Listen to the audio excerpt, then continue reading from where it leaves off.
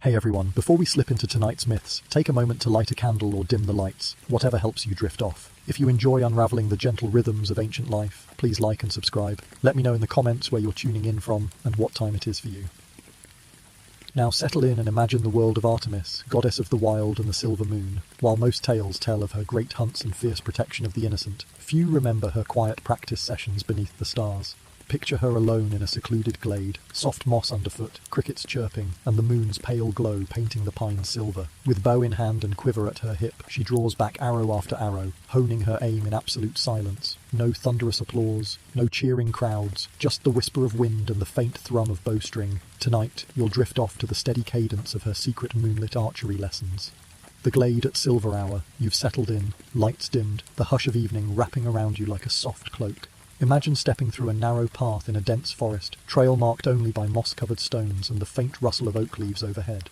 Each footfall is muffled by thick pine needles. The air carries the sweet tang of night-blooming flowers and the damp earth beneath your sandals. Though you know her as the fierce huntress, tonight you will learn of Artemis, not on rugged hunt, but in her quiet solitude, her nightly ritual of moonlit archery lessons. As the moon rises to its zenith, silver light filters through the canopy, painting the forest floor in shifting patterns. Fern fronds and low shrubs appear etched in soft grey, tree trunks glow like polished bone. Here, in a small clearing shaped like a natural amphitheatre, stands a simple wooden target, a disc of pale birchwood nearly as tall as you, its serene, her face marked by countless dimples where arrows have struck. Beside it rests a carved stand holding a single bow of ashwood, its limbs inlaid with mother-of-pearl to catch starlight. You approach quietly, acutely aware of how still the world has become. No tweeting birds, no chattering animals, only the distant drip of dew falling from leaf to leaf. It feels as if the forest itself leans in to watch. At the edge of the clearing, a figure moves with graceful stealth, draped in a short, sleeveless chiton dyed the deep green of pine needles, a slender belt cinched at her waist. Barefoot, she glides across the soft ground without stirring a single needle. This is Artemis, goddess of the wilds, goddess of the moon, yet tonight you know her simply as a fellow night walker, practicing an ancient craft. Artemis pauses at a low stone pedestal and surveys the first pale arrow. Its shaft is finely carved cedar, the fletching of soft white swan feathers trimmed in fine soot-black bands. The arrowhead, small and leaf-shaped, is forged of bronze, honed to a razor-keen edge. You reach out to touch the smooth shaft and feel the faint warmth from her hand. She meets your gaze, dark eyes reflecting the moon's gleam, and inclines her head in silent greeting.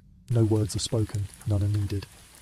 With deliberate care, Artemis lifts the bow from its stand. The wood is supple yet firm, centuries old and yet flexing like living muscle beneath her fingers. She knocks the arrow with a soft click, raising the bow in one fluid motion to shoulder height. The string, twisted from raw linen, thrums under tension as she draws back, her elbow rising to align perfectly with the arrow's shaft. You sense the quiet focus emanating from her posture, a meditative stillness that makes the forest hush even deeper. She exhales slowly, breath visible in the cool night air, and releases. The arrow sails with a whisper of wind, striking the birchwood target off-centre by barely an inch. A soft echo drifts across the clearing.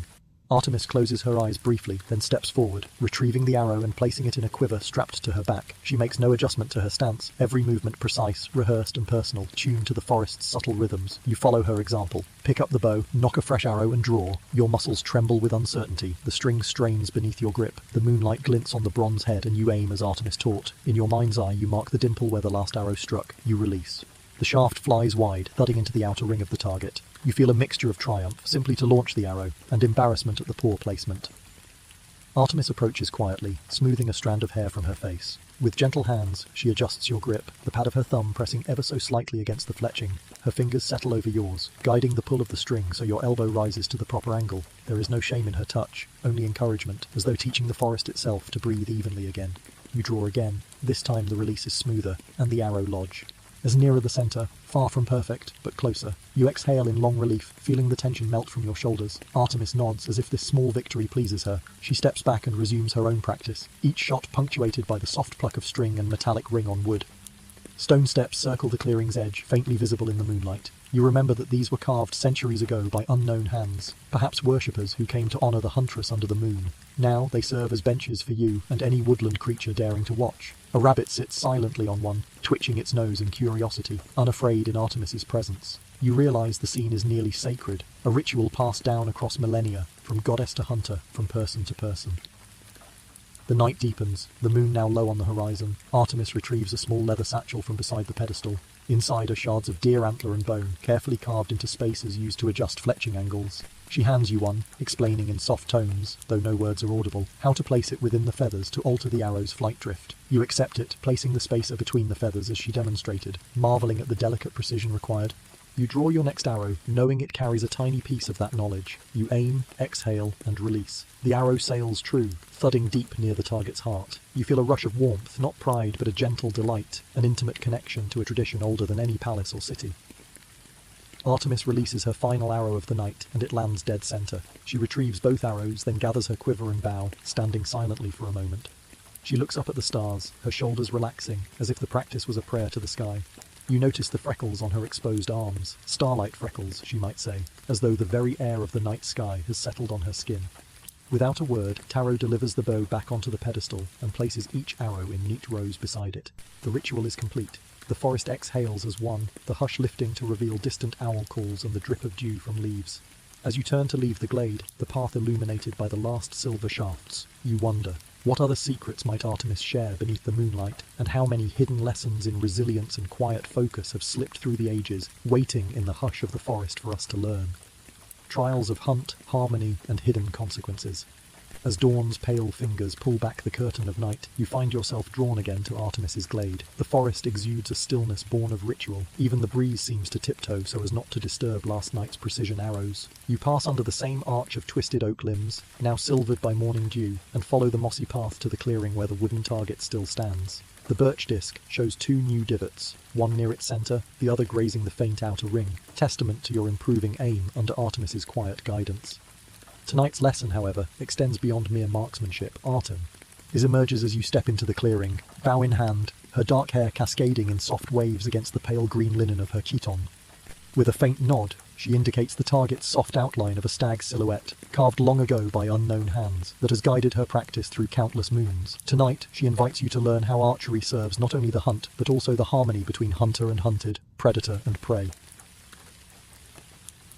Understanding the stag's silence, Artemis moves toward the carved silhouette and traces the raised antler with a fingertip, as if feeling the depth of the ancient craft. She turns to you, pressing a small wooden token, a carving of a stag's hoof, into your hand. Feel, she seems to say, and in moments' hush you are struck by the stag's presence, how its hooves tread softly across the forest floor, how it listens for danger in every rustle, how it stands alert beneath shifting shadows. The token's grooves echo those hoof patterns, a reminder that to hunt cleanly, one must first understand the hunted. You raise your bow, nock an arrow, and aim not at the centre of the disc, but at the stag's heart inscribed within it. Before drawing the string, you close your eyes and imagine the stag, its gentle eyes, its pricked ears, the velvet of its antlers. The world narrows to the bead of the arrow and the soft thump of your heartbeat. You draw, release, and feel the arrow sail with a quiet whine, embedding just above the carved heart.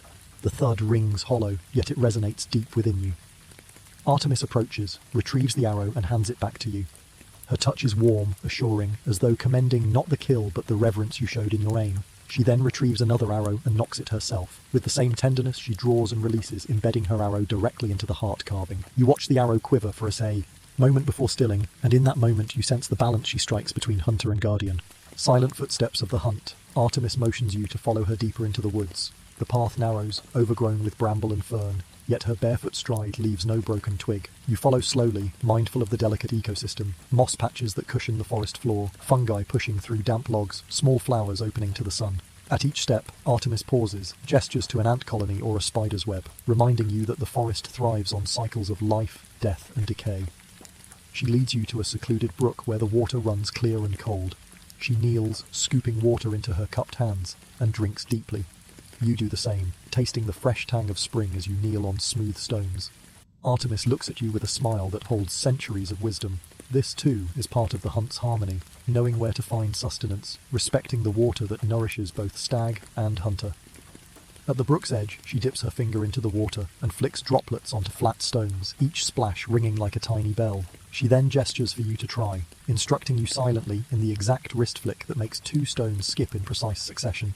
Your first attempts flop, sending stones tumbling, but under her patient gaze, you adjust your wrist's angle and discover how a subtle tilt transforms a plunk into a trill across the water's surface. 3 skips, 3 rings, enough to honour the stag, the earth, and the moon above. The bow's true purpose. As the sun climbs, Artemis unstrings her bow and rolls it in oiled cloth. She beckons you to sit on a fallen log where she spreads out 2 simple diagrams etched in charcoal on birch bark. One shows the bow's anatomy, the nock, the handle, the limbs, and the other illustrates the bow's place in the cycle of forest life. Birds perched on branches, rabbits nibbling grass, deer drinking water, all drawn with elegant simplicity. She points first to the bow, then to the creatures surrounding it. The lesson becomes clear. The bow is not a mere tool of violence, but a connector, a testament to the wood that bore it, the hair that strung it, the sinew binding it, and the quarry that sustains the bowmaker's people. She picks a small feather from her own quiver, grey with black tip, and traces its vein. The fletching, she shows, balances the arrow's flight, much like respect balances the hunter's intent.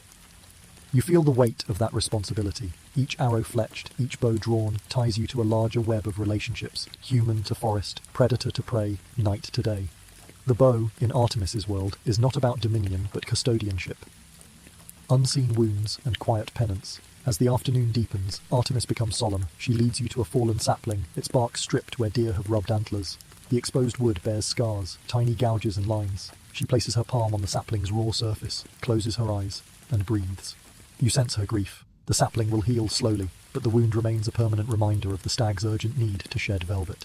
Artemis hands you a slender strip of bark from a neighbouring tree, fallen in last night's wind, and instructs you to wrap it gently around the sapling's wound. This bark bandage, she explains without words, will protect the sapling from pests while it regrows. You bind it carefully, imagining the sap rising, the cambium layer regenerating, the forest healing in turn. In this act of quiet piety, you understand another lesson, the hunter's duty to mend what is broken, to restore balance rather than merely take life.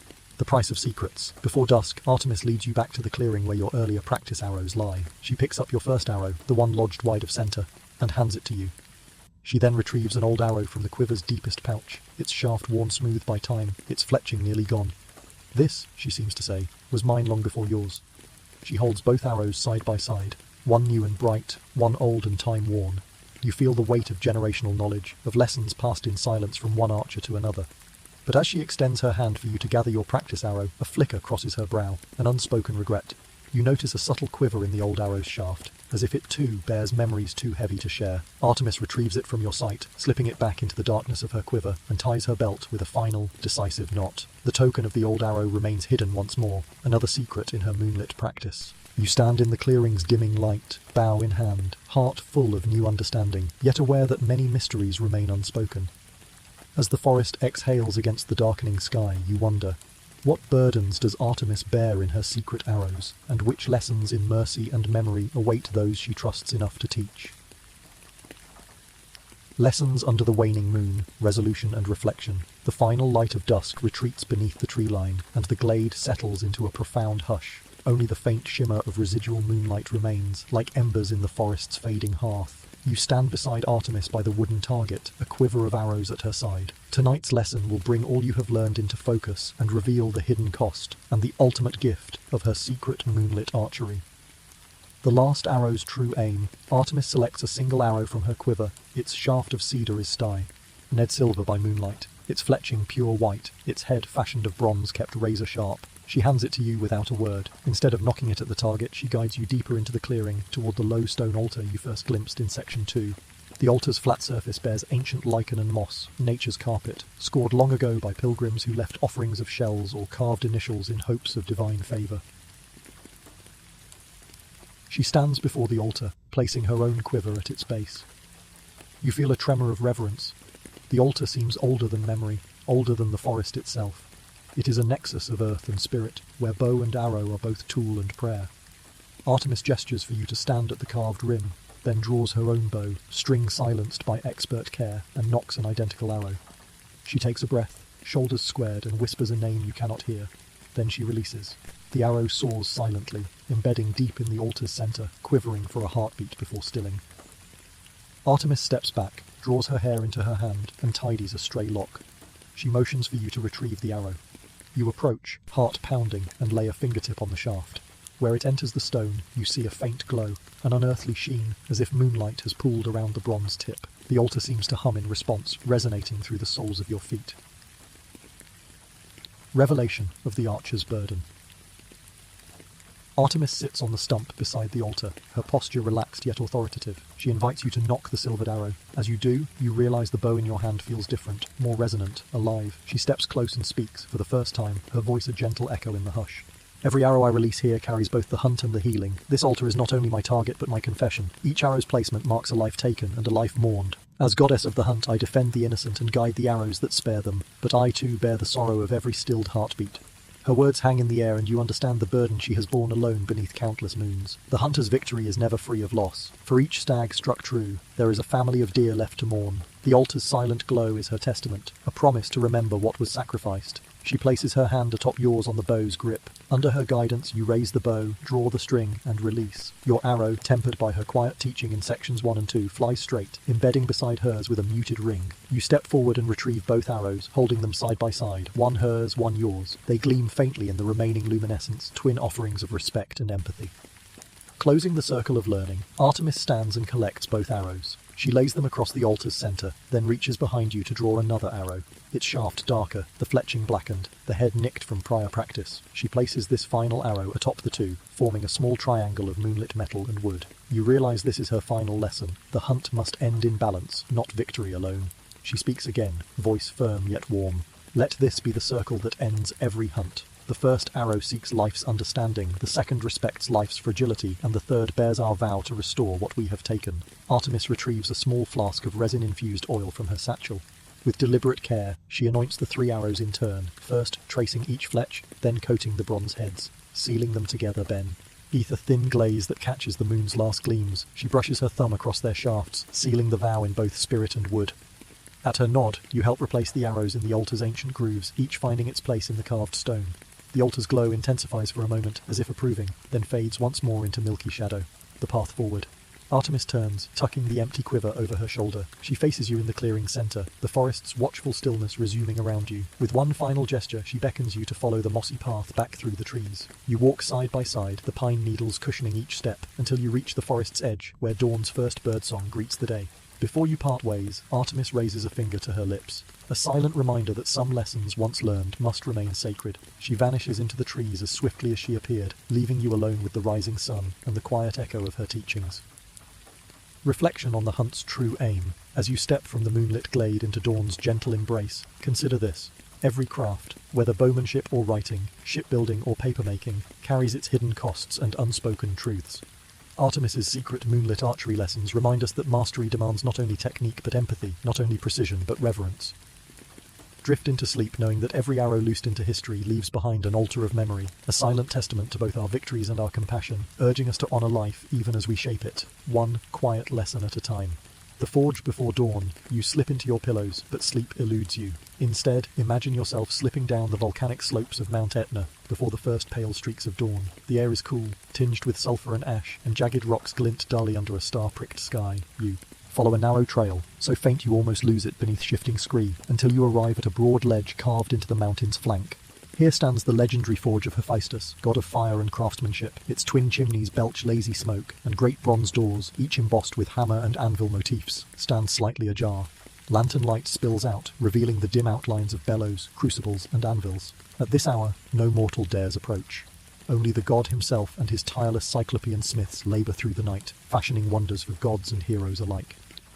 Tonight you are granted rare passage to witness Hephaestus's quiet vigil, the clandestine repair of Zeus's thunderbolt, fractured in the last divine quarrel. You step inside, your boots silent on a floor of worn flagstones.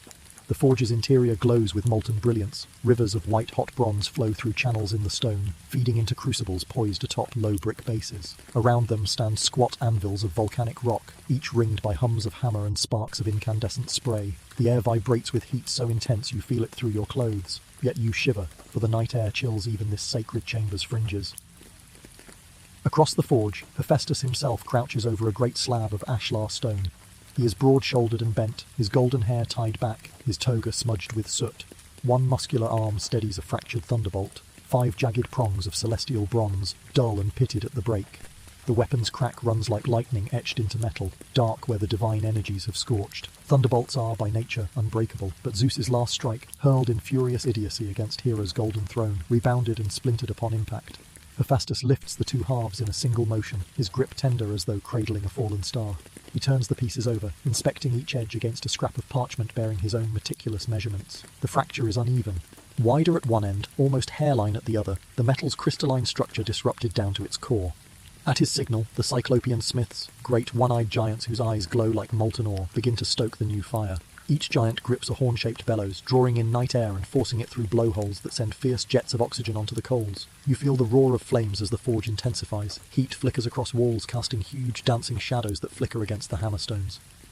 Two cyclopes shuffle forward, carrying a crucible of flux, an oily mixture of ground volcanic glass, lime and iron filings. They tilt the crucible, spilling a fine rain of black dust onto the broken bronze. The flux settles into the fracture's crevices, crackling softly as it reacts to the metal's latent warmth. Hephaestus rises, lifts the pronged pieces high, and lowers them into the forge's heart. The bronze blazes white, and you feel your bones hum at the heat's intensity. For a long moment, nothing stirs except the bellows thrum. Then Hephaestus calls, "Steady, brothers!" A single lance of cooled water, drawn from the mountain's hidden spring, hisses as it strikes the molten metal, sealing the new bond with a ring like distant thunder. Hephaestus draws the welded mass back onto a massive anvil carved from basalt. Sparks spray as his hammer descends, each blow rhythmically coaxing the bronze's grain back into uniformity. You count the strikes, dozens, perhaps hundreds, each precise and deliberate, leaving a ripple pattern that flows outward from the thunderbolt's core. Between hammering, Hephaestus adjusts his stonemason's compass, a simple device of bone and string, measuring the prong spacing to ensure the thunderbolt's geometry matches the original. Zeus's thunderbolts are not mere weapons, but divine sigils of order. Each prong's angle channels Celestia, L-power in specific arcs. Though fractured and reforged, this bolt must retain its sacred proportions. As the first rosy light brushes the sky, Hephaestus pours the newly shaped bolt into a quenching trough lined with basil-scented water, a tradition said to purify the metal of war's outrage. The plunge steams fragrant vapour, and the god closes his eyes, murmuring a prayer to Gaia for temperance and to Hyperion for clarity. When at last he lifts the thunderbolt, dark bronze gleaming with fresh polish, it lies whole again. 5 prongs flaring like newborn lightning, edges honed razor-sharp, shaft curved in perfect symmetry. Hephaestus cradles it as though welcoming a prodigal child home. You stand at the threshold as the last hammer echoes and the forge's fires calm. The cyclopes bow their massive heads and temper bellows, ready to craft other destined marvels. Hephaestus steps past you, thunderbolt in hand, and disappears down the slope's twilight path, bound for Olympus, where a stern father awaits his daughter's gift. In the hush that follows, you wonder, once Zeus wields his thunderbolt again, will he sense the tender care woven into its remade metal, or will its secrets remain bound forever within the forge's memory? The storm's reckoning, resolution and reflection. The afternoon sun bleeds through the forge's smoky windows, casting coppery shafts across Hephaestus's scattered tools. You linger near the anvil, heart pounding at the memory of the thunderbolt's crack and spark beneath the cyclopean hammers. Now, as day wanes, the moment arrives for divine retribution, for Zeus to reclaim his reforged weapon and unleash its power upon the world. The divine summit at Olympus Gate. Word reaches you by whispered messenger, a royal summons from Olympus Gate itself. The cracked stone archway looms above the black basalt path, 200 steps climbing sheer cliffs that pierce cloud. You accompany Hephaestus, flank by flank, your footsteps echoing in measured silence as the path narrows. At each turn the air grows thinner and charged, flashes of distant lightning reflecting in the clouds, heralding the thunderbolt's returning master. At last you emerge onto a marble terrace rimmed with cloudy crags. Zeus stands at the terrace's apex, cloak of storm-grey wool drifting in the wind. His ivory skin gleams like lightning's glare, his beard billows with gathering gusts. In his right hand he holds an empty leather case, once heavy with a fractured bolt. At his feet, the winds swirl in restless eddies. Hephaestus steps forward, bowing low. With a nod, Zeus motions, and the Cyclops herald emerges, carrying the sealed crate. With careful hands, Hephaestus lifts the lid. For a single breath, Zeus's storm eyes linger on the full of celestial bronze, too small for any mortal, and heavy, set into a low wooden frame. Demeter feeds the chosen kernels into the hopper, the stones turning by rope-driven pulley, an ingenious device she devised in collaborative counsel with Hephaestus centuries ago. The dust of fresh flour rises in pale clouds, settling on Demeter's braided hair and your tunic's hem. She kneads a small lump of dough, presses it into a flat disc, and bakes it upon a shallow clay hearth beside the altar. The bread puffs golden in the low fire's heat, exhaling a scent that drifts across fields like the promise of sustenance itself. As you break off a piece, soft and warm, Demeter surveys the surrounding stalks with satisfaction, counting the yield from this trial harvest. Yet her eyes carry a quiet concern. The fields to the north show signs of drought, stalks lean pale and brittle against the wind. In her collected calm, she plans tomorrow's irrigation inspections, moisture tests at the well's deeper veins, and possibly a mid-season blessing upon Persephone's return to bring renewal. You taste the hearth bread's faint sweetness, each crumb a testament to mornings like this, rituals of selection, gratitude, and humble labour. The cycle has begun anew, from sowing to harvest, from threshing to feasting, each step shaped by Demeter's steady hand and your willing participation. As the sun climbs and cicadas begin their midday drone, you step back from the altar and watch Demeter lead her nymphs across the fields to mark irrigation ditches. You feel the land's pulse beneath your feet. What will tomorrow's diligence reveal about the field's hidden thirst, and how might Demeter's ancient counsel guide the water's flow to ensure the harvest's survival?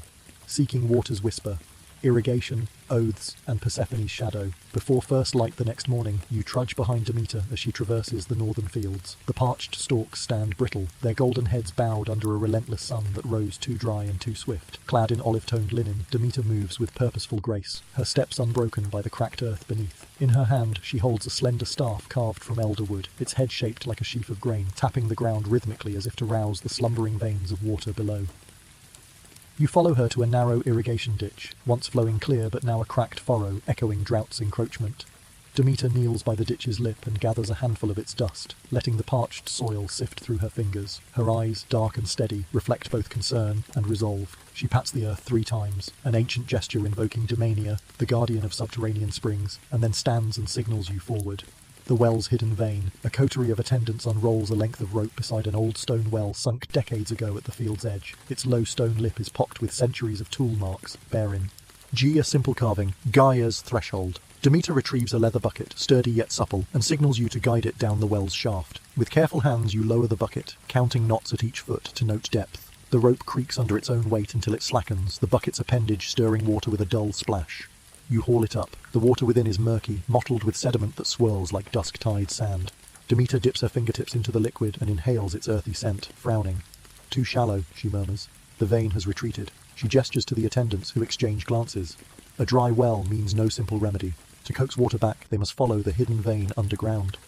Beneath the earth, channeling springs, Demeter leads you to a sunken grove where olive trees cluster around a low mound of earth. Legend says ancient nymphs once danced here, stirring the springs with their feet. Now, an iron-bound shovel must take their place. Demeter kneels and presses her staff into the soil, marking a circle roughly 2 paces across. She instructs the attendants to clear the area of brush, then hands you the first shovel. Each blade cut into the earth sends a small tremor of dust drifting through the olive roots. The clearing labour proceeds silently, but deliberately. Over an hour, you and the team excavate a shallow trench, 6 feet wide, 4 feet deep, leading toward the distant orchard grove where the remaining fields still flourish. Demeter measures each trench segment with a carved bone rod, ensuring a consistent downward slope of roughly 1 finger's breadth per cubit.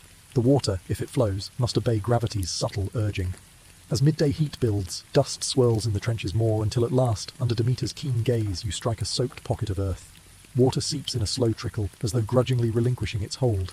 The trench's bottom darkens, a faint pool forming. Demeter smiles, a rare warmth, and kneels to scoop a handful of the revived stream. She raises it to her lips in silent thanks, then toasts the earth's patient generosity. Oaths at the irrigation altar, Demeter summons the field's overseers, veteran farmers whose weathered faces read like furrowed ploughshares. Before the pool, she inscribes a simple altar in the mud, a circle bisected by radial lines representing each field quadrant. Each overseer steps forward to tie a loop of blue-dyed wool to a low clay post, an oath to guard the water's flow and ensure equitable distribution. You join them, fashioning your own woolen pledge beneath Demeter's approving gaze. When loops span the circle's circumference, Demeter anoints each with oil from sacred groves, olive oil mixed with crushed lavender petals, blessing the water's course and sealing the communal vow. The overseers bow, and you feel the river's promise pulse beneath your feet. Each pledged strand of wool, each measured trench, weaving together human endeavour and divine blessing.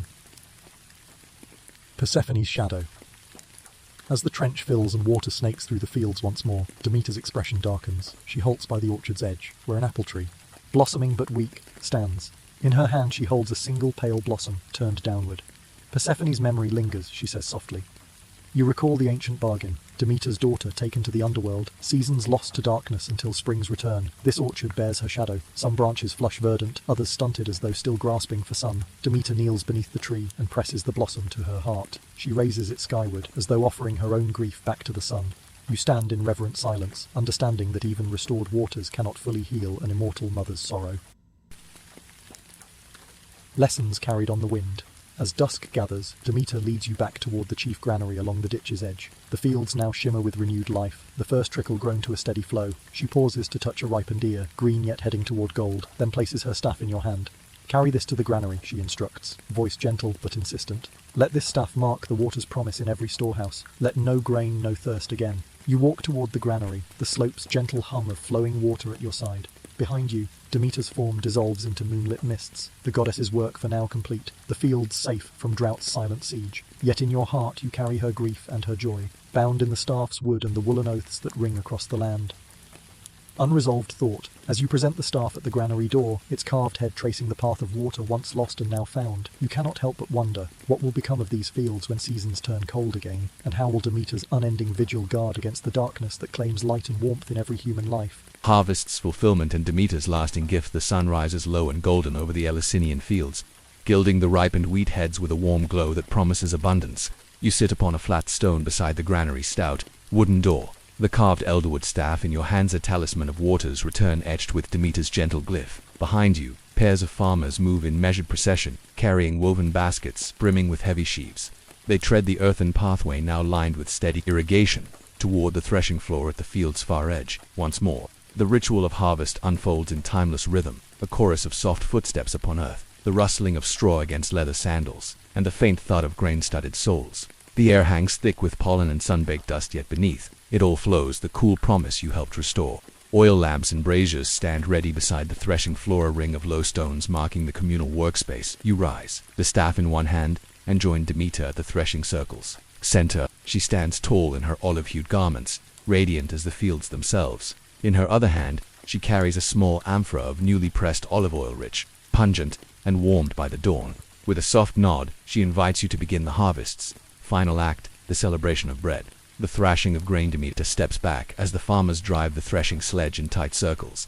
The manganese-black blades beneath the sledge's underside crack the husks, liberating the amber kernels. Dust clouds rise in lazy spirals, drifting like motes of sunlight refracted by the ripe grain. You kneel to catch the escaping wheat in a woven basket, the kernels spilling like luminous beads into your cupped palms. Each kernel firm and plump carries not just the promise of nourishment, but the weight of months of toil, of careful sowing, of whispered prayers to unseen spirits. When your basket is full, you bring it to Demeter, who pours the wheat into a large stone basin. With her staff's end, she traces a circle within the grain, inscribing a single spiral, an emblem of seed returning to field. The farmers pause. Demeter lifts the amphora and pours a steady stream of olive oil into the spiral's center. The oil pools around the grain, a luminous puddle that gleams like molten gold in morning light. She invites you to taste the mixture, the wheat grain, cool with dew's memory, and the oil earthy, grassy, potent. You feel the flavors conjoin, a symphony of field and grove, the blessing of dough with the oil and grain sanctified.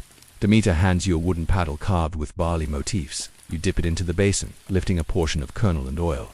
She guides you to a mound of freshly milled flour beside a low clay oven that smokes gently from last night's embers. Together you knead the flour into dough.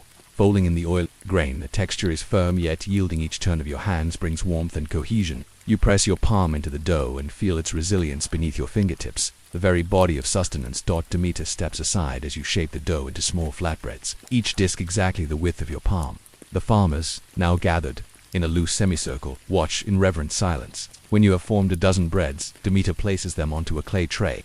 She slides the tray into the oven's mouth with practiced ease. The heat hisses, and a faint glow emanates from within. She closes the door and motions for the farmers to resume the threshing sledge, the cycle continuing unbroken, grain-freed, flour-made, bread-baked, and again grain-threshed, the communal feast. By midday, the oven has released its warmth into the sky, and the flatbreads emerge, puffed and golden. Demeter gathers them into a large basket lined with linen, and the procession moves toward the threshing floor's edge.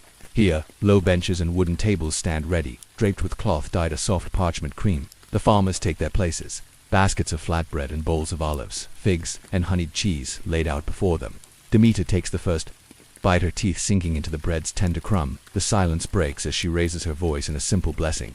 May this bread remind us of earth's gentle gift, of water's quiet return, and of our vow to tend the land with hands, both strong and kind. She passes the basket to you. You offer each farmer a portion. They eat in companionable silence at first, savoring the bread's warmth and its subtle sweetness, the oil's grassy temps mingling with earth's minerality. Conversations stir, talk of next season's sowing, of changing weather, of gratitude for Persephone's promised return to spring.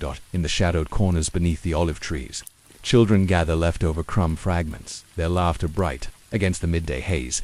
Their tiny hands grasp the bread bits, faces lit with simple joy. Demeter watches them, her eyes softening. You sense a satisfaction. The cycle of sowing, harvesting, feasting, and renewal will endure another year. Mother's morning and hope as the feast's warmth wanes. Demeter stands and walks to the field's opposite edge, alone. If you follow at a respectful distance, the staffs would cool in your grasp.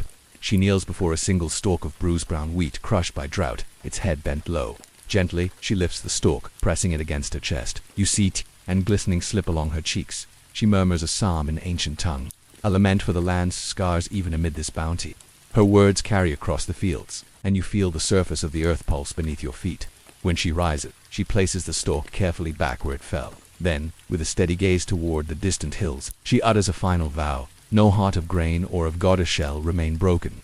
I shall watch these fields through every season's turn, that every harvest may know both grief's shadow and hope's dawn. You feel the weight of that promise, more binding than any oath, and you understand why her vigil is endless. Reflection. The seeds we sow as demure twilight slips between olive branches. You return to the granary's door, staff in hand. The fields rest in hush once more, the irrigation streams reflecting the first stars. You carry with you the echo of Demeter's laughter with her farmers, the soft clink of her threshing prayer, and her tearful vow beside the withered stalk. Drift into sleep, knowing that every cycle of sowing and harvest mirrors our own lifetimes of growth and plenitude, seasons of hardship and sorrow. Demeter's routine through the cornfield seasons teaches us that resilience lies not only in the land's return but in our willingness to tend, to mourn, and to celebrate each fragile grain we coax from the earth. Tending the vines before the sun rises, you awaken in the pre-dawn hush, the air cool and scented faintly of earth and ferment, even before you reach the vineyard's edge. Rolling hills of dark, gnarled vines stretch across the landscape, rows upon rows of twisted trunks and leaf-crowned canes silhouetted against an ink-blue sky. Each vine stands ready to tell its ancient story of growth, struggle, and the promise of sweet fruit. But tonight's lesson is not in the harvest or the wine, it is in the quiet craft of pruning, a ritual as old as viticulture itself, performed under Dionysus's watchful gaze. Dionysus, god of vine and revelry, lingers here more than he roams the revels of Olympus. His vineyard legend says, to the slopes of Nysa, but you now stand in a carefully tended patch that exists wherever his followers cultivate grapes in his honor. In the cool gray of early morning, you find the god himself leaning against a twisted trunk, his dark curls shimmering with droplets of dew, his wreath of ivy leaves glinting in the first glimmer of starlight. He greets you with a quiet smile, slipping a slender pruning knife from the leather sheath at his side. The knife's blade, forged by Hephaestus and tempered in wine's lees, gleams with practiced sharpness. Dionysus holds it by the handle's fine-carved tendrils, thumb resting lightly on the blade's spine. Beside him stands a shallow wooden bucket, lined with soft cloth to cradle the cuttings. Pruning, he begins, voice low yet rich as fermented grape musks, is the vineyard's meditation. Each snip is a choice life, preserved vigor directed. He gestures down the first row. The vines here bear clusters of unripe berries, green spheres poised to swell with sun-kissed sweetness, yet without pruning's restraint. The vines would sprawl and squander their strength. He steps toward the nearest trunk, where a slender shoot too low, too vigorous wrestles for room. With casual grace, Dionysus aligns the blade at the shoot's base, just above a healthy bud. He closes his hand, and the knife's edge whispers through the wood. The shoot falls into the bucket in a single, clean slice. You feel a sharp thrill, the sound of living wood severed, the scent of sap rising in the cool air. Dionysus hands the knife to you. Feel the vine's spirit, he says, guiding your fingers to the shoot's base. Know where its energy flows, and let the cut free it for the greater harvest. You bend, select the next unwanted cane, one twisting too far from the main almond. Place the blade precisely. You cut, and the cane arches toward the soil, where Dionysus gently tucks it aside. Above you, wax-colored berries tremble on laden clusters. These will be sweeter for the tending, Dionysus murmurs. He leads you onward, row by row, demonstrating the 4 essential cuts: the thinning cut to remove excess shoots, the renewal cut to open the vine's crown, the arm cut to define the trunk's shape, and the spur cut to lay the groundwork for next year's canes. At each demonstration, he names the cuts in ancient tongue: epiphor, arpag, nismos, cordon. Stephanozan translates their wisdom into practical counsel: thin early to prevent disease, renew sparingly to preserve old wood's memory, shape each arm for balanced canopy, and spur judiciously to foster consistent fruiting. As you prune, you learn to read the vine's signs. A leaf gilded at the edge foreshadows ripening, a cane thicker than thumb heralds vigor, a knot at the bud scar marks the vine's age.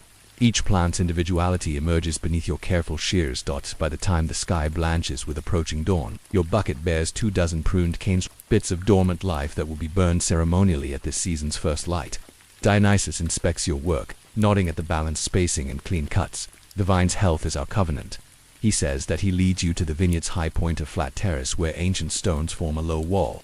Beyond it you see terraces rising in waves, each row a living tapestry. In the half-light, Dionysus raises a simple clay cup empty, as Yeatand invites you to taste a single drop of early press must, the season's promise distilled. The temps of grape, crisp and green, swirls on your tongue, awakening senses dulled by pre-dawn chilled, as the sun's first rays gild the vines in pale gold. Dionysus gathers the cuttings and lights them in a ring beside the terrace's edge, offering a prayer to nature's cycle of death and rebirth. The flames consume the pruned canes, sending slender spirals of smoke skyward, an offering that nourishes the soil with ash. You step back from the smoldering circle and feel the vineyard breathe clean, shaped, ready for the season's full flourish. Dionysus places his hand on your shoulder and meets your gaze. Prune well, and the vine will carry us through storms and drought, joy and sorrow. Now the work is done, and the harvest's promise grows. In the vineyard's dawn stillness, you hold a pruning knife warm from U's hand, watch the smoke drift among the vines. You wonder, when the grapes swell heavy with sun, who will recall the quiet hours of pruning that shaped their sweetness? And what care must we bring to our own lives to ensure our hidden potential is guided, not squandered? Guarding growth pest watch, and the vines whisper the sun now hovers high over the terraced vineyard you pruned at dawn, and the air grows warm with promise. Dionysus leads you from the smoldering pruning circle toward a narrow stone channel carved centuries. We'll go into the hillside's limestone. Here, water drawn from a shaded spring above flows in a shallow vine-lined trough. The irrigation channel's steady murmur is the vineyard's lifeblood, without its cool trickle.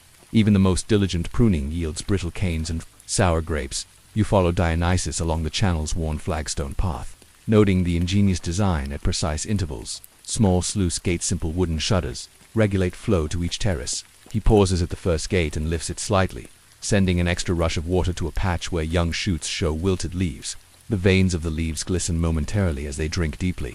Dionysus smiles, but his eyes reflect vigilance. Irrigation must be balanced to prevent both drought stress and root rot. Dionysus hands you a small dipper made from hollowed grape must barrel, a practical tool repurposed for water testing. You scoop water from a recessed basin and let it drip through your open fingers, noting its cool clarity. He instructs you to test the basin at the next terrace, where you find the water muddier, tinted with fine soil. Dionysus explains that upstream flooding or a broken channel wall can introduce sediment, choking roots. Together you kneel and clear a small blockage, dislodging pebbles and pressing the gate's shutter back into full position. The channel clears, and the water runs transparent once more. Leaving the irrigation channel, Dionysus leads you to a shaded grove of olive and fig trees that fringe the vineyard's eastern edge. Under the trees, he crouches beside a patch of vines showing dark spots on their leaves, small circular lesions ringed in brown. He identifies the culprit, a mild outbreak of leaf blotch, a fungal infection that can sap grape vigor if unchecked. Dionysus produces a small satchel of powdered lime and sulfur, the time-honored remedy known as sutura. He mixes a light batch with water in a clay bowl, then hands you a bundle of tamarisk twigs as a makeshift brush. Under his guidance, you dip the twigs into the milky mixture and lace the vine leaves with a fine coat, taking care not to damage the tender shoots. Dionysus moves among the vines, touching each leaf, like a healer checking a patient's pulse. His instructions are patient and precise. Coat the underside of each leaf where spores hide. Allow the treatment to dry in sunbeams. Then return at midday to reapply where the film has worn thin. This ritual of caring, applying vast white mixtures by hand, underscores the balance between nature's whims and the vintner's vigilance.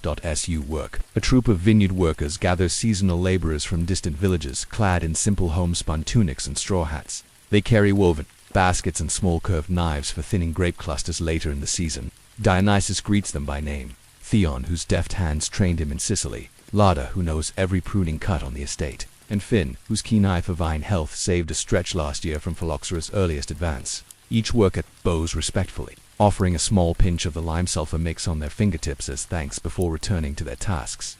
You pause by a low barrel of water, set to rinse brushwork residue. Dionysus lifts the barrel's lid carved with grape leaf motif. Sand reveals an ingenious filter, a cloth-lined grate of olive wood, trapping sediment while letting clear water flow. He praises your quick clearing of the channel earlier, then invites you to sample fresh city-drawn wine at the next terrace's midday break, an honor reserved for those who show both skill and care. Walking toward the break area, you traverse rows of vines heavy with small green grapes, each cluster bound for later thinning so only the choicest fruits remain. Dionysus warns that overcrowded clusters can yield bland wine or encourage rot. When you arrive at the break area, low ledge carved into the hill, you find benches of rough-hewn stone and jugs of unfermented must cooled with snowmelt. Workers rest in a semicircle, sipping the tangy juice and nibbling barley cakes smeared with olive oil. Dionysus offers you a small cup of must, You taste the young wine's bright acidity, the aroma of fresh grapes mingling with the faint resin of rosemary sprigs garnishing the cups. He raises his cup in a silent toast, too careful tending may every drop mirror our devotion. You drink, feeling the fruit's sun-filled promise settle warm in your chest. As midday wanes, Dionysus sets aside the cup and gestures toward a distant row of vines reaching toward a solitary cypress. Here, he says, the first grapes will need thinning within the week to ensure size and sweetness. He retrieves a small leather pouch of numbered tokens, simple clay discs marked I through V, and instructs you to place token 2 on the vine's trunk, the universal sign among his vintners that this rose clusters require second stage thinning. Each token, he explains, corresponds to a step in the seasonal care cycle. I for pruning, 2 for thinning, 3 for canopy management, 4 for harvesting, V for post-harvest cleansing. You press token 2 into the vine's rough bark, feeling the tactile link between symbol and task. In that simple act, the vineyard's complex management plan becomes legibly an organized choreography across the rolling slopes. The workers file behind you, marking each assigned row with their own tokens as the sun climbs above the cypress sentinel. Finally, Dionysus leads you back to the central terrace where the wooden bucket of pruned canes still smolders in ash. He kneels and scoops a handful of the charred wood into a glove of vine leaves, then brushes the ash onto his brow in a silent benediction. The gesture, he explains, ensures the vineyard's cycles, life, death, rebirth are honored in every season. That his afternoon's heat softens. You stand beside him, shading your eyes against the sun. The vineyard, once wilting and stressed, now hums with life. Vines stretched in balanced rows, leaves free of disease, irrigation channels singing their steady tune. You feel the land's gratitude settling deep in the soil and stirring in the workers' measured labors. Yet, as you watch Dionysus lift his staff toward the horizon, you sense an unspoken question lingering. What challenges will the coming summers, heat and autumn's rains bring? And how will the careful rituals of pruning, watering, and token marking guide the vineyard through its next cycle of growth and transformation? The vintage's promise and Dionysus's final blessing. The vineyard settles into the golden haze of late afternoon as you and Dionysus conclude the day's essential rites. The patterns of soil along the terraces bear fresh marks of careful pruning. The irrigation channels glisten with replenished flow, and the vines stand in poised readiness for the season's next tasks: cluster thinning, canopy management, and, in time, the harvest itself. Yet before the first grapes blush toward ripeness, there remains one final ceremony at the heart of Dionysus's domain. The vintage's promise, the gathering at the central terrace. Dionysus invites you to the vineyard's central terrace, a low, circular clearing ringed with old stone seats hewn from the same limestone that supports the terraces themselves. The breeze here carries the mingled scents of grape, fig, and crushed olive leaf, and the light slants warm and honeyed, gilding every vine-tied post. In the center of the circle stands a tall stone plinth carved with grape bunches and vine leaves, its surface polished smooth by countless offerings. At Dionysus's signal, the workers arrive bearing baskets of small green grapes, the earliest sampling of the season's yield. Unripe but full of promise, they place their baskets at the plinth's base, forming a ring of verdant abundance. Dionysus steps forward, hands empty but for the elderwood staff you carry, and he lays it atop the plinth, its carved sheathhead glowing each time a shaft of light strikes it. The blessing of the first grapes. Dionysus turns to each basket in turn, selecting a single grape cluster and lifting it gently to his lips. He tastes its crisp tang, nods solemnly, and presses the cluster against the plinth's stone, leaving its juice as a living sigil. He passes the staff to you. Following his lead, you taste and anoint the plinth with your chosen cluster, tiny fingerprints of juice forming a ring around the staff's base. As the juice seeps into the stone's pores, Dionysus recites a soft hymn in ancient Ionic Greek. By this first fruit, we sealed the vine's vow. From these tender spheres shall sweetness flow in wine, in fellowship, in laughter's bow. Let mortal hearts in joy and sorrow grow. His voice rolls like distant thunder turned gentle, and you feel the words' weight woven into the vineyard's veins. The workers bow their heads and echo each line softly, their voices rising as one in the day's final chorus. The offering of water, fruit, and song following the blessing. Dionysus summons a jug of spring water fresh from the same source you cleared in section 2 and pours a circle of water at the plinth's base. The clear liquid mingles with grape juice, a testament to nature's intertwined gifts. He then gestures to a lyre resting against a nearby bench. With fluid grace, he plucks its strings, coaxing a gentle melody that drifts across the terraces. The tune is ancient, stately, and yet light, each note a ripple of joy. The workers respond with their own voices, a spontaneous chorus that swells in gratitude. Their song weaves through the vines, their voices carrying past the cypress sentinel to the distant hills. You feel the vineyard itself humming in response, a living tapestry of earth, vine, water, and voice, sealing the vintage's oaths. The final notes fade. Dionysus steps forward and lifts his staff from the plinth. He holds it aloft so its carved head catches the last light. Then, in a gesture both simple and profound, he strikes the staff's tip 3 times against the stone surface, each tap clear resonant, sealing the vineyard's promise.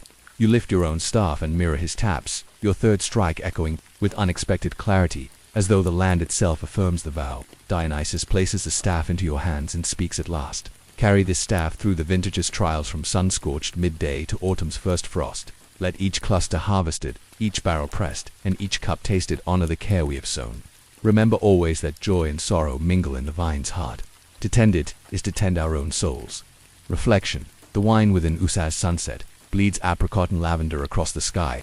You stand in quiet wonder at the vineyard ordered, balanced and alive with the cycle you have helped shape. The grapes you bless will ripen in time, destined for wine that carries this day's careful tending.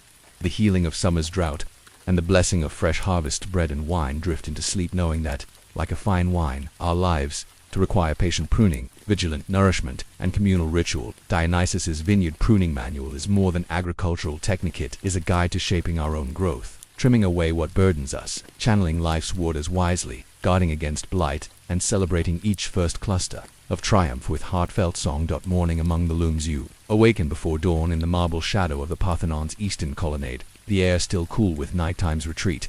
The city of Athens stirs Belorista's crowing temple, bells tinkling and the first merchants unrolling their stalls in the agora, but your steps draw you not to the marketplace, but to a hushed chamber just inside the sacred precinct, Athena's private weaving alcove, where the goddess of wisdom and crafts oversees the daily tapestry that adorns her wooden statue. As you pass beneath the Parthenon's soaring Doric columns, you feel the weight of centuries, each stone block hewn by master masons, each fluted shaft rising toward the sky in reverent echo of a city's devotion. At the alcove's threshold, 2 bronze doors embossed with the owl and olive wreath stand ajar, spilling candlelight across the white marble floor.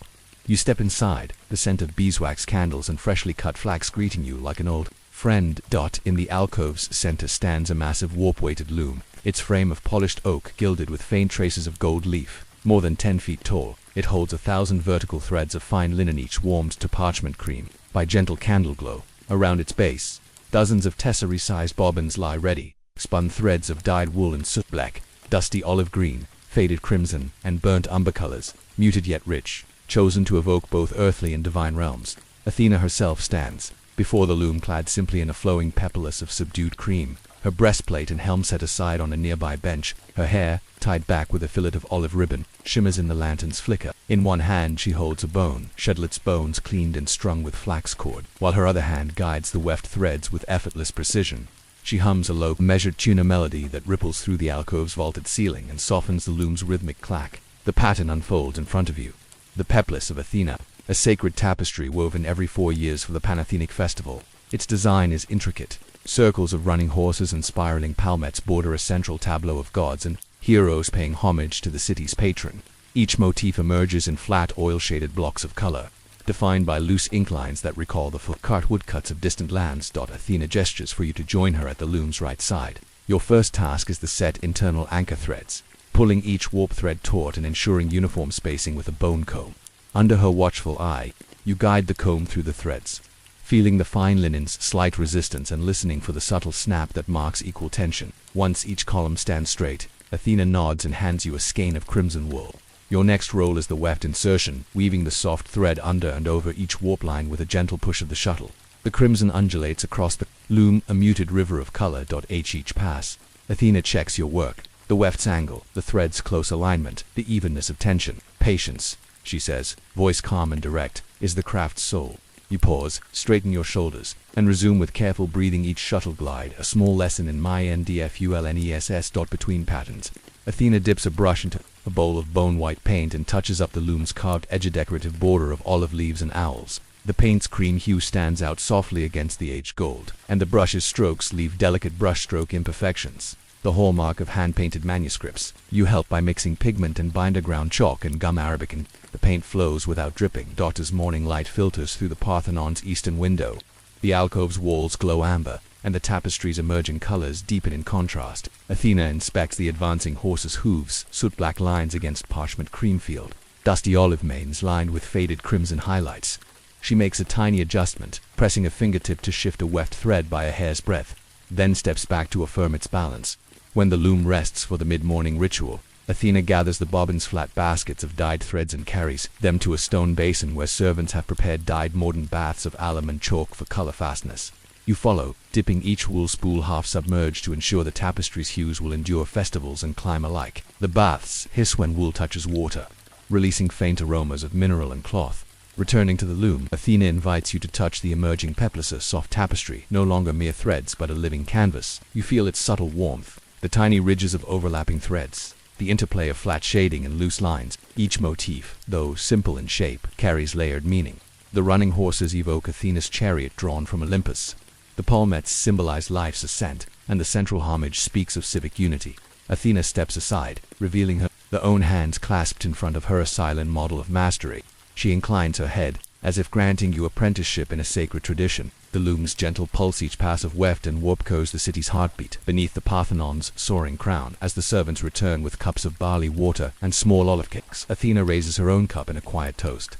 In that moment, you sense the peplous cycle stretching beyond this loom, the festival processions, the civic pride, the goddess's blessing upon the polis. But you also sense the enormity of each stitch, that this tapestry once complete will hang in her temple, visible to all, yet born of unseen hours of calm, focus, and devotion.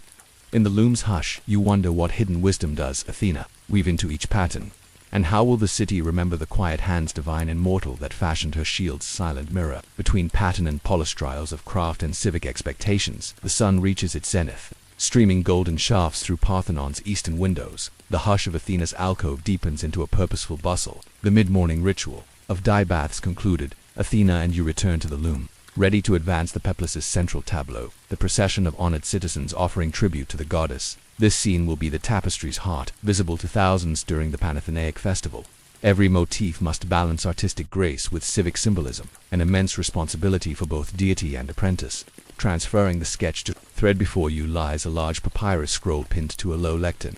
The formal sketch conceived by Athena's own hand of the procession's frieze. Citizens in stately robes carry olive branches, amphorae, and woven cloth. Athena herself stands crowned atop her throne. Athena unrolls the scroll along a narrow wooden table, smoothing its creases. You move a small bone weight to anchor the edges, revealing the charcoal lines beneath. She points to a row of olive bearers, slender figures marching in step. Their rhythm must be steady, she instructs. Each figure's footfall in thread must echo the polis's heartbeat. She then hands you a pointer, a reed tip, bound in thin gold wire, and guides you to the loom's warp threads. Beneath the pre-woven border, the blank canvas awaits the first insertion of figure outlines. Working row by row, you knock the reed tip into place and carefully raise the warp threads that will form each figure's contour. Athena stands behind you, placing her hand gently on your shoulder, guiding your motions. Lift evenly. Too high, and the figure looks elongated. Too low, and it appears squat. You adjust each heddle, shifting bundles of warp threads by precise increments. Once the outline holds, Athena hands you a soot-black weft thread. Your shuttle glides beneath the highlighted warps, tracing the figure's silhouette in dark, confident strokes. After each pass, Athena inspects your work. Nodding, she then instructs you to switch to faded crimson for the robes, weaving in rich sleeves and decorative borders. You load the shuttle with the soft wool thread, dipping it into a shallow bowl of oil-infused water-ran, ancient trick to reduce friction on the fine linen warp. Each shuttle glide transforms charcoal sketches into living cloth, managing loom tension and heat by midday. The alcove's multiple candles, specially smelted to burn with minimal smoke, have cast a warm glow across the tapestry. Yet the forge of Athens' noonday heat bleeds through marble columns, warming the chamber. Loom tension loosens under heat. WARP threads slacken, threatening pattern distortion. Athena signals the attendants to raise the alcove's south sash slightly, allowing a measured breeze. She turns to you and demonstrates warp tensioning. Using a small wooden wrench, she tightens the loom's top beam, but only by half a turn, gauged by a carved notch. Too tight, she cautions, and the linen frays. Too loose, and the pattern warps. You follow her lead, placing the wrench at the beam's peg, feeling the wood's grain beneath your fingers. When each warp line regains its even tautness, the tapestry's motifs settle back into crisp clarity. Between adjustments, Athena shares the subtler aspects of temperature management for dyes. How to moderate the bath's warmth so red fades, not to brown. How to scrub away drips of ochre pigment before they set. She dips a scrap cloth beside the loom into cooled spring water and wipes the adjacent border, a preventative measure protecting the woven olive leaves from stray color. Navigating political symbolism as the tapestry's figures advance, so too does the weight of Athens' civic pride. The procession panel depicts distinguished magistrates and victorious athletes. Each must be rendered with respect to rank and role. Athena unrolls a second scroll, the honor roll with each citizen's name and office. Archon, Solon, General, Miltiades, Choregos Elpinis. She gestures to you. Cross-reference carefully. A misplaced laurel around the wrong neck invites insult.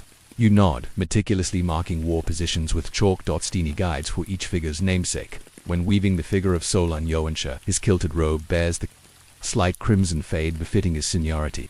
For Miltiades' athletic tunic, you choose a stronger olive tone, hinting at martial prowess.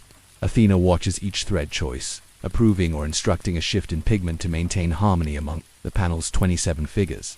Occasionally, Athena pauses the weaving to dispatch a servant to the city archives, ensuring the honor roll's latest updates. New magistrates, unexpected dignitaries are incorporated. When the servant returns, Athena nods to you, and you update the chalk guides, erasing or adding dots as needed. The weaving becomes a living document, reflecting the dynamic fabric of Athenian democracy. The hidden correction: late afternoon's golden rays strike the tapestry's midsection, revealing a subtle distortion. The robe of Elpinus, whose prestigious festivals funded choral competitions, appears slightly off-center, her figure leaning toward the tapestry's edge. Athena's eyes narrow. She steps forward, plucks the crimson weft with her nimble fingers, and loosens the adjacent warp. Then, deftly, she realigns the threads, shifting Elpinus's robe back into perfect symmetry. You watch in silent awe, where the mistake seemed permanent. Athena's skilled hands reveal the art of correction, that every woven error can be unmade, thread by thread, without marring the overall pattern. She instructs you, to heal the tapestry is to honor the weaver's oath. Never let a citizen's image bear another's burden. Preparing the festival mantle as dusk approaches, Athena declares the day's weaving complete. The procession panel advances half its planned length, 7 of 14 figures now embodied in cloth. She instructs you to smooth the loose warp threads and wrap them in cloth strips, preserving the loom's readiness for tomorrow's dawn. The woven section arches gracefully, a river of figures poised as if marching toward an unseen sanctuary. Before you leave the alcove, Athena places a laurel wreath in your hands, freshly cut from sacred groves, and loops it around a small heap of thread scraps, a symbol of your participation in the work and a reminder of the entwined nature of creation and victory. She bows to you, and you bow to her, two artisans in shared devotion. Unresolved reflection: you step back into the Parthenon's fading shadows, carrying the wreath and staff. The loom's gentle heartbeat lingers in your mind, the steady pull of shuttle warps, the muted glow of dye baths, the hush of political duty woven into cloth. Drift into sleep, pondering Athena's woven lesson that artistry and civic life are inseparable threads, each demanding care, correction, and unwavering commitment. What challenges lie ahead as the peplus grows toward completion, and how will this sacred mantle shape the city's pulse when paraded through Athens' marble streets? The dawn dispatch: you awaken before the first pale blush of dawn, the air still heavy with night's cool hush and the distant hoot of an owl settling among olive boughs. Below the Acropolis, Athens' marble rooftops gleam silver under a fading moon, and you slip through silent streets toward a hidden courtyard edged by cypress hedges. Here, behind a low stone arch carved with winged sandals, lies Hermes' ancient courier hall, long abandoned by mortal mailers, yet preserved by the god of travelers himself for one final dispatch. Inside, the vaulted room hums with latent urgency. Bronze lampposts, each topped with a polished silver globe, stand unlit along walls of whitewashed stucco. In the center, a low oaken table bears scattered scrolls sealed with crimson wax, each bearing the subtle imprint of Hermes' Caduceus. Two serpents intertwined about a winged staff. A solitary olive wood bench sits along the table's edge, its surface polished smooth by centuries of hurried hands. Dawn's first streaks tinge the east. You step forward and find Hermes himself, standing behind the table. He is clad in simple travels, tunic of pale gray linen, a winged cap perched atop his dark curls, and in one hand he holds a slender bronze rod, his traveler's staff glinting with quiet power. At his feet stand 3 silver-winged sandals, each pair tethered by winged straps ready to bind to his feet at a moment's notice. He greets you with a wry smile, eyes gleaming with knowing dawnlight. The roots grow tangled with time, he explains, voice soft as a whistled breeze. I have one last set of messages to deliver before the world forgets these paths. He lifts a scroll sealed in sapphire wax and presses it into your hand. You will carry this to Miletus by sunrise. You break the wax and unroll the parchment under Hermes' guiding gaze. The missive is brief. Matters of grain shipments, festival invitations, counsel to distant councils. Yet beneath its plain script lies the pressing urgency of diplomacy and trust. Words meant to reshape alliances before the day is done. Hermes gestures to a map drawn in fine ink on the wall beside him. It traces the lost routes, hidden through olive groves, secret sea lanes past Aegean isles, climbable ridges known only to pilgrims and windswept shepherds. Each route is marked in faded charcoal, its ink edges frayed by time. He unrolls a fresh length of leather along the table and begins to redraw the path. His stylus moves swiftly, first the city walls, then the northern ridge road past the olive presses, onward to the hidden cove near Cape Sunion. You watch the route emerge in gentle curves, a guide, not just for distance but for safety, speed, and secrecy under dawn's veil. As he works, Hermes murmurs hints of the journey's trials, a storm-rough sea at dawn's end, a band of forest, brigands under empty Mycale, a hidden sanctuary for weary travelers beneath a lone cypress. Each caution is a silent blessing, woven into the map's every line. At last, with the route traced, Hermes steps back and nods. The first rosy fingers of sunrise brush the courtyard's stones. He places winged sandals at your feet and lifts the bronze rod. Go swiftly, he whispers. May the winds favor your steps, and may the road unveil its secrets only to those who walk with faith. You slip into the sandals, their wings unfolding in a soft metallic flutter, and lift the rod, feeling its weight steady your arm. With a sealed scroll tucked in your satchel and Hermes' map in hand, you step through the archway and into the dawning Athenian streets, ready to follow the lost courier routes once more. As the city stretches yawning into day, you wonder what hidden paths will guide your footsteps, and what secrets might lie along ancient roads awaiting their final courier. Trials along hidden pathstorm, shadow, and secret sanctuary. The wind carries salt and promise as you step from the marble-clad lanes of Athens into the rough lanes of Attica. Your winged sandals whisper against cobblestones as you follow the charcoal lines Hermes traced, heading northwest toward the olive-terraced hills that flank the city's outskirts. Behind you, dawn ripples through cypress groves, and before you, the path climbs toward the first landmark, a weathered milestone carved with Athena's owl marking the old ridge road. The ridge's ghostly vigil. The ridge road is narrow, barely wider than a mule's backhand, flanked by ancient olive trees whose trunks twist like gnarled guardians. Their leaves shimmer with dew, each droplet refracting dawn's rose light. You pass under low-hanging branches and tread the worn ruts left by countless carts bearing oil and grain. As you crest the ridge's apex, the sea stretches before you, silver sweep rippling between Aegina and the distant coast of Peloponnese. But the map warns of an impending storm. Clouds bank on the horizon, dark as storm-forged steel. You lift your winged sandals' straps, checking their snug fit, and tighten your satchel's leather flap over the sapphire-sealed scroll. A sudden gust rattles the olive canopy, and you realize no mortal offering can fully guard against the weather's wrath. You step aside and open your satchel to retrieve Hermes' bronze rod. With its weathered tip, you draw a sigil in the dust, two crossed winds invoking Boreas's guidance. The sigil glows faintly before fading, Hermes' blessing in symbolic form. Within moments, heavy droplets begin to fall, first scattering, then hammering the ridge with urgent rhythm. You wrap your cloak tight and press on, descending the far side where stone steps carved long ago toward a narrow shepherd's path. The steps, smoothed by centuries of booted feet, glisten dangerously, carefully. You hop from tread to tread, sandals, wings aiding your balance. Halfway down, the rain intensifies, pooling slickly on each worn step. A misstep could send you tumbling toward jagged stones below. Yet you recall Hermes' promise, let the winds favor your steps, and you thread the steps deliberately, pressing each winged shoe to the stone as if dancing on air. At the ridge's base, the path splits, left toward olive presses and right toward the hidden cove. Your map instructs you to keep right, but the rain-slick olive lane beckons with shortcut promise. For a moment, you hesitate. Convenience tempts faster arrival. Then, drawing the rod's caducean emblem in the air, you recommit to the mapped course. Each choice reflects the courier's sacred duty to follow the god's guidance, not shortcuts of mortal haste. The forest brigands ambush. The shepherd's path narrows to a single-track trail, winding through a dense thicket of low pines. Their needles form a springy bed underfoot, masking the footsteps of any following shadows. You recall Hermes' caution, brigands seek the unwary. You slow your pace, senses heightened, listening for twig snap or low murmur. Suddenly, a soft snarler sound, not quite beast nor man, halts you. From between two trees, three figures emerge, cloaked in ragged tunics and clasping stout clubs. Their leader steps forward, a jagged scar across one cheek, eyes gleaming with opportunism. A courier in winged sandals, he snarls. Rich pickings, messenger. Hand over your scroll, the gold seals are worth any man's ransom. You feel the rod's weight in your hand, Hermes' power humming along its bronze length. But, force alone betrays the courier's sacred role. Instead, you recall Hermes' wily counsel. Words can be as swift as arrows. You lift your voice, clear and calm. Brigand, I carry not gold but words of alliance, positive counsel from Athens to Miletus. These seals hold treaties that bind families and cities. To steal them is to doom both polis to war. The brigand's leader narrows his eyes, uncertain. Behind him, the other two shift warily, one sizing you up, the other eyeing the rain-slick path back. You continue, let me pass, and I will deliver news of olive-press profits from your family's groves. Spread by my words, your reputation will grow, not be marred by brigandage. A tense moment passes, rain pattering, pines swaying, then the leader grunts. Go on, talker, he says, stepping aside, lowering his club. But may the gods favor your safe return. You nod respectfully, pressing the rod into the mud, where it glows faint with Hermes' azure sigillant, offering to the crossroads. Spirit hand, continue on your way.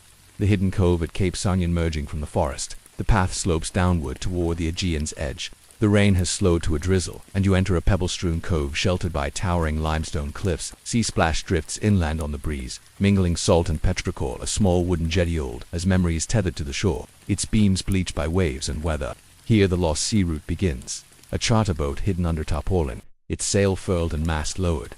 A lone ferryman awaits, his weathered face lined by wind and sun, arms thick from oar-pulling. He greets you without surprise, as though anticipating Hermes' courier. You hand him the map and scroll. He nods, stows the scroll in a watertight chest, and secures it beneath the boat's foredeck with a leather strap bearing the caduceus. Sealed. As you settle in, the ferryman pushes off. The boat glides into the cove's quiet, oars dipping silently. You trace the map's inked lines back toward Athens, then forward. The hidden cove's route marked by moon-smoothed shoals and submerged reefs. Each mark is a promise of safe passage. One knows the secret markers, like the sea-washed cross above a submerged rock or the lone sycamore cresting the cliff. The drift of dawn reaches full light as you round Cape Sunion's tip. Temple. Ruins perch overhead, columns silhouetted against a clearing sky. The ferryman nods toward a distant inlet where Miletus's whitewashed walls lie beyond. The journey by sea will take another hour, yet these precise reef markers are your guide. Through calm tides and treacherous shallows alike. Approaching Miletus's walls, disembarking at a small harbor. You greet the ferryman with thanks and retrieve the scroll chest. You slip leather straps around your shoulders and begin the final leg on foot. A coastal road lined with salt-bleached amphorae and fishing nets drying overhead. By midday's approach, the city's outer wall emerges, honey-colored stone crowned, with crenellations and watchtowers. Miles of shoreline sweep before you, fishermen hauling nets and merchants eyeing cargo. Yet your focus is singular.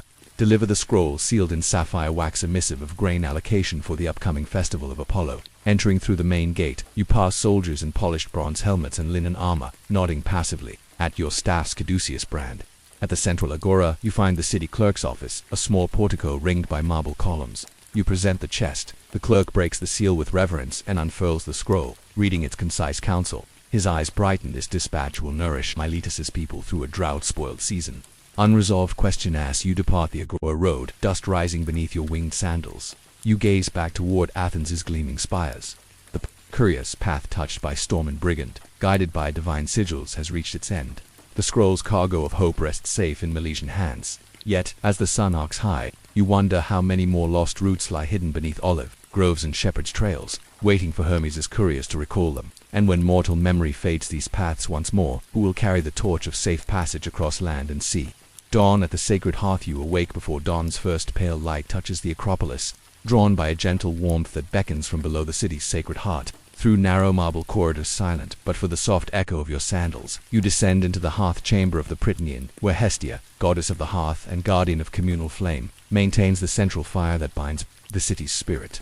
The chamber's low vaulted ceiling is soot darkened from centuries of smoke, and smooth stone benches line the walls, each carved with the city's civic emblems, a winding olive branch here, a dancing flame there. In the center rests the great Kairos, a circular hearth of polished porous stone, its rim inlaid with bronze reliefs of hearth flames and hearth cakes. Though the city above slumbers, the hearth's coals glow with a gentle ember light as if breathing. Hestia stands beside the hearth, draped in a simple peplus of cream linen, her hair bound in a modest fillet of wool dyed soot black. In one hand she holds a bronze ladle, its bowl shaped like a small cauldron, and in the other a bundle of sacred pine kindling bound with flax twine. Her expression is calm, her posture composed, as she kneels to stir the embers, coaxing feathery sparks into dancing life. You step forward, offered a simple wooden tongs carved from ash wood. Together, you lift a charcoal briquette, a fist-sized puck of olive pit dust and resin, placing it gently onto the coals. The coal hisses softly as resin melts, sending up a faint swirl of pine-scented smoke. Hestia murmurs an ancient blessing in soft Aeolic Greek, a prayer for the city's well-being, that no hearth, no cold, that no family, no hunger, that the flames of community burn bright. Once the coals glow steadily, Hestia pours a small measure of olive oil from an alabastron onto the hearth's center. The oil flares in a sudden blue flame before settling into a steady golden glow. You breathe in the hearth's warmth, earthy resinous, life-giving, and feel the chamber's air shift from damp chill to gentle comfort. Your first task is the hearth bread. a modest flat cake made of barley flour and water, pressed thin and scored with the city's owl emblem. Hestia guides your hands as you pat the dough into shape upon a small clay tile beside the hearth. She then instructs you to slide the tile into the hearth's outer ring, carefully rotating it so the bread bakes evenly. The cake steams gently, golden edges curling as it bakes in the hearth's radiant heat. While the bread bakes, Hestia turns her attention to the evening flames, ashes, the sacred pyros, reserved from the previous night's fire. Using a bronze scoop, she gathers a handful of fine gray ash and places it into a shallow bronze bowl. You assist by sprinkling a pinch of the ash onto the hearth's rim, an offering that renews the flame's sanctity each dawn. The ash glows faintly, mingling with the coals like spirits of hearth and home. Next, Hestia oversees the sacred cauldron, a black enameled bronze vessel suspended above the coals. It contains a simple stew of lentils, water, and a sprig of savory. You help stir the stew with a wooden ladle, careful not to disturb the hearth's delicate balance of air. Each stir releases a gentle aroma of earthy lentils and herb scent that, in hours to come, will be portioned out to city elders and foreign dignitaries as part of the Prytaneans' hospitality. As the sun's first rays slip through the small, high window of the chamber, Hestia lifts a flatbread from the hearth, its surface mottled with golden brown. She breaks it in two and offers one half to you, the other placed beside the cauldron. You taste the bread's warm, grainy sweetness, simple yet full of life. Hestia nods, then dips a spoon into the stew and tastes it, eyes closing briefly, in quiet gratitude before she steps back to perform the flame's measure. For the measure, Hestia lifts her ladle high and flares a small ribbon of oil into the fire's core, a ritual that gauges the flame's purity. A steady, even flare means the hearth is balanced. Sputters or uneven burn would signal a need to adjust the coals or oil. Tonight, the flame dances in perfect golden tongues. Hestia smiles, a rare warmth lighting her calm features. Before you leave the chamber, Hestia leads you to a low shelf where dozens of small oil lamps wait. Each lamp play vessels shaped like open petals must be filled with fresh oil and trimmed with new wicks of flax. You each fill 20 lamps, placing them carefully along a narrow ledge that overlooks the chamber's entrance.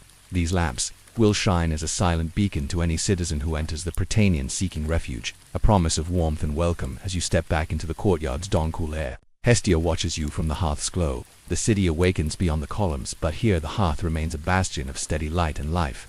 You carry with you the rhythm of hearth duties, the careful tending of flame, the baking of bread, the portioning of spices and stools, simple acts that bind a city's soul. Drift into sleep, knowing that the quiet rituals of Hestia's day job performed each dawn before marble towers gleam forth to the trust, community, and hospitality that sustain not just body, but the very spirit of civilization itself. The hearth's hidden challenges, smoke, embers, and ritual alarms. Morning light filters through the Prytanean's columns as you return to Hestia's heart chamber. The hearth's steady glow welcomes you, but today's tasks delve deeper into the subtle art of maintaining communal flame challenges that, if overlooked, can shatter the city's trust in its sacred hearth. Taming Smoke's wisp greets you with a nod, then gestures to the chamber's high chimney flue.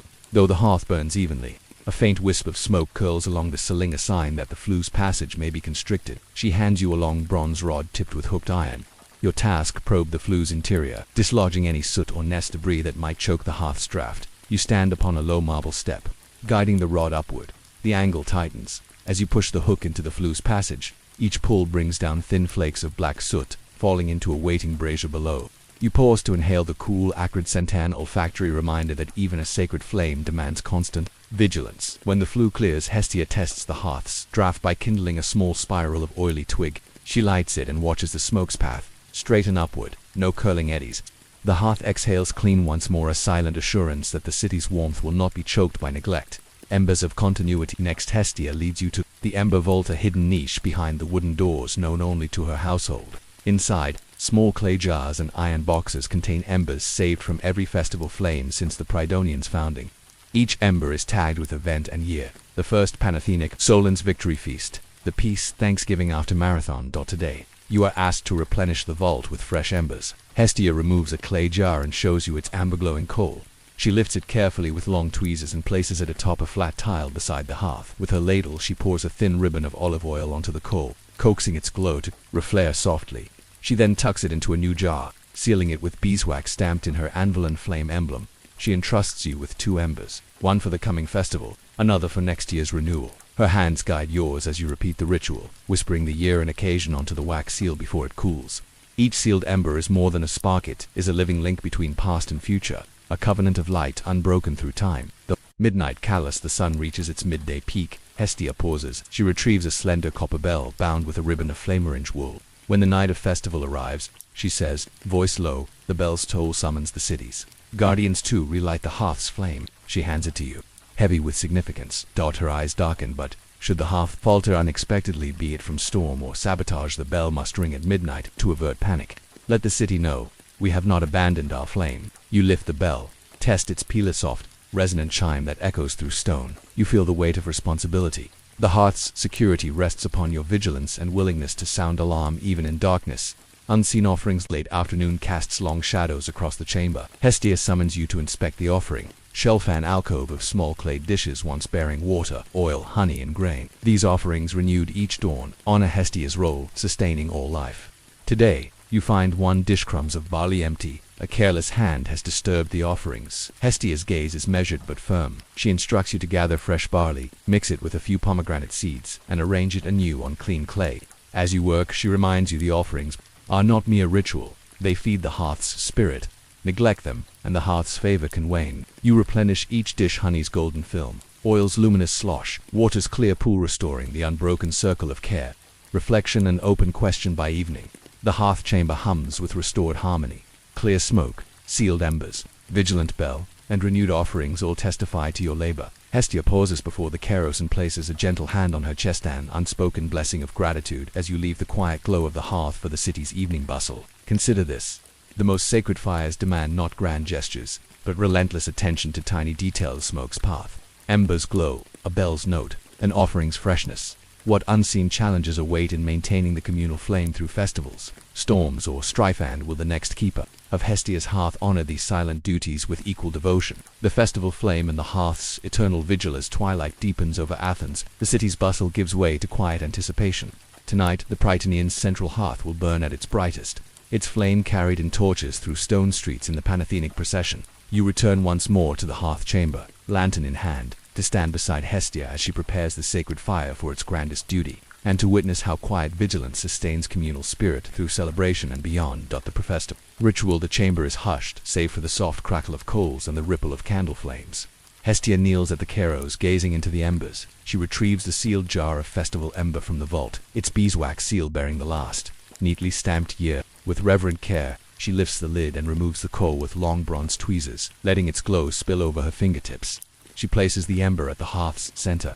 The coals around it flare in recognition, surging in heat and light. You add kindling slender pine branches bound with olive twine, and Hestia pours a measured ribbon of oil across them. The flames leap, bright as dawn, and fill the chamber with radiant warmth. You feel the heat press gently against your face. As though the city's collective devotion breathes life into the hearth, Hestia dips her ladle into a silver bowl of consecrated wine first pressed from grapes. Blessed by the festival's first rites, and sprinkles droplets into the hearth's tongues. Each drop hisses, sending tiny sparks upward. She whispers an invocation, by wine's first sweetness, and barley's golden yield. May this flame bear our unity across city and field. The flames shift, casting dancing patterns on the soot-dark ceiling, symbols of mortal hopes rising to the divine. Lighting the festival torches behind Hestia, servants stand ready with unlit torches, poles of seasoned cypress draped in flax wicks, and dipped in resinous pitch. At her signal, you and the attendants line up. Hestia touches each torch's tip to the hearth's center, igniting them in turn.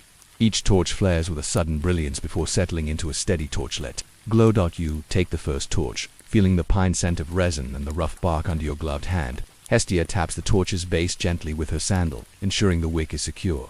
She passes you a small clay lamp filled with olive oil and trimmed with flax wick as a personal token. Carry this as your own hearth's light, she says softly, that you may kindle warmth wherever you go. With torches ablaze, you step toward the courtyard's arched doorway, the servants following in ceremonial queue. Each flame reflects in the bronze inlays of the keros, and they ripple outward like stars stepping into the night sky. Procession. Through silent streets you emerge into a silent Athenian street. The porticos and stoas stand shadowed, their marble columns draped in torches, amber glow. You lead the procession, torch in one hand, lamp in the other, staff of elderwood in your belt. Behind you, priests, magistrates, and citizens follow, each holding their own torch, casting flickering light on proud faces and ceremonial robes. The procession moves in stately step, torch flames flickering against carved doorways and mosaic thresholds. Dogs stir in alleyways but do not bark. Cats slip from rooftops to watch the ritual's passage. From distant hills, the sentinel on the Areopagus sees the flames stitch a glowing thread through the city's heart. Along the route, you pass shrines, 2 household Hestia's small hearth altars in family courtyards where private offerings await the city's hearth flame. As you pass each shrine, torches are dipped slightly, a gesture of acknowledgement and unity. Families step forward to catch a drop of candle wax on their own private lamp's wick, inscribing their domestic hearth with a city's sacred fire. Rekindling private hearths at the procession's end. You reach the Prytanean's outer gates. Once more, Hestia stands at the threshold, staff raised. The procession stops, torches held aloft. She lifts her lamp high, then lowers it toward the first torch. Sparks leap as flame transfers, an intimate moment as each participant relights their torch from the festival flame rather than the hearth's embers. You feel the free song of shared purpose in that simple act. Public fire renewing private hearths when every torch and lamp bears the sacred flame. Hestia lowers her staff. The procession disperses through the night, each flame carried to distant corners of the city, families, temples, and sanctuaries alike. You follow the torchlight through narrow lanes until you stand before your own hearth, a small stone fireplace carved in a courtyard wall. You touch your lamp's wick to the hearth's embers, breathing in the warmth as flame leaps. The festival flame now burns quietly at your home, promising light and communion until it returns tomorrow to Hestia's care.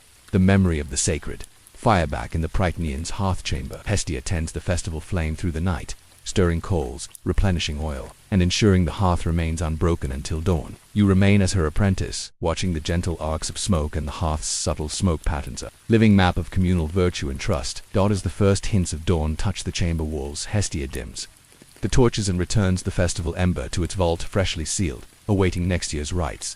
She turns to you, placing a hand on your shoulder. Remember, she says softly, the fire's greatest power lies not in its warmth, but in the bonds it forges between citizen and city, between household and hearth, between mortal hearts and the eternal. She bids you depart and carry that memory into the waking day. Reflection on everyday devotion rift now into sleep. Reflecting on Hestia's quiet temple hearth duties, how daily tending of flame, ash, and offering sustains communities as much as grand festivals. Consider that our own lives are sustained by small rituals. A morning coffee, a shared meal, the lamp left lit for a late traveler. In each simple act lies the potential to bind us closer, forging a communal flame that endures. In every hearth and heart, dawn's first chord, you awake in the hush before dawn, the sky, a deep indigo just beginning to blush at the horizon. Below, the marble columns of Apollo's temple on the hill of Delos glimmer faintly in the rising light. Today you have been granted a rare privilege to accompany Apollo, god of music and prophecy, as he performs his morning lyre-tuning ritual. Though the world knows him for his radiant sun chariot and healing hymns, few witness the precise, deliberate craft by which he readies his instrument for the day's melodies. You ascend the temple's worn stone steps, each one smoothed by pilgrims, souls over countless generations. At the summit, 2 bronze doors sculpted with scenes of muses dancing stand ajar. Inside, the temple's inner chamber is softly lit by dawn's glow filtering through a high clear-story window. Along the walls hang lyres of every size, their frames carved from fragrant cypress and inlaid with ivory and gold leaf. Yet Apollo strides directly to a single stand at the chamber's center, his personal lyre, the famed Phoebus harp, said to have been strung from the hair of a muse herself. The lyre rests on a polished marble pedestal, its 7 strings stretch, taut between gold-crowned tuning pegs and a curved yoke carved in the shape of swans with outstretched wings. The body's soundbox, hollowed from a single cypress plank, bears inlaid images of sunbeams radiating from its central heart. The instrument seems to glow even in the low light. Apollo greets you with a calm nod, his robe of soft cream linen edged in saffron gold. In his hand he holds a slender tuning key's handle shaped like a laurel leaf. He traces his fingertip along each string in turn, feeling its subtle vibration. The first task on his daily lyre-tuning checklist is verify string integrity. He plucks the lowest string a deep, resonant C and listens for any wavering or buzzing. You follow his example, lightly running your finger along the next string, E, and then G, noting each string's even tension and unbroken voice. Satisfied, Apollo steps to a small brass brazier beside the pedestal.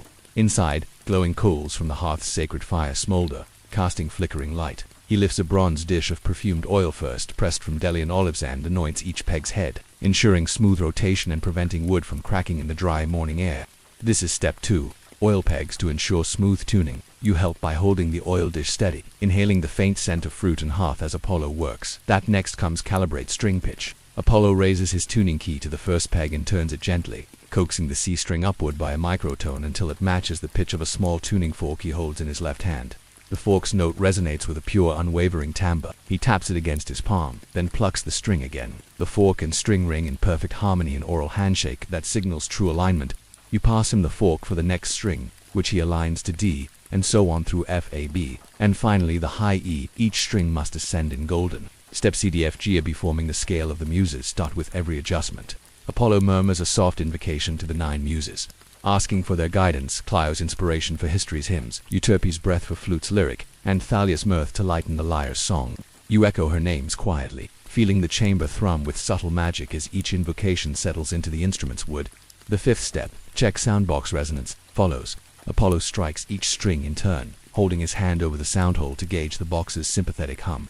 A slight crack in the resonance would indicate a hairline split in the cypress or a loose inlay. Tonight, the box sings evenly a deep, warm chorus that would carry his melodies across the Aegean. Now for inspect harp frame. Apollo runs his hands along the swan-carved yoke, feeling for shifts in the ivory inlays and ensuring the gold leaf remains free of cracks. He gently presses each swan's outstretched wing, listening for any hollow spots that would betray wood, rot, or insect damage. You stand by, offering a small brush to remove minute flecks of dust lodged in the carvings from last night's temple incense. As the lyre stands renewed, Apollo moves to a narrow wooden bench and picks up a slender quill. This is step 7. Log morning tuning in lyre chronicle. He opens a leather-bound codex, each page listing the day's date, weather, humidity, and the instrument's pitch standard. His copper-colored script records the morning's note frequencies, C at 256 Hz, D at 288 Hz, and so an ensuring consistency should the lyre require restringing or repair. He notes today's slight drop in humidity, suggesting a small increase in oil usage for tomorrow's ritual. Finally, Apollo raises the lyre from its pedestal. Step 8. Perform first melody.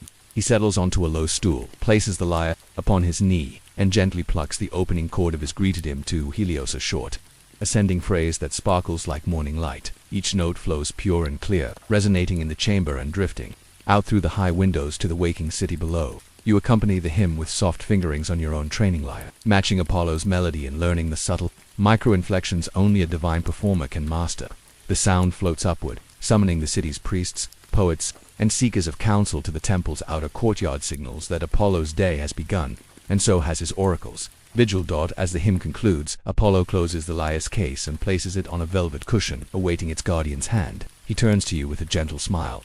The lyre is mortal wood, yet it bears immortality through song, he says. Tend it daily, and it will carry both mortal hearts and the divine will.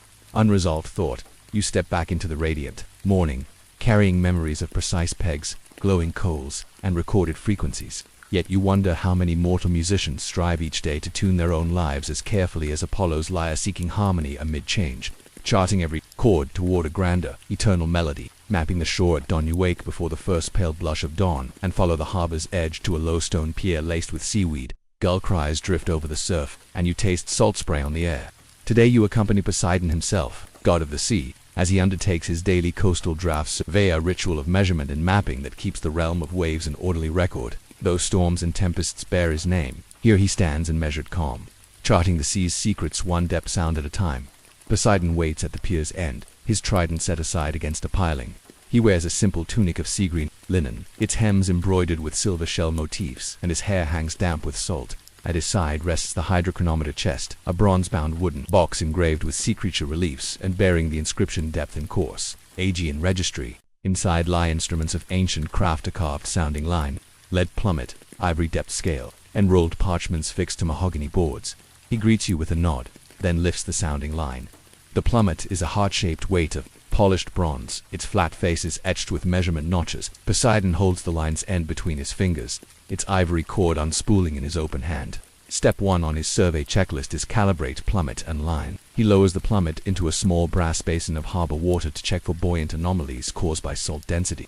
You hold a carved ivory scale against the line's cord, ensuring each marked cubit aligns precisely with the plummet's weight. Satisfied, Poseidon ties a small ribbon to the line at the 10th cubit mark, a quick read reference for the deepest shoal in today's stretch. Next, he unfolds a parchment chart of the nearby coast from the twin headlands of Cape Artemis to the sheltered inlet at Antros. This is step 2. Confirm shoreline reference points. He traces his finger along the chart's inked outline, comparing it to the gray swell breaking against the distant rocks. At each rocky islet, he marks an updated latitudinal tick in soot-black ink, noting slight shifts from yesterday's survey. Pilings worn by currents and minor accretion of sand in the coves. Step 3 calls for soundings at key intervals. Poseidon hands you the sounding line. Standing at the pier's edge, you let the plummet drop into the liquid deep. You feel the line unspool, First 9 cubits swift and free, then resistance. As the weight nears the seabed, you lift the line, counting each knot against the ivory scale. 12 cubits just beyond the marked 10th, Poseidon dips a brush into vermilion dye sealed in a ceramic pot and marks 12. Beside the pier's coordinate on the parchment, together you move along the harbor wall to the next survey point. An old wooden piling barnacled above the waterline. Here, wave patterns differ, and the plummet settles at 8 cubits. Poseidon notes the shallower depth with a quick flourish, then wipes his brush on a linen rag soaked in seawater. He explains quietly, depths shift with every tide, charting them guards ships from hidden shoals. The fourth task, record current direction and strength, follows. Poseidon retrieves from his chest a small Animos sea fan, a folded bronze vane on a rotating mount. He plunges its vane into the water, allowing the current to turn its lobes. You hold the vane's post steady as ripples cause it to align with the flow. He reads the vanes, pointer indicating a northeasterly drift at approximately 2 knots, and jots the note in his gilded ledger. Step 5. Note, salinity and temperature, comes next. From the chest, he draws a delicate hydroselenium flask, a small glass vessel filled with mercury that contracts according to salinity. He dips it into the water and lifts it, observing the silver column's height, a grain-fine measure showing slightly higher salt content than yesterday. He then presses a carved ivory thermometer on, early innovation, attributed to Nereids, against his palm before inserting its bulb into the flask. He smiles as the column settles at a crisp 8 degrees Greek scale. You record these readings, beside the depth and current entries, aware that such details guide mariners and fishermen alike. Finally, Poseidon closes the chest and steps back from the pier. Step 6. Review and seal the report, requires him to fold the parchment charts, roll them carefully, and bind with sea blue ribbon. He dips the ribbon's end in beeswax and imprints in miniature tridents a seal of authority across all seas. He hands the bound report to you. Deliver this to the temple scriptorium before the 10th bell. Only then is our coastal registry complete. With the survey concluded, Poseidon wades into the shallow surf, sandals sliding over pale stones. He raises his hand in a wave that stills the nearest swell, and the sea responds with a gentle backward roll, as though honoring his command. You stand at the water's edge, holding the sealed chart, and feel its weight as both record and covenant. Beyond the harbor, the Aegean gleams under dawn's growing light, each wave a pulse in the sea god's dominion. You carry with you the knowledge that every map, every sounding, every seal is a promise, that even the ever-shifting sea can be known, charted and guided by careful daily devotion. Unresolved thought, as you turn inland toward the temple archives, parchments in hand, you wonder, what hidden shoals and shifting currents remain beyond these morning measurements? And how will Poseidon's diligent logs shape the journeys of sailors who trust their lives to the unknown expanse? Prelude. In the sacred banquet hall, you awaken in the half-light of a summer dawn, high upon Olympus's marble terraces where the air tastes of snowmelt and cedar incense. Below your feet lies Hera's private banquet hall, carved from white marble and ringed with columns of polished onyx. Though mortals know her as queen of gods and patroness of marriage, you now see her truest role, master of ritual hospitality, whose every gesture ensures order among the divine. Crossing the hall's threshold, you step onto a tessellated floor, of pale gold and silver mosaic, each tile inset with tiny figures of peacocks and pomegranates. The scent of wildflowers drifts from braided garlands suspended between Ionic capitals. Along the walls hang tapestries of woven gold thread depicting past feasts, Zeus reclining on lion-hide cushions, Apollo tuning his lyre, Athena passing plates of ambrosia. At the hall's center stands a long table of polished cedar, its surface cleared, gleaming like a still lake at dawn. Upon low pedestals beside it rest platters of fresh olives, clusters of grapes still glistening with dew, and bowls of honeycomb so precisely cut each cell mirrors the hall's mosaic pattern. The golden chalices and silver flutes, all engraved with Hera's diadem motif, sit arranged in perfect symmetry. Hera herself emerges from a side vestibule, her peplus of saffron silk draped in elegant folds. A mantle of peacock blue brocade frames her shoulders, clasped with a brooch of lapis and star-white pearls. In her hand she carries a slender staff carved from olive wood, crowned with a bronze pomegranate blossom, a symbol of life's abundance and renewal. She greets you with a serene nod. The feast must honor both gods and rites. She intones voice, warm yet precise. Etiquette is the wine that binds etiquette's sustenance. You follow her to a low marble bench beside the table. Her first task on the etiquette checklist is inspect guest seats and placement. She runs her fingertips over the carved seat-back seat inlaid with a deity's emblem. A thunderbolt for Zeus, a lyre for Apollo, an owl for Athena. She motions to reposition a cushion slightly toward the west, ensuring Zeus's seat faces the sunrise, his customary place of honor. Next, Hera guides you to the table's eastern end, where cloth of gold napkins fold over embossed bronze plates. This is step 2. Arrange tableware according to hierarchy. She points to the grandest chalice, its stem carved into twin peacock necks, and instructs you to place it at Zeus's setting. Then she motions to the second echelon of cups for Hera's sisters, Hestia and Demeter, followed by vessels for Poseidon and Hermes. Each placement matches the god's rank and domain, preserving divine order in cloth and metal. Step 3. Calls for verify menu to suit divine palates. Hera raises a bronze dome to reveal a dish of honey-glazed pheasantine offering from Artemis's forest preservance beneath it. Baked figs stuffed with spiced lamb, a tribute to Demeter. Grain-rich harvests. She tastes each morsel, nodding at their odor and seasoning. The Phrygian cumin must be balanced, she remarks, testing a lamb cube. You note her subtle critique and adjust the cumin's pinch on the next platter. Step 4. Confirm ambrosia. Vessels and nectar levels follows. Hera beckons the cupbearer, who brings a crystal urn of nectar and a silver pitcher of ambrosia. Hera dips a gilded ladle into the urn and pours a single measure into each nectar cup, humming to check the liquid's viscosity. She then slices a cluster of ambrosia-ripened grapes, placing them atop each cup's brim, a final flourish, confirming both taste and presentation. With sun's first rays filtering through crystal skylights, Hera moves to the hearth-like brazier, at the hole's center where a perpetual flame flickers. Step 5. Invokes sacred flame to consecrate the feast. She takes her olive-wood staff's blossom tip, touches it to the flame, then traces a path along the table's edge, leaving a faint residue of perfumed smoke. This consecrates the fare and sanctifies the gathering to come. Lastly, Hera performs Step 6, receive and record guest acknowledgements. She takes up a small ivory tablet and stylus. As each guest arrives first, Zeus, then Hera's divine Kinchi, greets them, offers a chalice, and records their nod or blessing. Each sign is a bond of fellowship, ensuring no slight passes unnoted. In Olympus's storied annals. At the feast's appointed hour, torches erupt in soft flame along the hall's perimeter. Gods file in, seats claimed, goblets raised.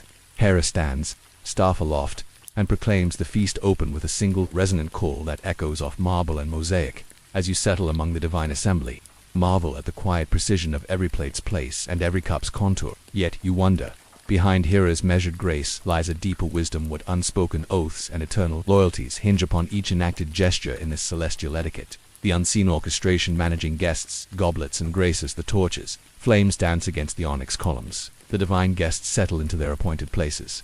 Hera, seated beside Zeus at the table's eastern apex, surveys the scene with serene authority.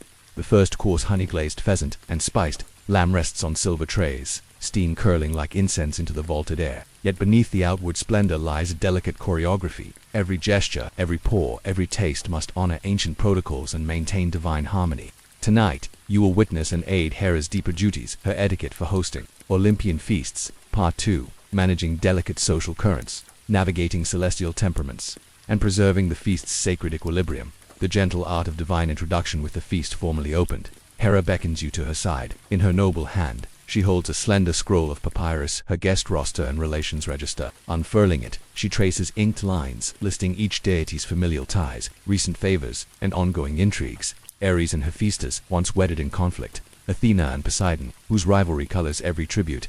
Apollo and Artemis, whose twin paths intersect in harmony. Her first task in this phase is facilitate introductions with proper titles. When Dionysus leans forward to sample the lamb, Hera smiles and inclines her head, then announces in measured tone, "Brother of ecstasy, may your wine sweeten these meats." Each epithet, brother of ecstasy, twin of bow and moon, lord of thunder and rain, echoes the gods' epithets in Homer's hymns, reminding mortals and immortals alike of each patron's domain. You assist by gently offering each guest's chalice or plate with the correct title. Lady of Hearth, Hestia, guardian of the olive, Athena sees sovereign Poseidon. Your voice must carry both warmth and precision. A single misnaming could irritate a goddess accustomed to reverent address. Navigating temperamental tastes. Food in favor. The feast's second course arrives. A rich barley risotto studded with truffle and crowned with fresh caper berries from Delphi's slopes. Hera lifts the silver dome and inhales the aroma, then turns to Demeter at her left. Demeter, whose domain embraces grain's humble glory, offers a nod of approval. Hera imitates the gesture step to acknowledge each guest's domain through taste. When Hera presents the risotto to Demeter, she offers the dish first to the goddess, who presides over its staple ingredient, thereby honoring the source of sustenance. Next, she turns to Apollo, whose patronage over Delphi's myrtle and sacred herbs is well known, and invites his blessing upon the truffle's earthy notes. You watch each guest's reaction. Demeter's lips curve in modest satisfaction. Apollo's brow lifts at the risotto's subtle golden hue. Each guest's approval or gentle critique is noted in Hera's mind and in the small scribbled margins of her guest register, where she records whether the offering carried proper seasonal reverence. Wine service and the dance of the main courses conclude. The master of wine, an aged satyr named Xanthos, approaches with a garlanded amphora of new vintage. Hera watches him uncork the vessel, a ritual unto itself, for the seal must be broken with a tremulous hand and stemmed with Kabbalistic intent. This marks step 3, moderate divine intoxication. Xanthos pours the first goblet just enough for a single golden swirl, then offers it to Dionysus. The god of revelry inclines his head, sips, and smiles approvingly, but does not drain the cup. Hera turns to each guest, ensuring that no god or goddess whose divine nature might amplify the drink's potency overindulges to the point of uproar. She discreetly signals Xanthos to slow the pour for Ares, whose martial passions the wine could inflame, for Poseidon, whose storm-swayed temperament might stir a tempest in the goblet, and for Zeus himself, who, though fond of nectar, must not be clouded before the feast's final rites. You assist Xanthos by pacing the wine service, refilling goblets with gentle rhythm and offering chilled water decanters to balance the vintage's warmth. In this dance of moderation, Hera ensures each divine reveler savors the wine's flavors without tipping into discord, harmonizing. Divine music the escort of melody, though Apollo's lyre rests until later, the feast now demands step. For coordinate musical interludes to complement courses. Hera raises her staff slightly, and a hush falls. From the hall's rear emerges a small ensemble of satyrs and nymphs, flutists, kithara players, and a lone percussionist with a frame drum. Their first melody is a gentle pompipe strain woven through with harp glissandi, designed to soothe and stimulate appetite. As the sweet strains drift over the table, Hera observes each guest's posture, a subtle lean toward. The music indicates harmonious engagement. A stiff shoulder or distracted gaze signals tension. When Ares scowls at the satyr who mishandles his drumbeat, Hera gently lifts her staff. The music shifts seamlessly, flutes recede. Harp arises to a softer, more fluid air. She meets Ares' gaze and inclines graciously, quelling his irritation. The god's scowl softens and he inclines, in return. In this way, Hera conducts not merely notes but emotions, ensuring the feast's music amplifies delight, not discord. Administering sacred oaths, binding agreements over bread. The feast's final course approaches honeyed barley cakes and pomegranate wine reserved for sealing agreements and renewing bonds. Hera sets forth a bronze platter of round cakes, scored with interlocking rings, symbols of unity, and invites Zeus to take the first. This is step 5, administer the oath-binding ritual. Zeus, taking a cake, breaks it in half and passes a piece to Hera, then to each deity in succession. With each handshake and shared bite, a treaty, a charter, a pledge is reaffirmed. Athena pledges Athenian fleets to Poseidon's sea guardians. Apollo renews seasonal festivals with Demeter. Hermes confirms courier routes remain inviolate. Assist by offering bowls of pomegranate seeds, seed an emblem of shared fate to each guest, and by pouring the pomegranate wine that accompanies the cakes. A blend of fallen seed, Mytilene's resin, and Carria's wild thyme, as each deity partakes. Hera scrolls, their signature and emblem, rather than ink onto a vellum treaty, an eagle's wing for Zeus, an olive leaf for Athena, a dolphin for Poseidon. Each emblem is pressed into the parchment with a delicate bronze stamp, ensuring the agreements endure beyond speech. The silent farewell maintaining dignity and departure with the sacred oaths sealed. The feast draws to a close. Hera's final task, step 6, is oversee the departure protocol.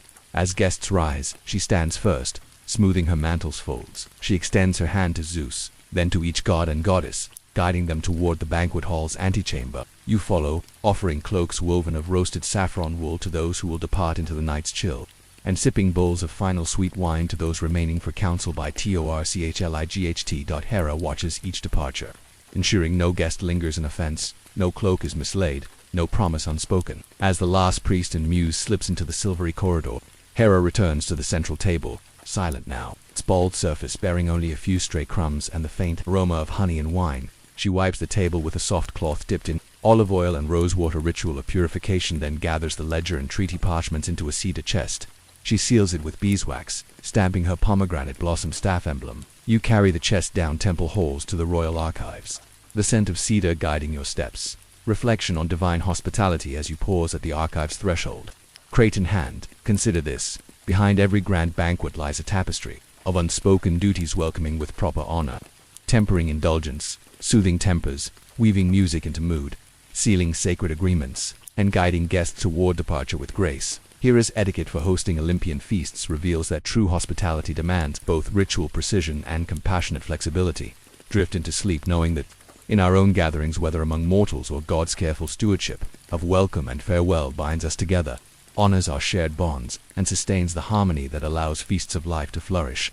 Dawn's metal and morning taper, you awaken before sunrise to the muffled clang of metal on stone echoing through the palace courtyard of Mycenae. Torches gutter in stone braziers, casting restless shadows across shields laid in neat rows upon low wooden racks. Today you aid Ares, god of war, in his personalized shield polishing regimen, a daily rite ensuring each shield not only gleams with martial pride, but bears the precise patina and balance he demands before granting favor on the battlefield. You step onto hearth-warmed flagstones and find Ares himself at the regiment's start. His crimson cloak is draped over one shoulder, revealing bronze greaves that catch the torchlight. His hair, dark as blood-soaked earth, is tied back, and his stern gaze passes over the polished bronze fronts like a general inspecting ranks. In his hand he holds a small hammered bronze mallet, its flat face scored with tiny dent marks from countless taps. This is step 1 on the shield polishing checklist, proof test and dent analysis. He selects a round Hopland-style shield, its face 1.2 cubits across, edge-bound in iron. With deliberate precision, he taps the mallet along the surface in grid pattern. 1 tap at the center, then 6 around its circumference, then 12 more, in concentric rings. Each tap yields a tone, and his brow furrows as he listens. A clear ring signifies intact alloy. A dull thud marks hidden stress or crack. When he taps the final spot, the tone echoes perfectly. He nods. Satisfied, this shield's bronze remains unscarred by fatigue. Next comes step 2, surface cleanse and grain reveal. Ares hands you a hemp fiber brush and a shallow bowl of purified olive oil soap, a mixture of steeped ash and fat from sacrificial lambs. You dip the stiff brush into soapy water and scrub the shield's face in circular motions, each pass loosening years of battlefield grime and faint traces of pitch from siege engines. The bronze dulls momentarily beneath lather, then begins to gleam as you rinse with clear water and dry with a wool cloth dot under his watchful eye. You study the bronze's grain, fine flowing lines that radiate from the center, evidence of high temperature. Casting the grain must remain visible beneath the polish, for it channels Ares' martial energy, like runes beneath the warrior's gaze. Step 3, edge sharpen and light flare. Ares retrieves a leather-sheathed whetstone, a hardened block of sandstone imported from Lemnos, its long face worn smooth. He holds the shield's iron rim at a shallow angle and draws the whetstone along its circumference, removing nicks and restoring a precise bevel. Each stroke emits a soft rasp, and sparks tiny flares fly where metal meets stone. You hold a copper basin to catch stray filings, feeling the heat of friction in the air. When the edge is uniformly sharp, Ares tests it by slicing a strip of fine wool cloth. The cloth parts cleanly, leaving a crisp diagonal cut. He lets the cloth flutter to the ground like a fallen banner. Step 4, polish to specified luster. From a small iron casket, Ares lifts fine pumice powder and a dollop of resin compounded known as Ares' ember paste.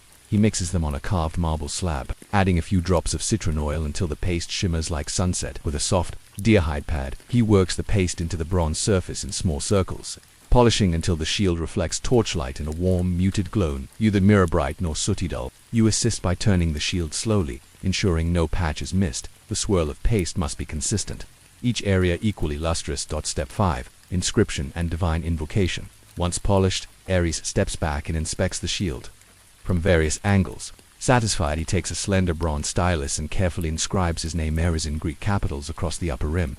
Below it, he etches a simple emblem, a rising spear point beneath a star.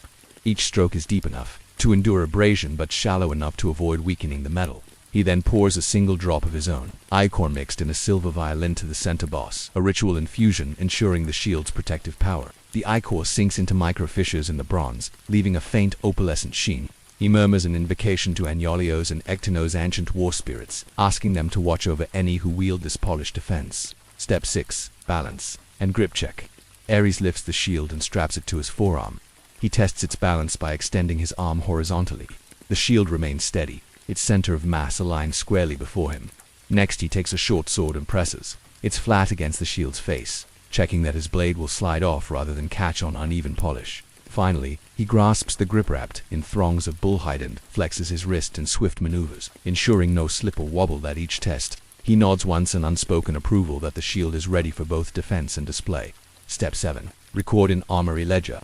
Handing the shield back to you, Ares retrieves a scroll from a marble lectern. His Armory Ledger, bound in cypress boards and sealed with iron rings. He dips a reed stylus in ink made from soot and olive oil, then records today's date measured by Olympiad alongside the shield's serial number. Provenance forged in Hephaestus's Itnian forge, and condition note, polished, edge sharpened, ichor infused, balance confirmed.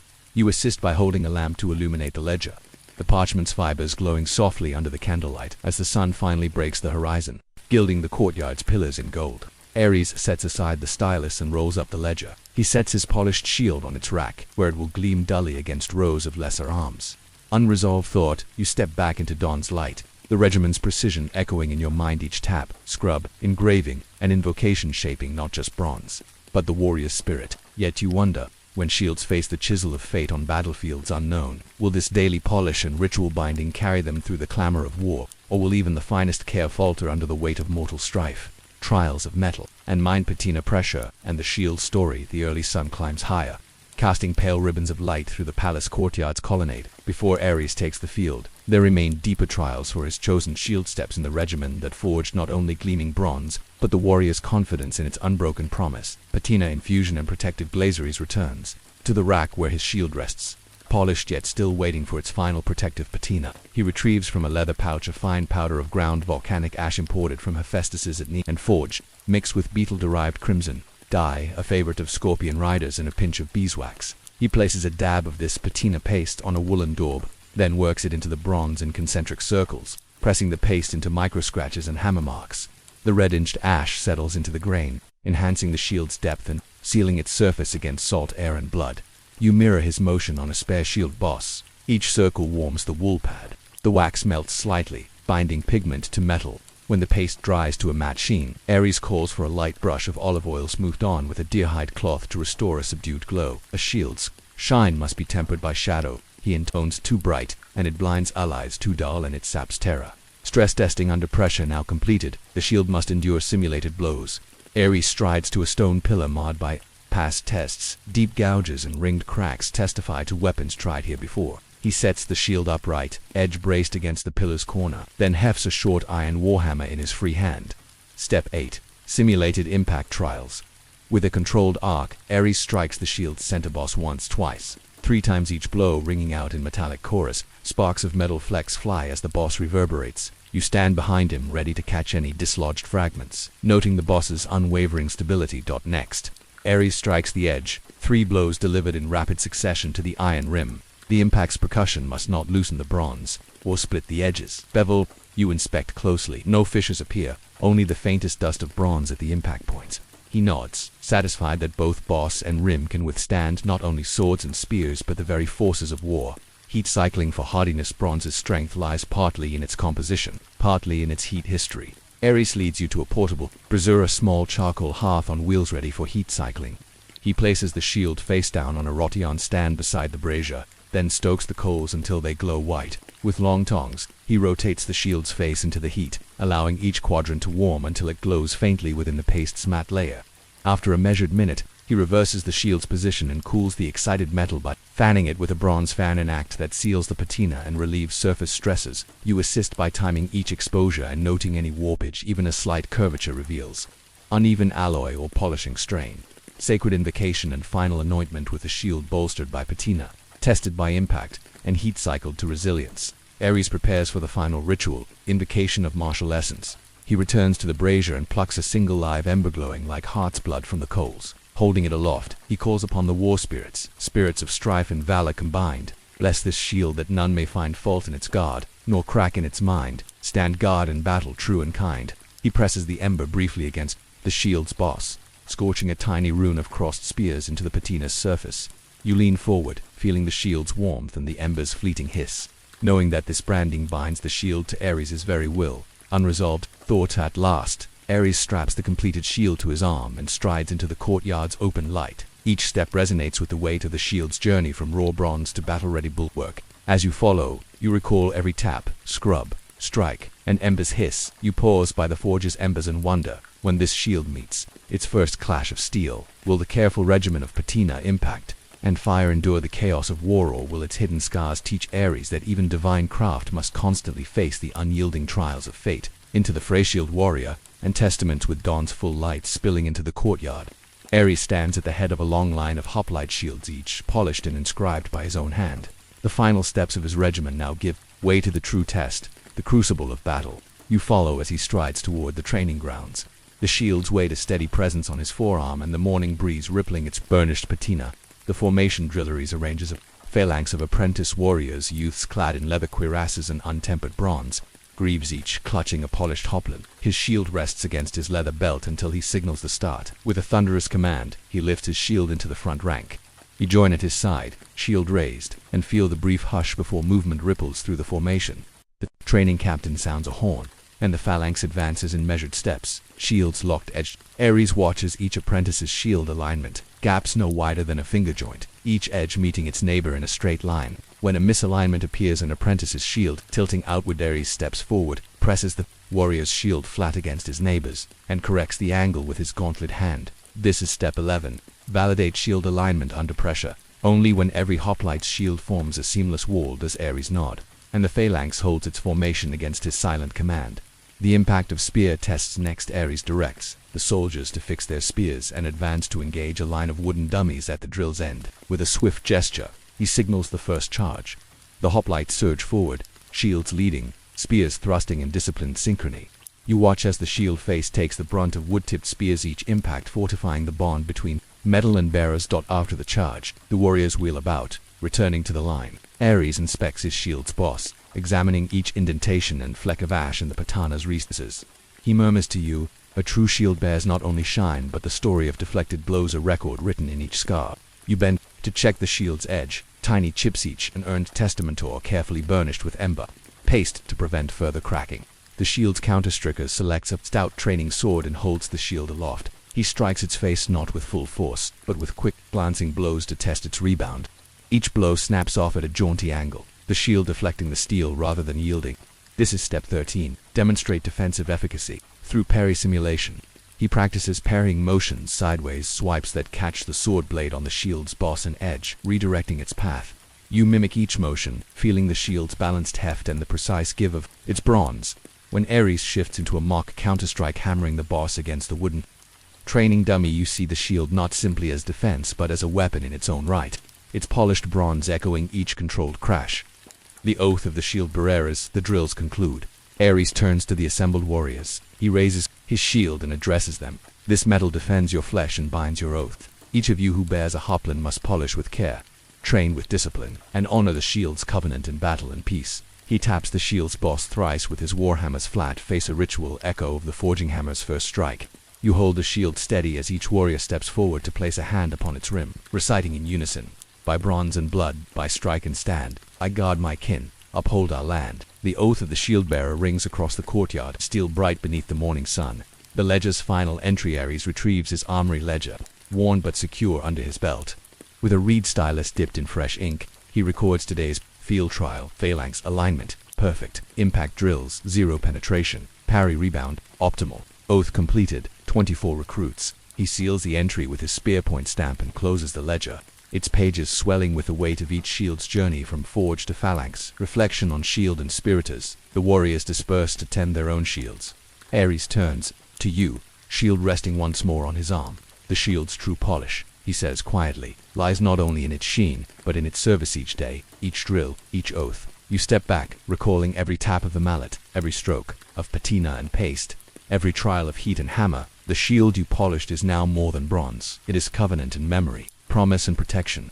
Drift into sleep knowing that, like Ares' personalized shield polishing regimen, excellence in any craft demands both ritual care and the crucible of trial, and that true resilience is forged not in quiet shine alone, but in the unyielding dance of polish and impact, hope and oath, shield and soul. The forge below, Olympus. You drift into a calm wakefulness, imagining yourself slipping down the secret passage to Hephaestus' smithy beneath Olympus. The air grows warmer, tinged with sulfur and molten metal, and soon you stand before a vast cavern lit by roaring forges.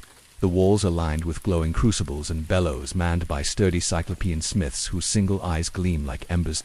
At the cavern's heart lies an enormous anvil hewn from volcanic basalt, still warm from endless hammering. Around it, half-finished weapons and shield bosses, etched bearing the mark of Hephaestus' hammer gleam in the firelight. Tonight's task is singular, to craft the armor of Achilles, destined to guard the hero's mortal bones in the final, fated hour. Hephaestus himself emerges from behind a curtain of sparks, his toga smudged with grey ash and his golden hair tied back with iron wire. In his hand he holds a curved tongs, its jaws tipped with tempered steel, and in his other hand a drip of molten bronze. He beckons you forward without a word. Your first duty is gather the rare metals.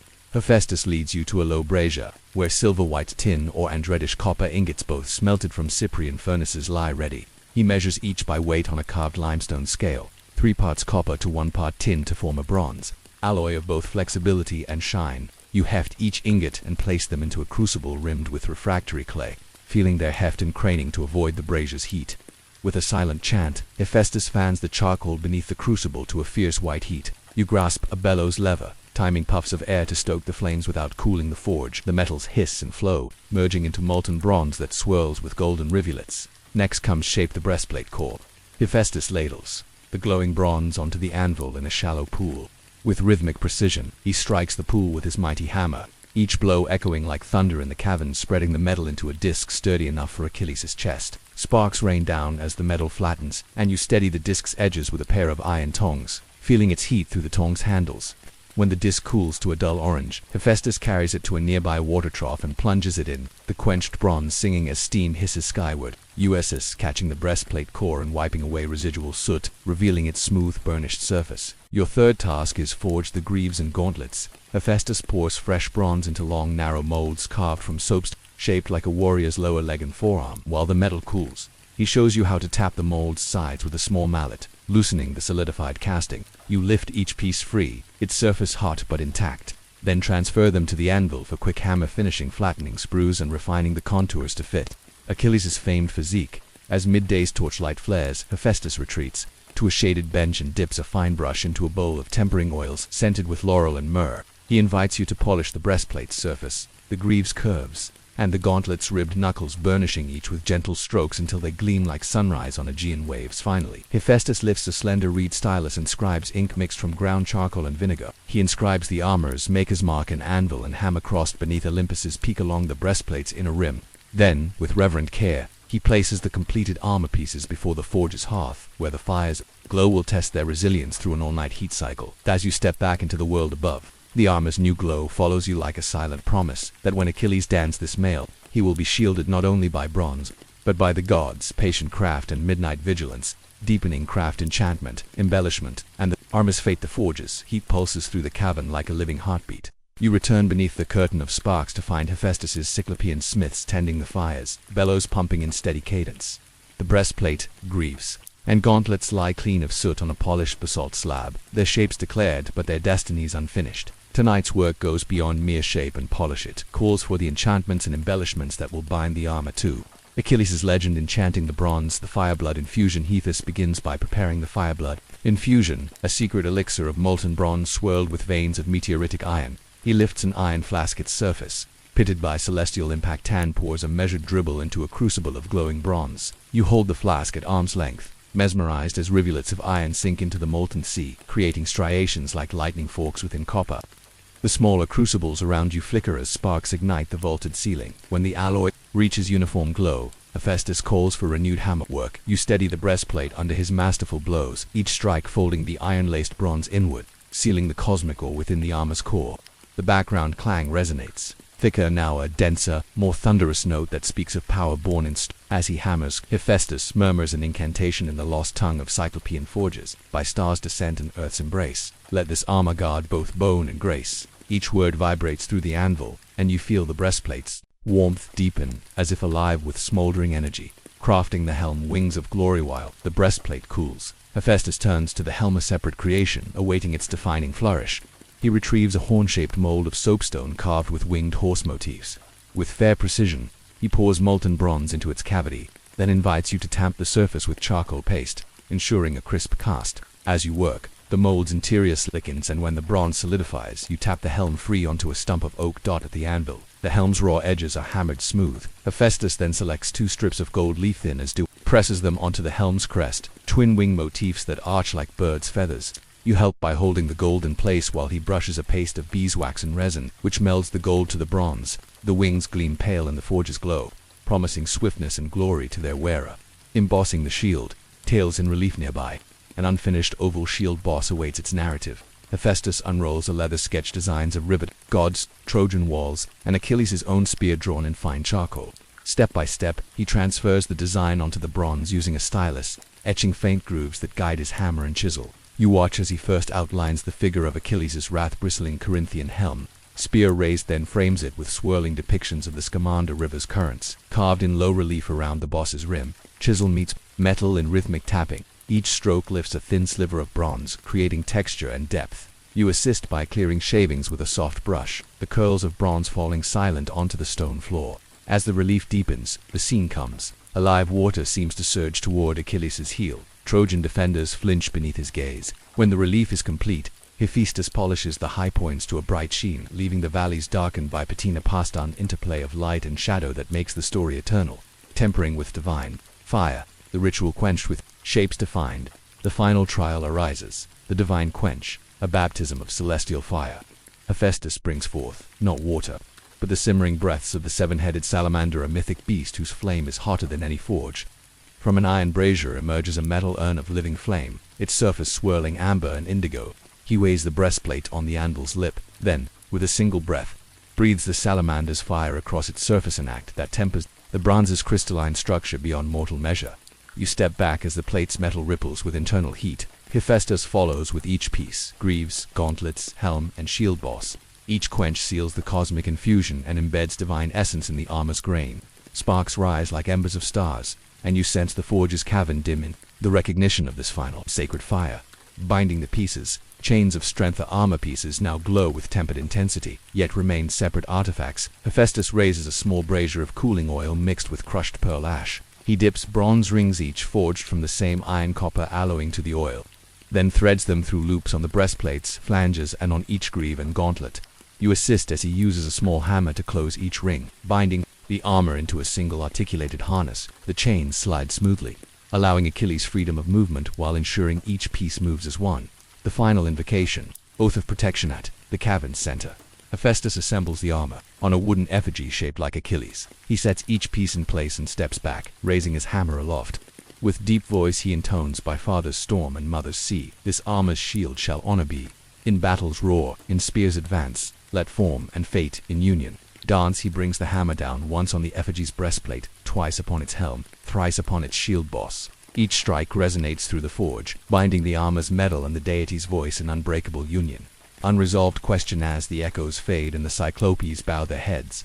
You realize the armor lies finished, brilliant, storied, and brimming with divine craft. Yet you feel the weight of destiny pressing upon it, knowing that Achilles himself will wear this mail not to bid farewell to war, but to meet his fate. When the hero dons this breath-hewn armor beneath Troy's walls, will its cosmic creation shield his mortal heart? Or will the threads of prophecy and the armor's own hidden burden guide him inexorably toward the final fated strike? Midnight in the enemy's workshop, you find yourself slipping through the shadows of Troy's outer wall under the cloak of midnight, the moon a pale witness overhead. The air is cool and still, broken only by distant lapping of the Scamander River and the soft creak of wooden scaffolding. Here, in a hastily erected workshop at the foot of the city's eastern ramparts, master carpenters and Trojan prisoners and witting artisans of fate labor under the watchful eyes of Greek engineers to construct the silent instrument of their own undoing, the Trojan horse. The workshop is a simple affair, built from sapling frames shored up with fresh branches, red mats serving as crude walls and lanterns of tallow suspended from crossbeams. Sawdust drift mingles with the sour tang of pine tar. At its center stands the horse's skeleton, a massive oak frame nearly 15 feet tall, its limbs splayed wide in stilted invitation. Heavy beams of elm form the arching neck. Chestnut planks will become flanks. Olivewood lamellas await ornamental veneers. Your guide is Epithets, architect of the horse, broad-shouldered, his leather apron smeared with pitch, hair bound by a simple cord. He beckons you forward with a nod of grim satisfaction. In his hand he holds a length of hemp rope and a small plane. Tonight's work focuses on asterisk shaping the horse's hide, the outer planking that will both conceal warriors within and lend the beast a forbidding beauty. Epithets begins by inspecting the first set of oak ribs. He presses the planes, iron blade to a chestnut plank resting on improvised sawhorses. With smooth, even strokes, he shaves curls of wood that fall like pale ribbons to the earthen floor. The plank's edge gradually thins to a uniform thickness of one finger's breadth, light enough to wield but strong enough to bear a soldier's weight. You take the plane and mimic his motion, feeling the grain yield to the blade's edge. Each shave releases the resin's faint pine scent, anchoring you in this strange workshop where carpenter and conspirator share a single purpose. Once the plating's thickness is verified, Epithets leads you to the veneer bench. Here lie planks of finely split homo, kit's pale surface streaked with tan and russet, destined to cloak the horse's form in lifelike detail. Step 2 on Epithets' tacit construction checklist is test fit veneer segments. With chalked lines mapped from his blueprint, he places a veneer strip against the curved beam, aligning its grain with the next sweep. You trace your fingertip along the curve, checking for gaps. Then he marks saw lines in charcoal and passes the thin veneer to you. With a narrow draw knife, you follow his mark, curling veneer away until the piece hugs the beam's curve precisely, edge to edge. As midnight deepens, the workshop's small fire pools glow and the skeleton's shadows dance across workbenches. The next task, step 3, is secure planking with wooden pegs. Epithets shows you pre-cut pegs of Hollywood, each sanded to a snug fit. You drill pilot holes through both outer plank and beam with a simple brace and bit, then tap each peg home with a mallet. The pegs swell in the wood's natural moisture, binding the layers with silent tenacity. No metal fasteners will betray the horse's true purpose. Between tasks, you note the artisans' faces, Trojan captives pressed into service, their eyes heavy with fear and confusion. None know this horse will bear their doom. Appius pauses to offer each a cup of watered-down wine in acknowledgement of shared labor. The briefest courtesy before secrets resume. Step 4 is apply tar sealant for preservation. In a shallow iron pan, pine tar simmers over coals, releasing a sharp, resinous vapor with rough bristles. You paint the horse's belly and inner panels, sealing joints against rain and sap exudation during the Greek army's final retreat. Each brushstroke darkens the wood, leaving streaks of black and glossy highlights that will catch the dawn's first rays like living muscle. The final pre-dawn task, step 5's concealment check. Epithets dims the lanterns and you step back to view the half-planked skeleton. In the gloom, the horse's silhouette resolves its form, both monstrous and majestic. You run a cloth over the outer veneers, smoothing away stray tar and wood dust. The carcass stands ready to conceal up to 30 armed men, each waiting in silent dread for inside this hushed shell as the first pale light tints the eastern sky. Epithets signals the Cyclopean blacksmith stationed at the forge beyond the courtyard. A single ring of a broad hammer signals the time to cease carving. The workshop falls silent save for the horse's distant whinny in the stables, and the river's murmuring. You step away from the horse, the rough planks whispering under your fingertips. In its belly lie hidden oaths, betrayal, cunning, destiny. The enormous beast product of measured craft and midnight collusion rests now in unnatural stillness.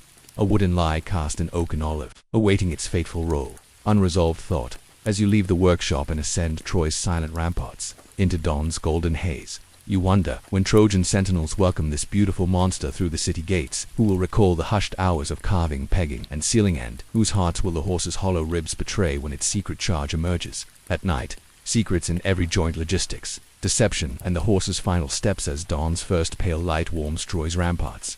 You return to the workshop hidden beneath cluttered scaffolds and tar-stained mats. The Trojan horse stands now half-planked but fully alive, a lumbering idea given form in midnight's hush. Yet the true challenge lies not in felling oaks or shaping veneer, but in moving this colossal ruse from workshop to city gates and into Trojan memory. Tonight, you will witness the silent orchestration of that final, fateful journey. The midnight assembly, stealth and strength when twilight descends. You slip back through the workshop's reed walls, guided by a lone lantern's glow. Around the horse gather its keepers, Greek soldiers disguised in travelers' cloaks, Trojan artisans coerced by the promise of clemency, and a handful of engineers fluent in siegecraft and subterfuge. They cluster in hushed circles, each awaiting the commander Epithets' signal. Step 1 of the clandestine plan is select the haulers. Epithets has chosen 2 pairs of sturdy oxen, black-chested beasts from the Lycians securely harnessed, with thick leather collars lined in wool to cushion their shoulders. You help guide the oxen's heads through bridle straps and adjust the wooden yokes so their pull will center beneath the horse's belly. Each yoke is fitted to the horse's stout beams with rope lariats and simple wooden cleats, designed to carry weight without shifting. As the oxen snort and paw at the earth, the Greeks slip behind, ready to steady the horse's hindquarters with ropes of raw hemp. Each rope is tied in a quick-release knot made to hold under strain, yet unraveled with a single tug, ensuring the horse can be abandoned at a moment's notice. The silent path avoiding patrols and watchful eyes. The second phase demands stealth. Chart the quietest route. Epithets unrolls a map flecked with charcoal and vinegared schlast. Night under moonlight hand traces the horse's path through Troy's back alleys, past hidden posterns in the wall, and along narrow ridges where patrols seldom tread. The map marks sentry rotations, lantern light arcs, and the questionable loyalty of certain guards prone to bribery. You memorize the turns. A left down the wine cellar's lane where barrels muffle sound. A right into the weaver's quarter where looms clatter through the night. Then straight past the traitor's arch, so named for its sturdy stones that echo footsteps.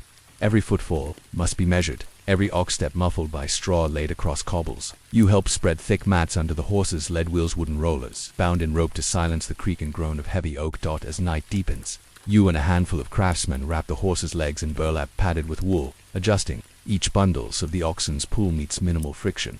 The scent of tar and pitch masks these odors, and low lanterns shield the work from prying eyes. By the time the moon reaches its apex, the horse stands ready, a silent titan poised to roll through Troy unnoticed. The guiding cadence, coordinating haul and halt with the path set and beasts harnessed. Epithets raises his hand.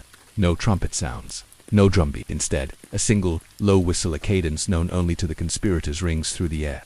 The oxen snort once, and the assembled Greeks catch their breath as the beasts lurch forward, pulling the horse's forelegs away. From the rack. Step 3 calls for maintain steady rhythm. A Greek engineer named Diomedes, cloaked in a Trojan shawl, strides beside the led ox. His voice a hushed metronome. Haul ... 2 ... 3 ... release.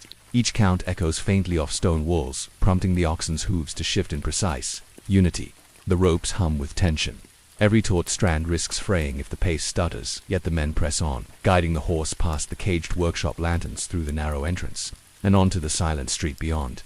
You walk alongside, pressing a lantern's light to the horse's side, ensuring no corner of veneer catches the rope's edge. You feel the wood slight tremor with each coordinated pull, an organism made of seasoned oak and desperate resolve. Behind you, the sandstone walls offer scant cushion against wayward beams, and you sense how a single misstep could mar the veneer or alarm a watchman.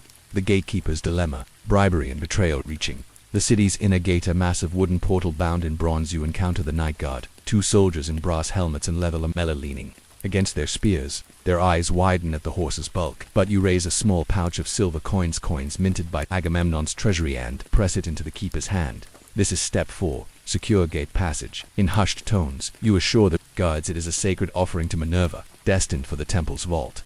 They glance at the shimmering silver, weigh their loyalty against coin, and nod once. Without signaling the broader guard, they slide back the massive portal's bar and allow the horse to enter the city's inner ward.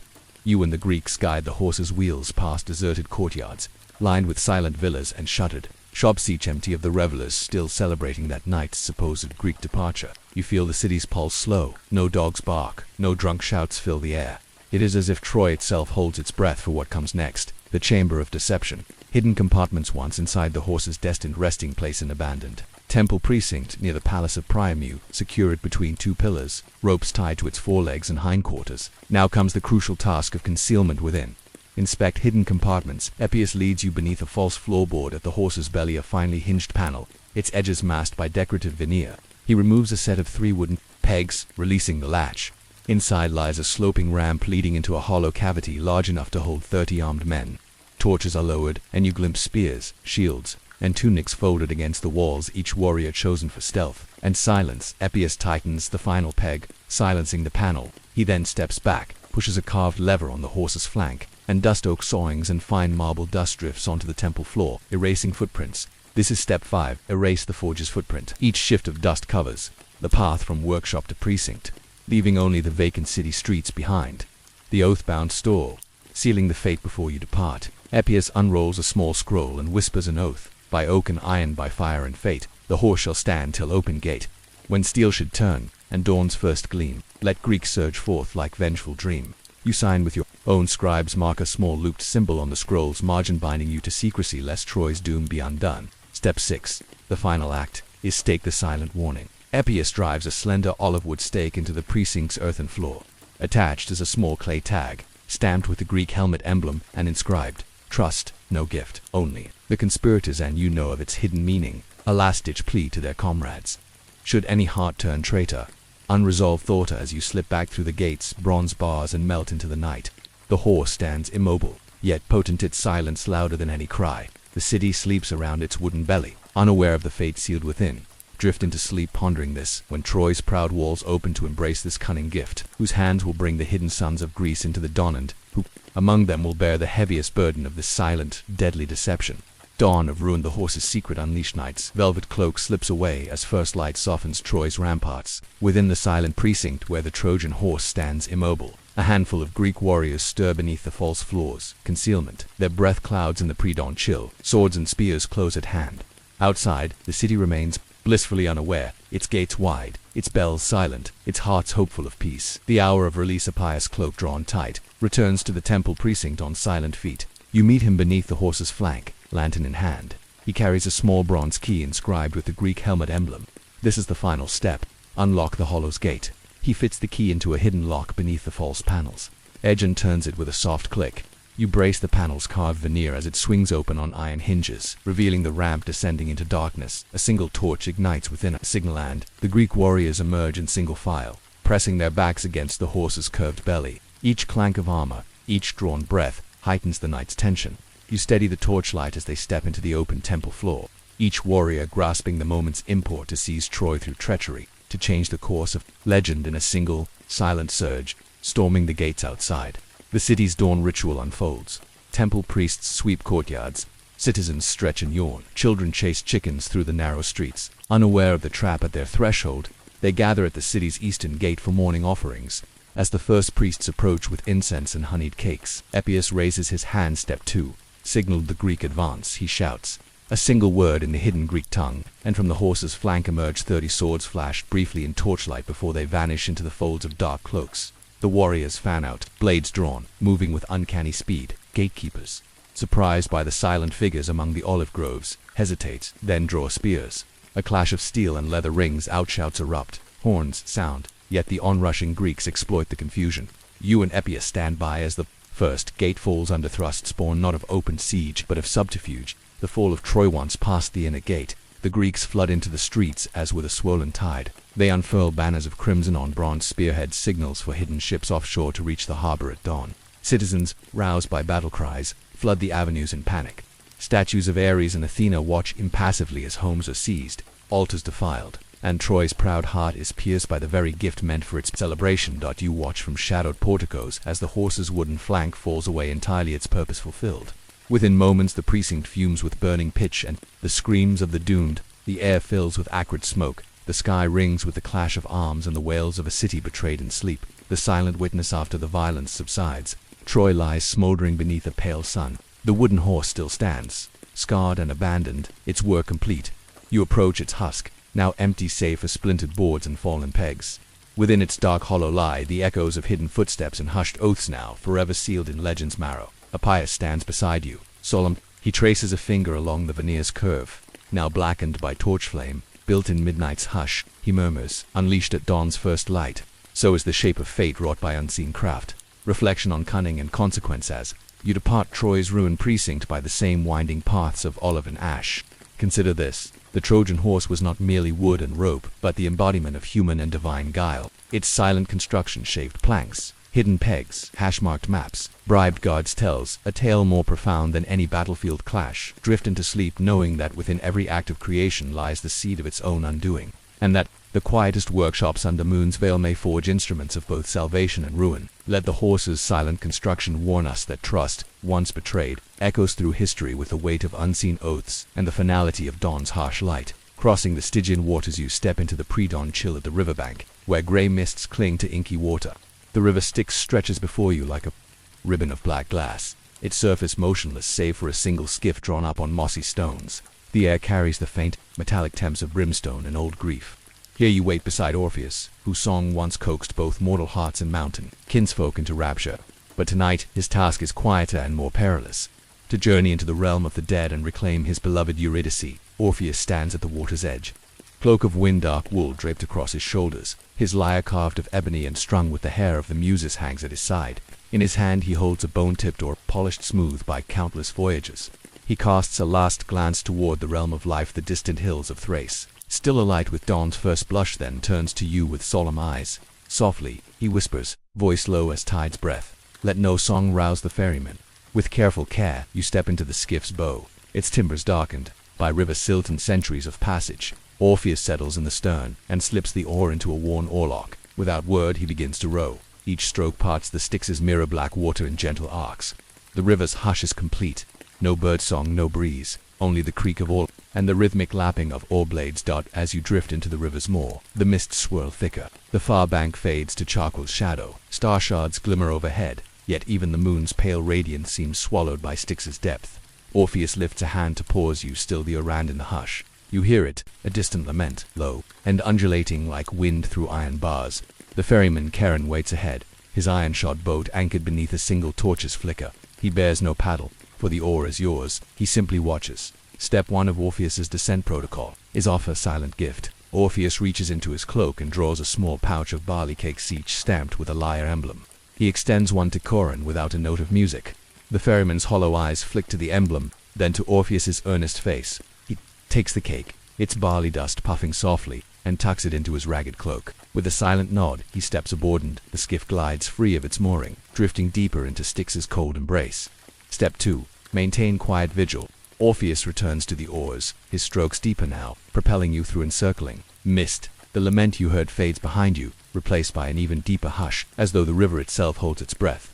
You kneel in the bow, torch lowered, scanning the black curtain for glints of ghostly shapes. Pale specters drift on distant shores, threads of white drifting among dark reeds, but none stir as you pass. After a time that feels both endless and infinitesimal, the skiff grinds into shallows before a vast cavern mouth. On either side loom columns carved from onyx, their capitals dripping with mineral stalactites. The flicker of unseen torches casts trembling shadows along the cavern's walls, revealing reliefs of judgment scenes. Souls weighed upon scales, Furies brandishing scourges, and a throne carved with Hades' stern visage. Here Orpheus pauses, the boat, and lifts the torch high, a single flame against utter night. Step 3. Invoke the Pathfinder's melody. At first, Orpheus's fingers hover above lyre strings. You hold the torch as still as dream, heart pounding in your throat. Then, with the softest exhale, he plucks a single chord in a sharp so pure it seems to brighten the torch's light. The cavern's shadows shiver, and you sense a path open, a corridor of polished obsidian steps spiraling downward, lit by sconces of blood-red ember. In that hush, Orpheus begins his descent, lyre cradled at his chest. His melody is mutida, winding lament woven from love's first breath and final gasp. Each note traces the fear in his veins and the hope in his heart. You follow in his wake, torch fluttering, careful not to crush any footfall echoing along. The stone dot as you move deeper. The air grows colder still and carries whispers like silk across stone. You pass chambers of waiting dead-edged souls seated on low benches, hooded heads bowed, awaiting judgment. When Orpheus's melody drifts to them, they raise their eyes, mournful and unblinking, as though their last mortal memory quietly surfaces. In his song, but they speak no word, and the path remains silent yet safe. Emerging from the judgment halls, you arrive at the river Lethe's bank. Here the waters flow pale and slow, promising forgetfulness. Beyond it stands the black-gated palace of Hades and Persephone, bronze doors inlaid with weeping poppies. Orpheus's torchlight trembles before the doors as he strikes the final chord of his introductory melody. Step 4. Present the tribute of song. Orpheus moves forward alone, leaving the skiff and torch behind. You step beyond the gates, threshold, heart tight with dread, as his voice rises in plaintive clarity. The chambers within open before him, corridors stretching like ribs of the dead. Finally, he stands before Hades' throne, a dais of umber-stone, where the god sits robed in shadows. Silence reigns in the throne room, no torchlight, no echo, only the dull glow from torches behind Hades' seated form. Orpheus draws a narrow breath and begins the hymn of love, each phrase a careful plea, each pause an offering of his soul. The strings sigh and swell, first the rising scale of longing, then a gentle fall of regret, then a final, trembling resolution of pure adoration, for Eurydice. As the last notes fade, you hold your breath. The silence that follows feels heavier than song. You watch Hades' helmeted head tilt, his torchlit eyes fixed upon the lyre's trembling form. You wonder, in this stillness, has he heard not only Orpheus's melody but the very beating of the poet's heart, and will that heart's rhythm be enough to move the lord of the dead? Echoes in the underworld's quiet canyons. You linger at the entrance to Hades' realm, the yawning cave draped with toadstool mushrooms and dripping icicle-like stalactites. Behind you, the ferryman's skiff has slipped away across the Styx, leaving only the faint lapping of water on stone. Before you, the underworld's hush settles like dust. No sun, no breeze, only the distant drip of unseen springs. Orpheus stands beside you, his lyre now muted of bright resonance. Across his back, his tunic, once sun-dyed blue, seems ash-gray beneath the cavern's gloom. In his hand he holds a slender torch, its flame flickering weak against black stone. His eyes, dark with resolve, meet yours in a single nod. Step 1 of his unspoken descent protocol is maintain silence at the threshold. You follow him into the canyon's narrows. Each footstep echoes twice, once in your ears, once in the cavern's cavernous throat. Dripping water falls from unseen heights, each drop sounding like distant bells.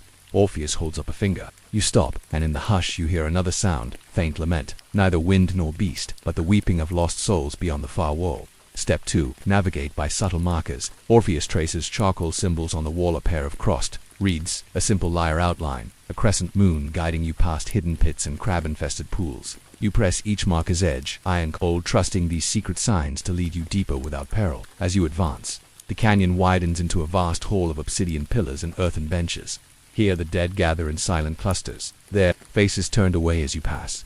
Orpheus raises his torch slightly and steps forward.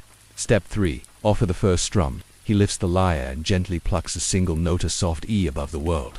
The sound flutters through the dead like a shy bird, halting their laments. Their heads turn, mournful eyes glinting in torchlight, yet none speak. The rule here is silence, even in shock. You descend metal steps hewn into the pillar's base, each tread worn by centuries of funerary processions. Step 4. Avoid the king's watchful gaze. Statues of Hades and Persephone flank a stone dais ahead. Their stony eyes follow Orpheus's passage. You and Orpheus skirt the dais's outer edge, avoiding direct line of sight. The torches flicker reveals Hades' grimace and Persephone's silent tears, icons of judgment and mercy. At the hall's end lies the final portal, a great bronze door, its surface etched with rivers and labyrinthine paths. Orpheus sets the torch before the door and lays his lyre across it. With a soft, reverent breath, he begins step 5. Play the king's welcome. His fingers graze the strings in a slow, mournful melody, a lament, so pure that even the door's metal seems to sigh. The melody weaves through the hall, and at its close, the door's massive rings turn. It swings open without creak, revealing the throne room's darkness. A single pulse of amber torchlight shines within. You follow Orpheus across the threshold, each footstep a pact of trust against the realm's eternal quiet. In the distance, you glimpse the silhouette of Cerberus, its 3 heads drooping, ears perked at the lyre's last echo. Orpheus kneels, offering a crust of barley cake from his satchel. The hound's jaws sniff, then accept the offering without a growl. Step 6. Satiate the gatekeeper's hunger. The beast steps aside, revealing a columned corridor that leads deeper into Hades' hidden courts. As you move forward, torch in hand and lyre at your side, the canyon's echoes fade into a softer hush, one of distant drips and Orpheus's steady breath. You wonder, when he reaches the throne of Hades himself, will his music pierce the god's stone resolve, or will the underworld's unyielding stillness claim even the brightest song? The ascent, the turn, and the final lamentin, the hush that follows Orpheus's song. The cavern's darkness seems to hold its breath. You stand just outside Hades' throne room, torchlight flaring against obsidian walls. Behind you, the river Lethe's pale waters glimmer like silk in gloom. Ahead, the portal to life awaits if Orpheus can secure his beloved's release. Orpheus steps forward alone. You cradle the torch at the threshold, its flame quivering as if caught between worlds. From within the throne room, you hear a soft secondary note, Persephone's slumbering sigh, or perhaps the stir of the dead at Orpheus's melody. Then the great bronze doors groan open on oiled hinges, and Orpheus emerges, eyes shining with both triumph and terror. In his arms is Eurydice, her gown of moonlit silk stained with Styx's mist, her hair damp and dark against his chest. She clutches at his tunic, pale lips parted in silent hope. Orpheus's face, worn by sorrow and song, softens at her sight. He bends to brush a strand of hair from her face, a final gesture of mortal tenderness before the trials of memory reclaim her. Step 1 of the ascent protocol is maintain unbroken gaze. Orpheus turns, stepping backward toward the cavern's mouth. Each measured stride must avoid the temptation to glance upon her form, to trust instead in the god's promise that life will follow music's bride. You step forward to guide the torchlight at his back, ensuring the path remains clear, each uneven step of stone visible without breaking his line of sight. As they pass the river Lethe's bank, Eurydice's steps falter. She reaches out as though drawn by memory's pull, one foot touching the pale current's edge. Orpheus halts, torch held aloft, and plants his feet firmly. The river's muted susurrus seems to whisper, "Forget," but Orpheus's hands tighten, and he draws Eurydice away, pressing her hand within his. Step 2. Shield against oblivion. In the cavern's deep gloom, you see Orpheus raise his lyre. With one finger he plucks a tentative chord, a soft anchoring melody that weaves around Eurydice's mind, warding off Lethe's forgetful breath. The mournful strain threads behind them as they continue upward, each footfall measured against the song's rhythm. Behind you, the dead stir at Persephone's gates. You glimpse pale faces pressing against the wall, specters of lost loves. Warriors caught between breath and bond, yet none step forward. The melody holds them at bay, creating a corridor of living hope atop the dead. You feel the torch's heat at your back, a small sun guiding their path through underworld's cold. Step 3. Resist the turning impulse.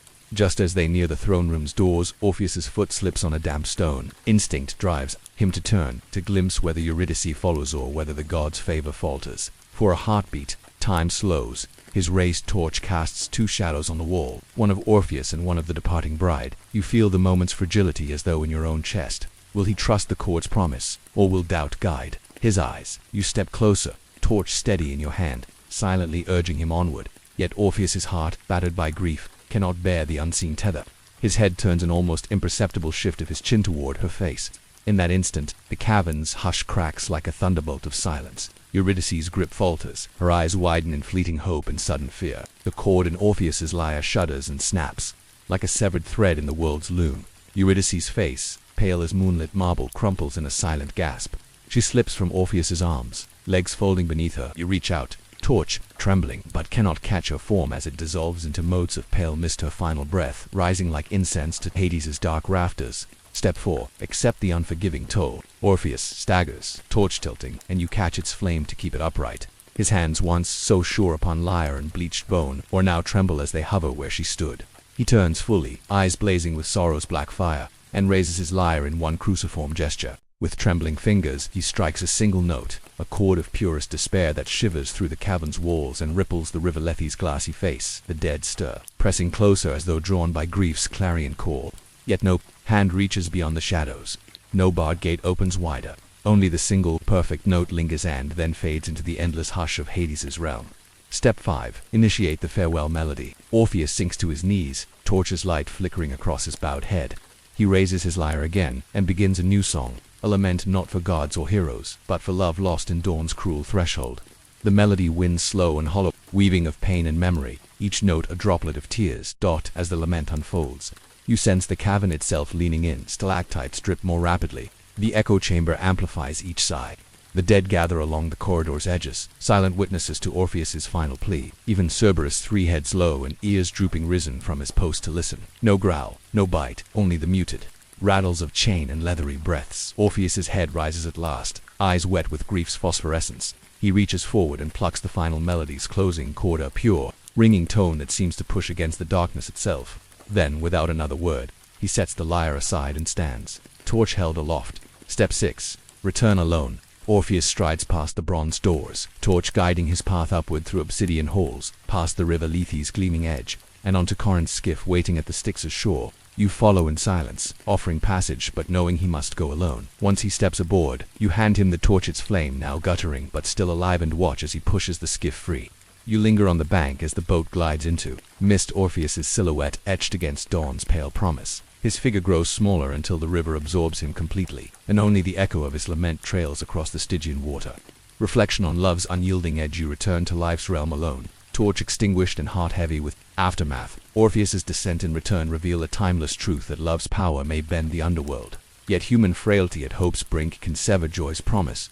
Drift into sleep pondering this, even the purest song, woven in faith and courage, may falter under doubt's turn. And yet within that faltering note lies the essence of mortal love, its glory, its tragic depth, and the enduring echo that sings beyond death's silent gate. Timber, tools, and the dawn of a heroic voyage before dawn's pale light touches harbor. You slip along the weathered pier to the shipyard where seasoned shipwrights and eager argonauts labor in whispered anticipation. The sea air is cool and bracing, scented faintly with pine pitch and salt spray. In the mist-soft gloom stands the hulking skeleton of a new vessel, the Argo, destined to bear Jason and his companions in search of the Golden Fleece. The shipyard is a ramshackle sprawl of oak beams, pine planks, and bronze tools glittering. Atop sawhorses, freshly hewn timber spur for framing, cedar for planking lie stacked in neat arrays.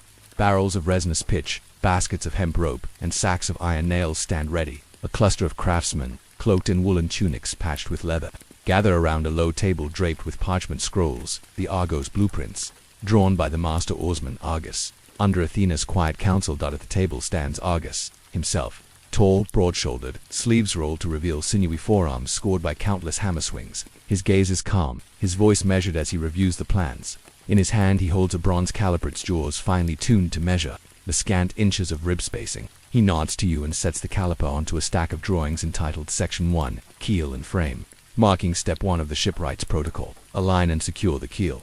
You follow him to the long, dark, timber-laid keel deep in wooden chocks. Argus sets one end's bevel against a spirit level, a simple oil bubble and glass ensuring absolute straightness along the hull's spine. He taps the timber with a wooden mallet. The hollow ring confirms solid grain. You hold the level steady as he tightens iron clamps to brace the keel's ends. Once true, he marks guide holes for the first trunnels, enchanted wooden pegs that will bind ribs to keel without metals, brittle fatigue. Step 2 is install the frame's ribs. Argus selects the first bent oak rib steamed and shaped in a curvature learned from Dolphin's arc. With deft hands he sets it into a notch on the keel, Then you gouge pilot holes through both timber flanks. Argus hammers home trunnels of oak, each swelling to lock the ribs in place. One by one, 20 ribs rise like a forest of silent sentinels, their tops arching toward an unseen curve of deck and sail. As pale light seeps through dawn clouds, the yard's apprentices carry cedar planks for step 3, plank the hull. Argus fits the first plank's edge against the ribs outside, using chalk to mark tight seams. You plane the plank's beveled edge to achieve a snug fit, no gaps for water's intrusion. When alignment is perfect, he taps iron nails through bronze cleats, fixing plank to rib with a rhythmic cadence. Each plank adds strength and shape, the hull broadening like a sleeping whale poised to glide between planking. Argus shows you the charred bucket of pitch. Step 4. Seal and protect. He warms pitch in a shallow brazier until it simmers, then dips a stiff bristled brush to apply a thin coat between planks. Seams the pitch sizzles and darkens the wood, sealing. Capillary cracks against spray and rot. US is feeling the heat's comforting burn on your forearms and inhaling the resinous aroma that promises seaworth acetios artage. As morning's song rises, gulls calling, hammers ringing, Argus moves to step 5. Carve the figurehead. He retrieves a block of olive wood, fresh from Grove's heart, and sets it on a carving horse. With a sharpened adze, he begins to sprig into spring water, then sprinkles droplets over the hearth's rim and the temple's threshold. You follow, casting water in gentle arcs to cleanse the courtyard of last night's smoke and stirrings. Each drop hisses softly on stone, and you inhale the crisp scent of laurel and water, symbols of renewal. Next comes step 3, offer the first grain. Cornelia takes a handful of clean barley from the second altar and scatters it within the brazier's embers. Each grain that sizzles marks a prayer for Rome's prosperity. You replicate her motion, tossing barley in measured handfuls as though sowing seeds for the city's fortune. The tiny pops echo in the hushed courtyard. Step 4 is light the morning lamps. 12 small oil lamps shaped like lotus blossoms and filled with pure olive oil line the hearth's rim. Cornelia strikes a flint against steel, sparking each lamp's wick to gentle flame. You lift your lamp so its glow spreads soft and golden across the colonnade, a silent beacon for any late-stirring priests or passers-by. Between offerings, Cornelia and you pause before the third altar. She plucks a leaf from the laurel bulb. 5. Divine the city's omen. Pressing the leaf to her lips, she closes her eyes and inhales its resinous scent, reading the rustle of leaves in gentle wind. She opens her eyes with calm clarity, a favorable omen for the Senate's meeting this morning. You carry the leaf to the Senate steps later, a silent token of Vesta's blessing. As dawn's rosy light filters through the cypress, Cornelia intones the final blessing of Section 1. May flame and hearth guard Rome's walls and hearts this day. You bow your head, torch in hand, as the other Vestals rising in perfect white procession emerge to join the rite. Their quiet footsteps echo on marble as they move toward the inner sanctum unresolved. You step back into the courtyard's soft light, feeling the city's pulse quicken as Rome awakens. Yet you wonder when duties shift from ritual to daily life, tending flame to weaving sacred garments. What inner vows sustain the Vestals through decades of silence and service? Tending the eternal flame and sacred duties. Dawn's pale glow has fully dispersed the courtyard's shadows. Yet the house of the Vestals remains hushed, its marble pillars glinting with dew.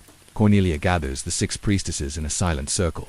Around the brazier, their white stole whispering on folded arms. With Section 1's preliminary offerings complete, you now witness the deeper rites that sustain Rome's hearth and bind city to flame, rekindling the eternal fire. Though the embers glow faintly, they require fresh fuel to burn without interruption. Cornelia nods to you, and together you fetch bundles of dry pine kindling stored in alabaster-lined niches beneath the hearth. The wood harvested at the winter solstice and left to season for 9 months carries resin rich enough to smolder yet free of rotting moisture. Cornelia lifts a torch from its bronze sconce and holds its flame above the embers, coaxing the kindling into life. You layer small sticks in a crisscross pattern, careful to leave air channels for the fire's breath. Each added branch hisses as resin catches flame, sending up a steady plume of sweet smoke. When the kindling burns bright, Cornelia lays progressively. Larger logs for an oak alternated to ensure even combustion. You feed the logs at measured intervals, watching as the brazier's heart surges from ember to blaze. The flame's roar remains gentle, wholly not wild, but unwavering, unresolved thought. Will this rekindled hearth remain steadfast through wars and plagues? Its flame whispering Rome's promise into the darkest nights.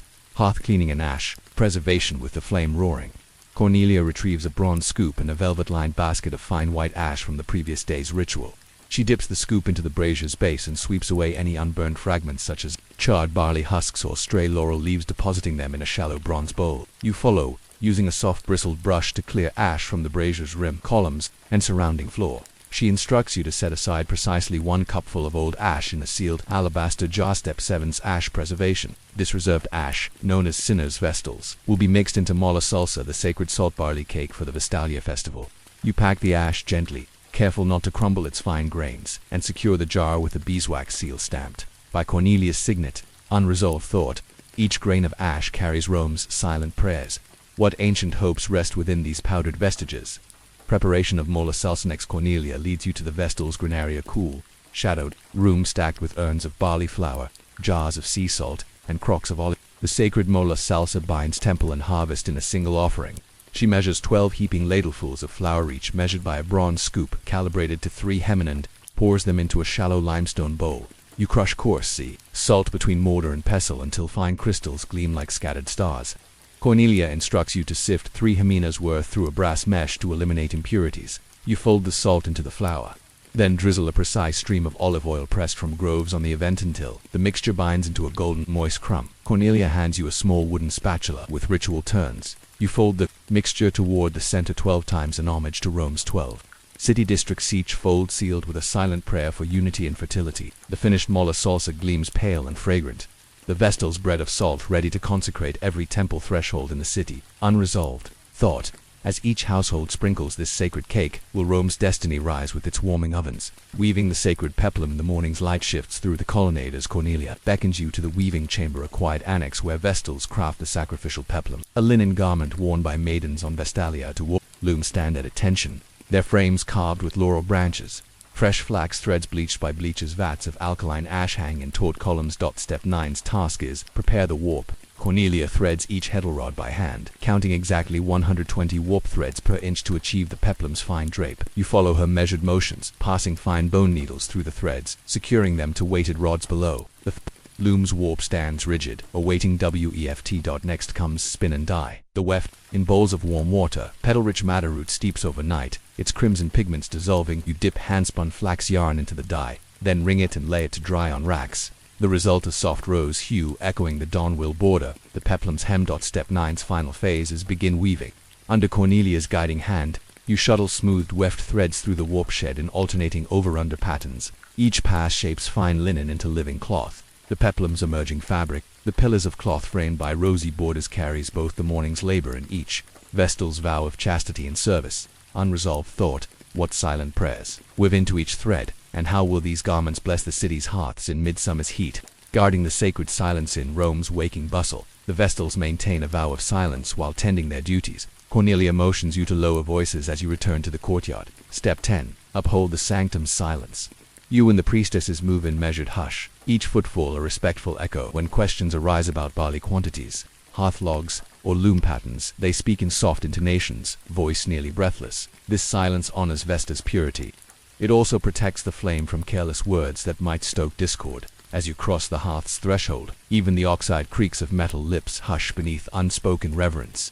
Unresolved thought. In that steadfast quiet, what unvoiced hopes and fears might weigh upon each Vestal's heart? Monitoring the cities, prayers from a small marble window overlooking the Via Sacra. Cornelia watches the crowds gathering at the Senate and Forum. Step 11.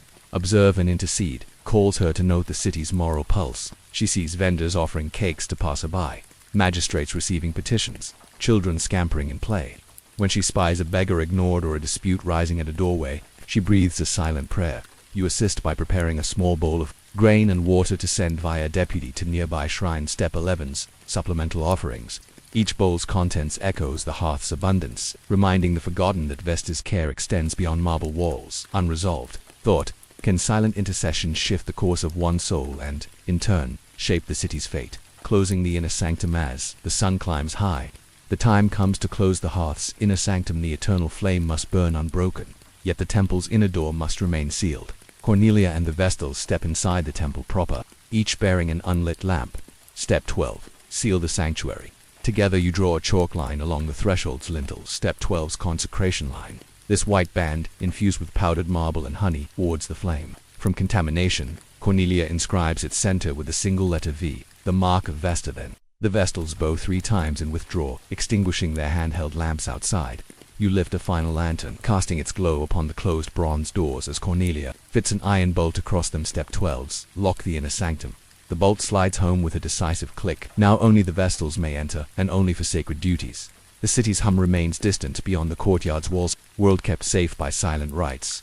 Reflection on rituals, steady flamed Vestals dispersed for mid-morning rest. their tasks complete yet their vigilance unbroken. You pause by the brazier, now luminous with steady flame, hearth's embers glowing like scattered stars in an eternal sky. In the quiet certainty of these 12 steps rekindling fires, preserving ash, weaving peplums, upholding silence lies Rome's resilience. Drift into sleep, pondering this. The Vestal's daily rites are neither grand nor thunderous, but in their humble rhythm lies the strength that guards an empire. How many unseen hands must tend each ember to ensure a city's heart continues to beat beneath marble and stone? Morning among the river sands, you awaken before first light in the ochre-walled quarter of Seneca, where narrow lanes curve beside the Niger's gentle flow. The air is cool with mist off the water, carrying the soft scent of fig trees and smoke from midnight hearths. You slip through a low doorway into the courtyard workshop of Abu Bakr, master goldsmith, to the mansa, where the day's first craft begins before the city stirs. Inside, the workshop is dim but for a single clay brazier burning palm kernel charcoal. Along one wall, shallow clay basins hold river sand from upstream, fine grains glinting with specks of alluvial gold. Near them stand wooden sieves woven from tamarisk twigs and woven grass trays for panning. The floor is compacted, earth-strewn, with discarded shells from yesterday's ore washes. Abu Bakr emerges from a side chamber, his long robe of indigo-dyed cotton still crisp. His hands are wrapped in soft goatskin strips protecting both skin and precious metal. He greets you, without words, gesturing toward the sand basins. This is step 1 of the Dawn Refinery Protocol. Assess the ore yield. He lifts a shallow palmful of sand, lets it sift through his fingers, then drops it to the basin's center. He studies the darker flecks, nodding at their ratio to lighter grains. You repeat his motion, measuring equal scoops to confirm consistency. A morning's high yield promises both profit and patience. Lean sands demand extra hours of panning. Step 2 is warm and wash the sand. Abu Bakr kneels, ladles hot water from the brazier's kettle into a basin, and stirs until the sand glitters with moisture. You follow, pouring 3 measures of clear river water and stirring with a peeled acacia stick. The warm wash releases clay and impurities, sending fine silts into suspension. He watches the basin's edge for settled gold fragments, cruelly lightened gestures for you to pour the cloudy mixture through the first sieve. Step 3. Sieve and pan. You lift the sieve, shaking it in a gentle arc that allows sand to pass while retaining larger stones. The discarded grit falls to a clay floor channel. Abu Bakr then hands you a shallow wooden pan rimmed with woven grass. You scoop the sieve mixture into it and begin the rhythmic swirl, water and sand roil as your wrist maintains a steady tilt. The heavier gold flakes settle to the pan's base, while lighter sands wash over the lip. After minutes of careful motion, you append the pan to inspect its bottom tinny gold grains, nestling like midnight stars against polished wood. When the pan center glitters enough, you and Abu Bakr move to step 4. Concentrate and dry the gold dust. He transfers the gold-laden wash into a smaller bowl, then fans a fine metal tray above the brazier's gentle heat. You pour the mixture onto the tray. Water hisses away, leaving behind damp gold paste. Abu Bakr pats it with a feather-soft cloth, drawing out moisture until the paste stiffens. When completely dry, he scoops the paste into a small leather pouch, a measure of this morning's refinement. As dawn brightens the workshop, Abu Bakr sets aside the pouch and moves to step 5. Prepare flux and smelt. He grinds borax and soda traded from the Sahara caravans into a fine powder, mixing it with a little olive oil to form a pasty flux. You assist by measuring 3 parts of flux to 5 parts of gold paste, stirring until smooth. This mixture will lower the melting point and draw off remaining impurities during smelting before lighting the charcoal forge. He ladles a teaspoon of flux gold paste into a clay crucible. You place the crucible on a heated anvil plate above the coals. Together, you stoke the fire until the crucible's rim glows faintly. The gold melts first, then bubbles as flux flecks rise to the surface. Abu Bakr watches for the moment of clarity when the molten sheen runs free of dross, then tilts the crucible's lip to pour liquid gold into a narrow clay mold. The stream hissing onto the cooler mold's lips is both promise and pause. Step 6. Cast the gold ingot. The mold cools in minutes. You tap its side gently until the ingot drops free, a small bar of burnished yellow. Abu Bakr weighs it on a bronze scale against a calibrated seed pod measure, then stamps its surface with his master's seal, a stylized desert lion. This morning's ingot is precious enough to craft the governor's headdress ornament or the mosque's gilded dome FINIAL. As city bells begin their first chimes, Abu Bakr wipes his brow, and you step back into the workshop's half-light. The courtyard's outer gates creak open, the marketplace stirs, and donkey-drawn carts rumble over mosaic stones. Yet here remains the hush of goldust refining, the steady pulse of ember and pan, unresolved thought. You carry the day's gold ingot in your palm, wondering how many dawns of meticulous panning and smelting lie behind every gilded dome in the Sahara, and what silver-haired goldsmiths still labor in hushed workshops beneath foreign suns. From ingot to ornament crafting, consignment, and legacy, the Niger's midday sun warms the workshop's courtyard as you and Abu Bakr prepare to transform the newly cast ingot into objects of lasting splendor. Where the morning's focus was on refining gold dust and smelting pure metal, this final phase emphasizes the goldsmith's artistry, forming, engraving, and distributing the day's yield in service of culture, faith, and commerce. Reheating and flattening the ingot, Abu Bakr retrieves the small ingot still warm to the touch and places it in a second, smaller crucible atop a low anvil plate. He rekindles the brazier's coals to a steady orange glow. This is reheat for malleability, the seventh step. He watches the ingot soften at its center, then withdraws it with tongs onto the anvil. You steady the ingot's edges as he wields a rounded hammer, flattened face hot from repeated strikes. Each blow arcs the gold outward, expanding its thickness into a rectangular sheet. The metal grows broader with every tap, its surface rippling like molten water, an effect both practical and beautiful. Abu Bakr pauses between hammerings to rotate the bar, ensuring uniform thickness. You brush away tiny fragments of pitch and ore with a goat hair brush, revealing the sheet's luminous satin finish beneath a veil of soot. Cutting and forming decorative filigrees, the sheet reaches the desired thickness. Fine balance between durability and ductile elegance. Abu Bakr marks patterns in charcoal, interlaced geometric bands and stylized palm motifs that reflect both Timbuktu's Sahelian heritage and Islamic artistic tradition. This is design, the filigree. Step 8. He lays the sheet on a leather cushion and guides you in snipping narrow strips with fine shears, each cut precise within a hair's breadth. The strips are then rolled on wooden mandrels to form spirals and loops, ornamental filigree destined for mosque lamps, Quran covers, and noble turbans. You assist by holding mandrels steady and applying gentle pressure, coaxing the gold into graceful coils. Each swirl is trimmed and sanded with emery cloth to remove burrs, leaving edges soft to the touch. Soldering and assembling Abu Bakr prepares the soldering flux, mixing borax, pounded sesame oil, and a pinch of red ochre into a paste applied to filigree joints. He heats a small blowpipe's flame, concentrates it beneath a coil joint, and melts a sliver of fine silver chosen for its lower melting point to solder the gold pieces together.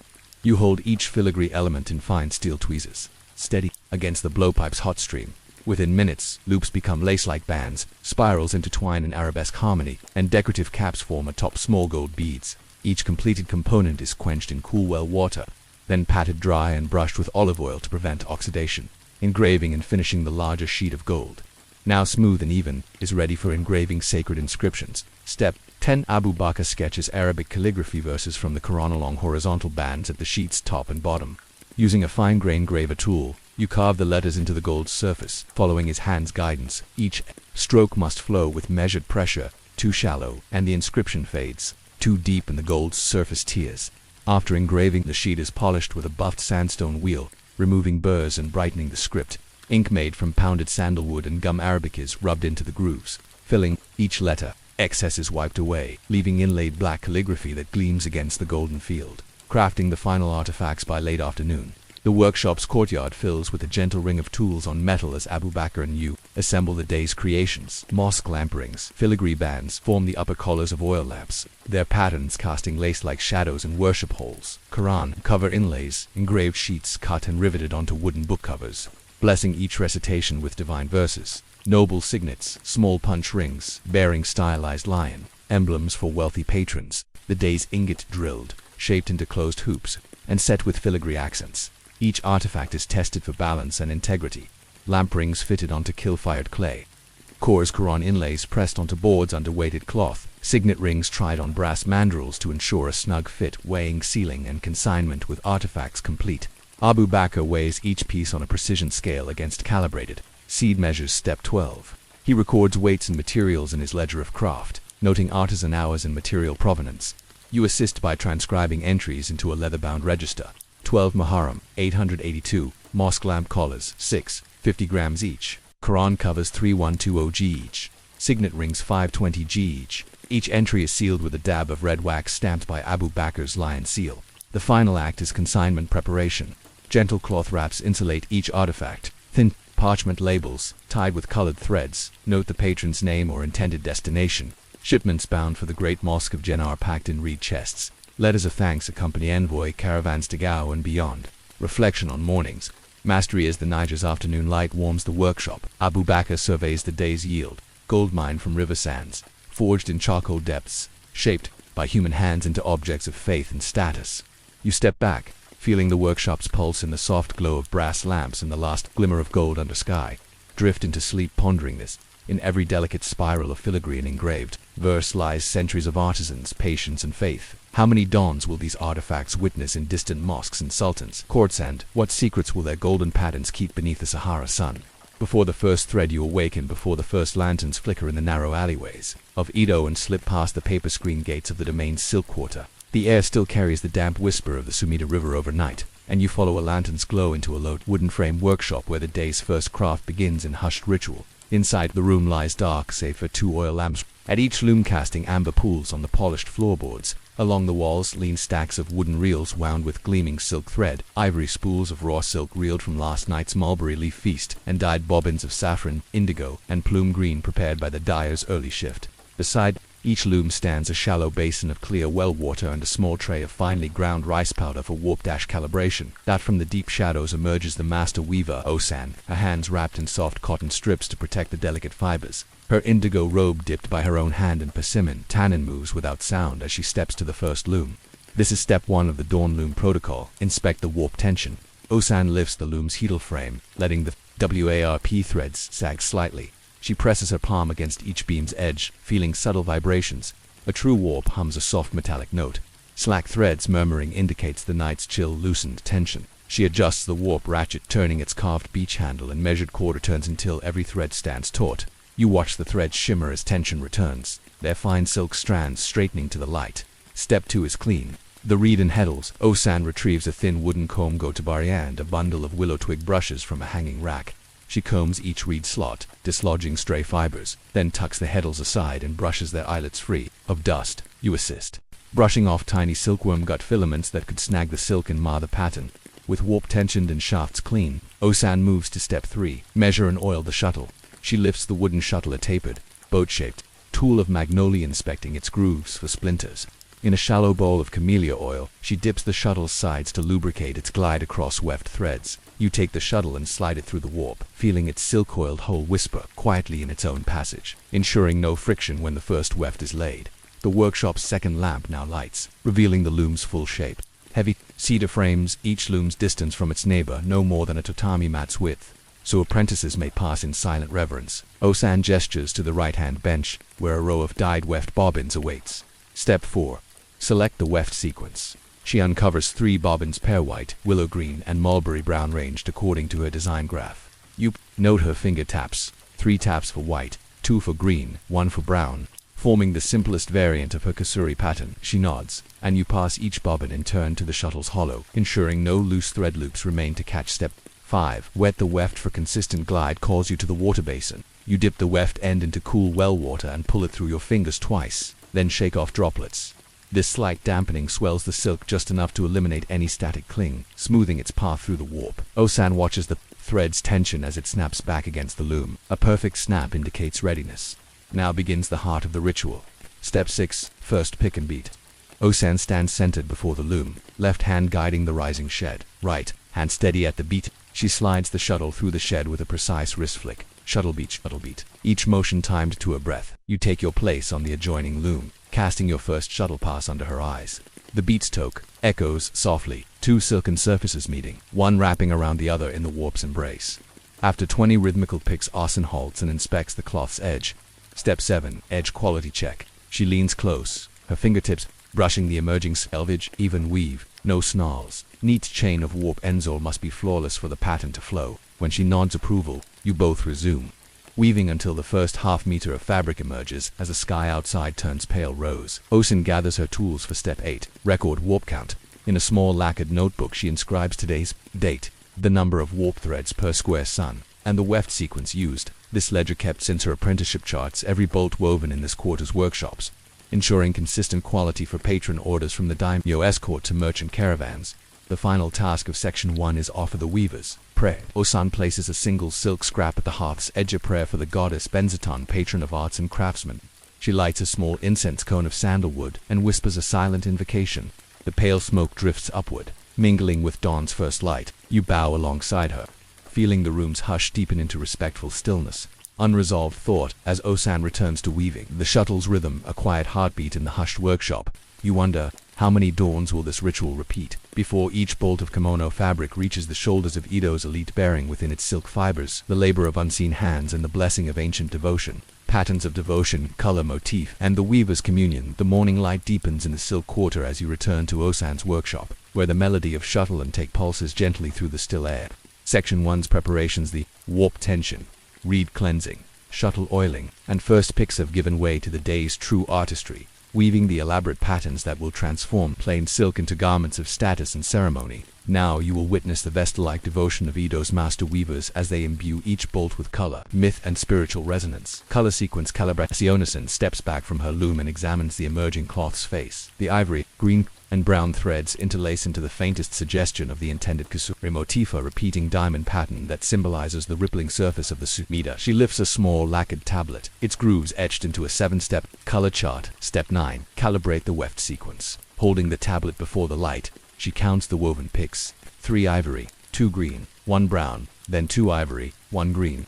You mirror her count on your own loom, ensuring your rhythm matches hers precisely. Any miscount will mar the pattern's geometry, so you pause, breath held, and correct your shuttle's next insertion before resuming. Only when both cloth faces align in perfect harmony does Osan nod and hand you a fresh bobbin of deeper indigories, verved for weaving the accent borders with the accent color at hand. Osan moves to the loom's outer sheds.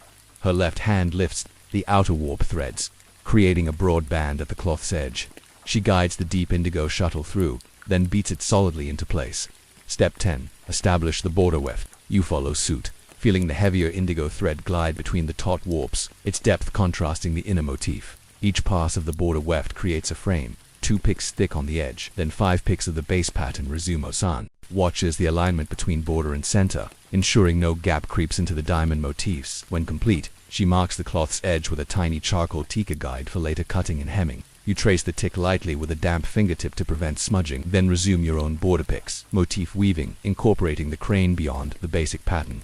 The day's masterpiece calls for a tableau of crane symbols of longevity and good fortune to grace each length center. Osan unrolls a small sketch, charcoal lines mapping the crane's wings, neck, and plumage sized to 8 warp threads wide and 10 weft picks tall. This is step 11, embodied motif weaving. She lowers the warp lever to raise the precise 8 threads, creating a temporary shed within the pattern structure. With deft fingers, she inserts a crisp white shuttle bobbin wound with pearl white silk, plucking out the crane's head shape on the loom. You follow, passing the shuttle through, then beating carefully to preserve the surrounding kusuri. After 5 picks, she shifts the shed for threads to trace the wing's curve, guiding you through each subtle swoop. Your arms move in measured arcs, weaving each feather as a separate group of picks, 3 picks inwards, 2 outwards, creating a scalloped edge.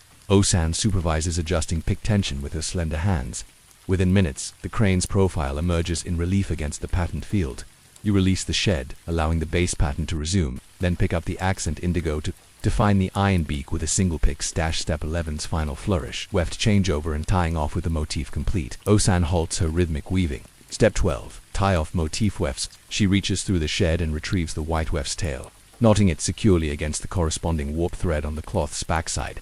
You pass her each loose tail in turn white, indigo, and brown, and she tucks them beneath the last half-inch of picks, trimming to precise length so no loose ends mar the cloth's face. After the crane's motif, she weaves 4 rows of plain ivory to isolate it, then resumes the kusuri repeats. You follow on your loom, allowing each motif to glide past your shuttle in a steady procession of heritage and hope.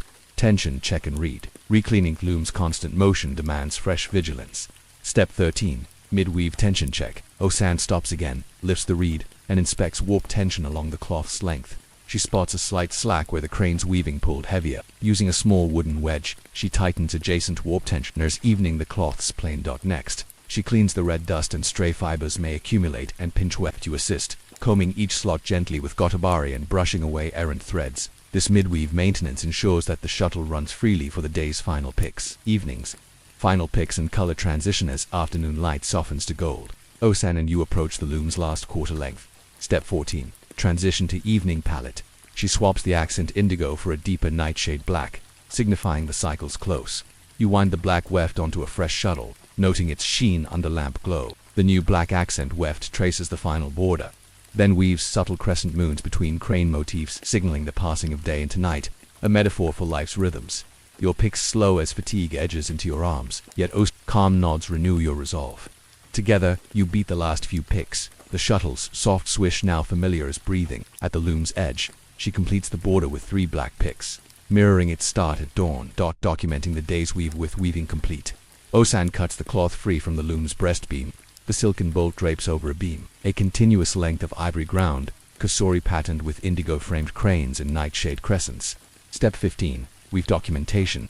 She and you unroll a yard's worth, lay it upon a low bench, and inspect each motif and border. For irregularities, skipped picks, loose tails, or tension issues. Finding none, Osan measures the length with a wooden yardstick and records today's piece in her weaver's ledger. 8th month, the 12th day, 15 yards ivory field Kusuri with indigo crane motif and nightshade moons. WARP density 120 inch, weft pattern 3-1. You assist by noting shuttle counts and weaving duration. 2 hours and 25 minutes from first pick to final cut. The ledger's page is filled with quill-penned lines, will guide weavers for seasons to come. Reflection. On loom and life as the sky beyond the paper screens drifts to twilight. Osan wraps the bolt in fine paper and ties it with plain hemp cord ready for delivery to the patron's house. The workshop's torches glow beneath the rising moon, and apprentices pack away bobbins and brushes for tomorrow's dawn. Drift into sleep, pondering this.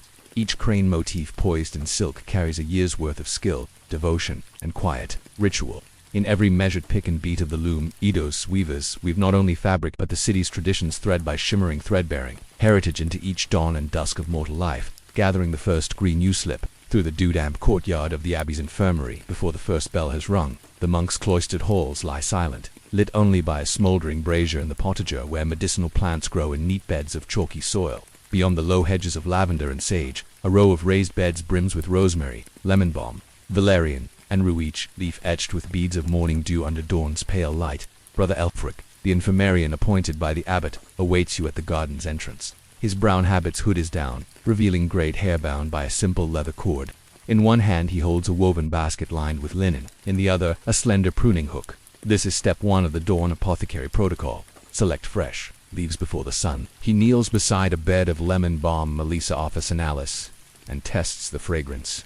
A soft, lemony sweetness that soothes the senses. You follow suit, brushing the underside of a leaf between thumb and forefinger, inhaling its minty citrus aroma. Elfric's pruning hook makes a clean slice through the stem just above the node.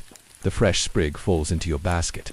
You repeat, this for sage salvia officinalis, seeking only the topmost pairs of leaves, and for rosemary hosmarinos officinellis, selecting slender new shoots no thicker than a reed. With basket half-filled, Elfric signals step 2, gather roots and berries by moon's memory. He guides you to a bed of valeriana officinalis, noting that its root clusters should now bear maximum oil content. You loosen the soil around a cluster with a handheld trowel, lift the root, and shake free the earth. The pungent, earthy scent rises immediately. He hands you a small cloth bag. You tuck the root inside, careful not to bruise its fragrant flesh. Next, he leads you to a thorny curly-leaf bush blooming with tiny black berries. These seeds, he explains, add warming spice to bitter elixirs. You twist a ripe berry free, its skin giving with a soft pop, and drop it into the bag. Each selection follows the herbal calendar passed down in the abbey script: roots before sunrise to preserve potency, leaves before noon to capture their volatile oils, berries at dusks turn to harness sugar's sweetness. Step 3 is weigh and record each harvest. Back at the stone potager bench, Elfric spreads your basket's contents across a pair of balanced scales. Using a set of brass weights ranging from single drams to full ounce, he measures each herb's quantity, noting on a waxed parchment scroll: lemon balm, 4 drams, sage, 3 drams, rosemary, 2 drams, valerian root, 1 ounce, curry berries, 1/2 dram. You copy the entries in neat Carolingian minuscule for posterity, the ink drying in soft clots as you dot each I dot with the herbs weighed. Step 4 calls for clean and dry preparations. Elfric spreads each batch on fine linen cloths inside the warming chamber adjacent to the infirmary hearth. The chamber's shuttered window is left ajar just enough for gentle air. Avoiding direct sunlight that could degrade delicate oils, you turn the leaves every half hour, ensuring even dryness. The valerian roots, thicker and denser, remain buried in dry sand within a clay pot until ready to grind. Finally, step 5 of section 1 is offer the garden's first blessing. Elfric retrieves a small clay bowl of spring water mixed with a single drop of olive oil. He sprinkles the mixture over the harvested patches, murmuring a quiet prayer: by soil's gift and holy breath, may these herbs heal life from death. You bow your head, feeling the abbey's centuries of devotion echo in each drop. Unresolved thought, as you leave the potager to begin grinding leaves by mortar and pestle. You wonder how many infirmities have been soothed by these dawn harvest lives and what healing secrets remain hidden in the abbey's silent herbarium, awaiting tomorrow's early light. Grinding, infusing, and the apothecary's quiet vigil, the sun climbs higher, drying the courtyard's lingering mist as you return to Brother Elfric's workshop beside the infirmary's hearth. The woven linen cloths spread with lemon balm, sage, and rosemary now lie, crisp and fragrant, their volatile oils locked within crisp leaves. The valerian roots sit buried in dry sand, their earthy aroma strong beneath the clay pot's lid. It is here, amid the steady crackle of embers in the hearth's brazier, that you witness the deeper ministrations of medieval medicine, transforming raw harvest into potent remedies through ritual grinding, infusion, and prayerful observation. Preparing the mortar and pestle, Elfric kneels before a low wooden shelf where a pair of heavy, polished porphyry mortar rest, each matched with a pestle of carved yew wood. These were blessed at Michaelmas by the infirmarian's own abbot, ensuring purity. Of vesselesses sanctify the grinding vessels. Step 6. He sprinkles a few grains of salt and barley flour into the mortar, then grinds them together into a fine dust. This first, where smooths any impurities and leaves no trace of previous compounds. You assist by carefully washing the mortar and pestle with warm water drawn fresh from the well, then wiping each dry with a soft linen cloth. The stone and wood gleam, ready for the day's more delicate work, grinding the herbs to powder with vessels prepared. Elfric takes the dried lemon balm first. Step 7. Powder the leaves. He places a small handful of crisp leaves into the mortar and brings the yew pestle down in measure. Circular strokes, the leaves shatter into bright green flakes, then into fine aromatic powder. You steady the mortar with one hand and assist by brushing stray powder from its rim back into the bowl, ensuring no loss of precious material. The lemon balm's dusky citrus scent intensifies, filling the workshop with its soothing promise. Next, he grinds sage in the same mortar, its silvery leaves yielding a muted green powder known for clarifying the mind and easing fevers. You note the subtle change in aroma, a camphor-like sharpness that suggests antiseptic virtues. When sage is done, rosemary follows. Step 7's final leaf grind, its woodsy fragrance evoking hearth warmth. Each herb is ground separately, then measured out into small wax paper packets, their weight recorded in the infirmary's ledger. Lemon balm powder, 2 scruples sage powder, 1 scruple rosemary powder, 1 scruple pulverizing valerian and berries. The heavier materials require a coarser approach. Elfric scoops the dried valerian root from its sandbed. Step 8. Crush the root. He breaks small pieces by hand and places them in a hexagonal wooden mortar. You assist in pounding them with a sturdy pestle, each strike echoing as coarse chips separate from finer fragments. When the root yields to powder, he sifts it through a brass sieve retaining mid-sized granules known to release sedative compounds effectively.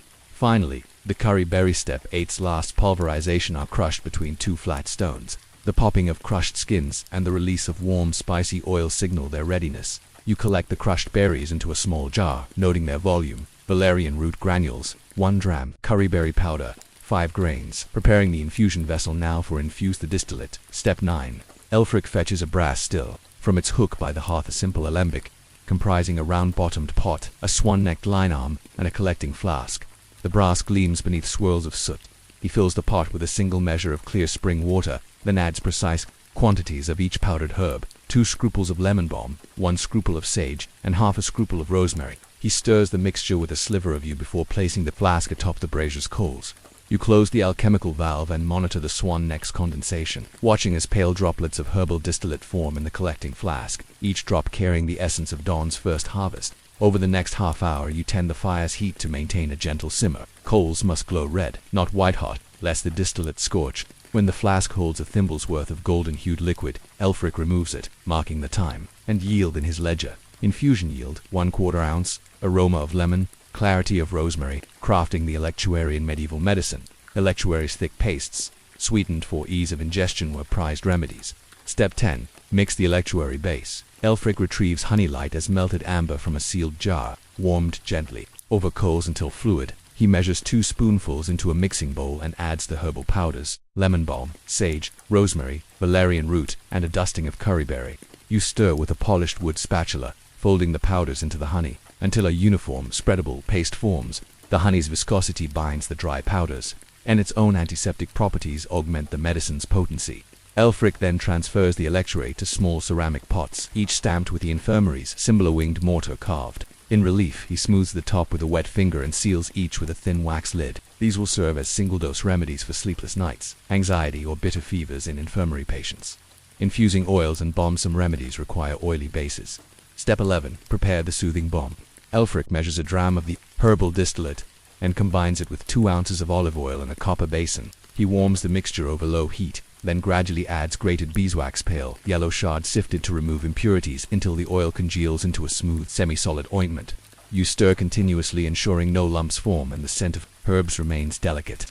When the balm holds shape on the spatula's edge, Elfric pours it into tiny tins, each inscribed for topical application: wounds, dry skin, and headaches. The workshop fills with the soft aroma of honey, oil, and fresh herbs.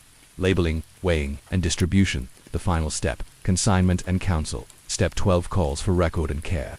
Elfric weighs each ceramic pot and tin against brass weights, entering precise masses in the ledger. Electuary pots, 1/2 ounce each. Herbal balm tins, 1 dram each. You assist by writing medicinal instructions on slender strips of vellum. Dosage: rhythm, for example, 1 spoonful at vespers, and cautions not in pregnancy without abbot's blessing. Each vessel receives a vellum label tied with colored thread. He then calls Brother Thomas, the infirmary steward, to collect the day's medicines. Thomas bears a wooden tray, and you help place each electuary pot, oil distillate vial, and balm tin in neat rows. The infirmary's wards will receive these remedies before noon's meal, ensuring that monks and noble almsmen alike may benefit from Dawn's hush and human devotion to healing craft. Reflection on Dawn's apothecary labors. The infirmary bells chime the first hour after sunrise. You and Elfric step into the cloistered halls, trays in hand. The corridor's arches echo with measured footsteps and quiet gratitude. In the workshop, the heart's embers glow steady, awaiting the next dawn's harvest and another cycle of sacred ministrations. Drift into sleep, pondering this. Each drop of herbal distillate, each spoonful of electuary carries within it the memory of dewdamp leaves and patient stone mortar, a testament to medieval medicine's blend of faith, labor, and the earth's generous cure. How many ailments were eased? How many restless nights comforted by these humble rituals of herb and fire? Healing hands and the infirmaries grace. The midday sun has risen high above the abbey's red-tiled roofs, casting warm light across the infirmary's inner courtyard. You find Brother Elfric seated beside a narrow stone bench near the herb workshop, his leather-bound ledger open across his lap. The trays of electuary pots and balm tins gleam softly in the filtered light, awaiting distribution. Now begins the final, most compassionate phase of the dawn herb grind, bringing yesterday's harvest and today's alchemical labors to those in need, and witnessing the gentle power of healing rites unfold. Step 13. Morning rounds and patient assessment. Brother Thomas, the infirmary steward, leads you through the corridor's low arches into the ward chambers. The scent of clean straw and lavender mingles with the lingering fragrance of medicinal herbs.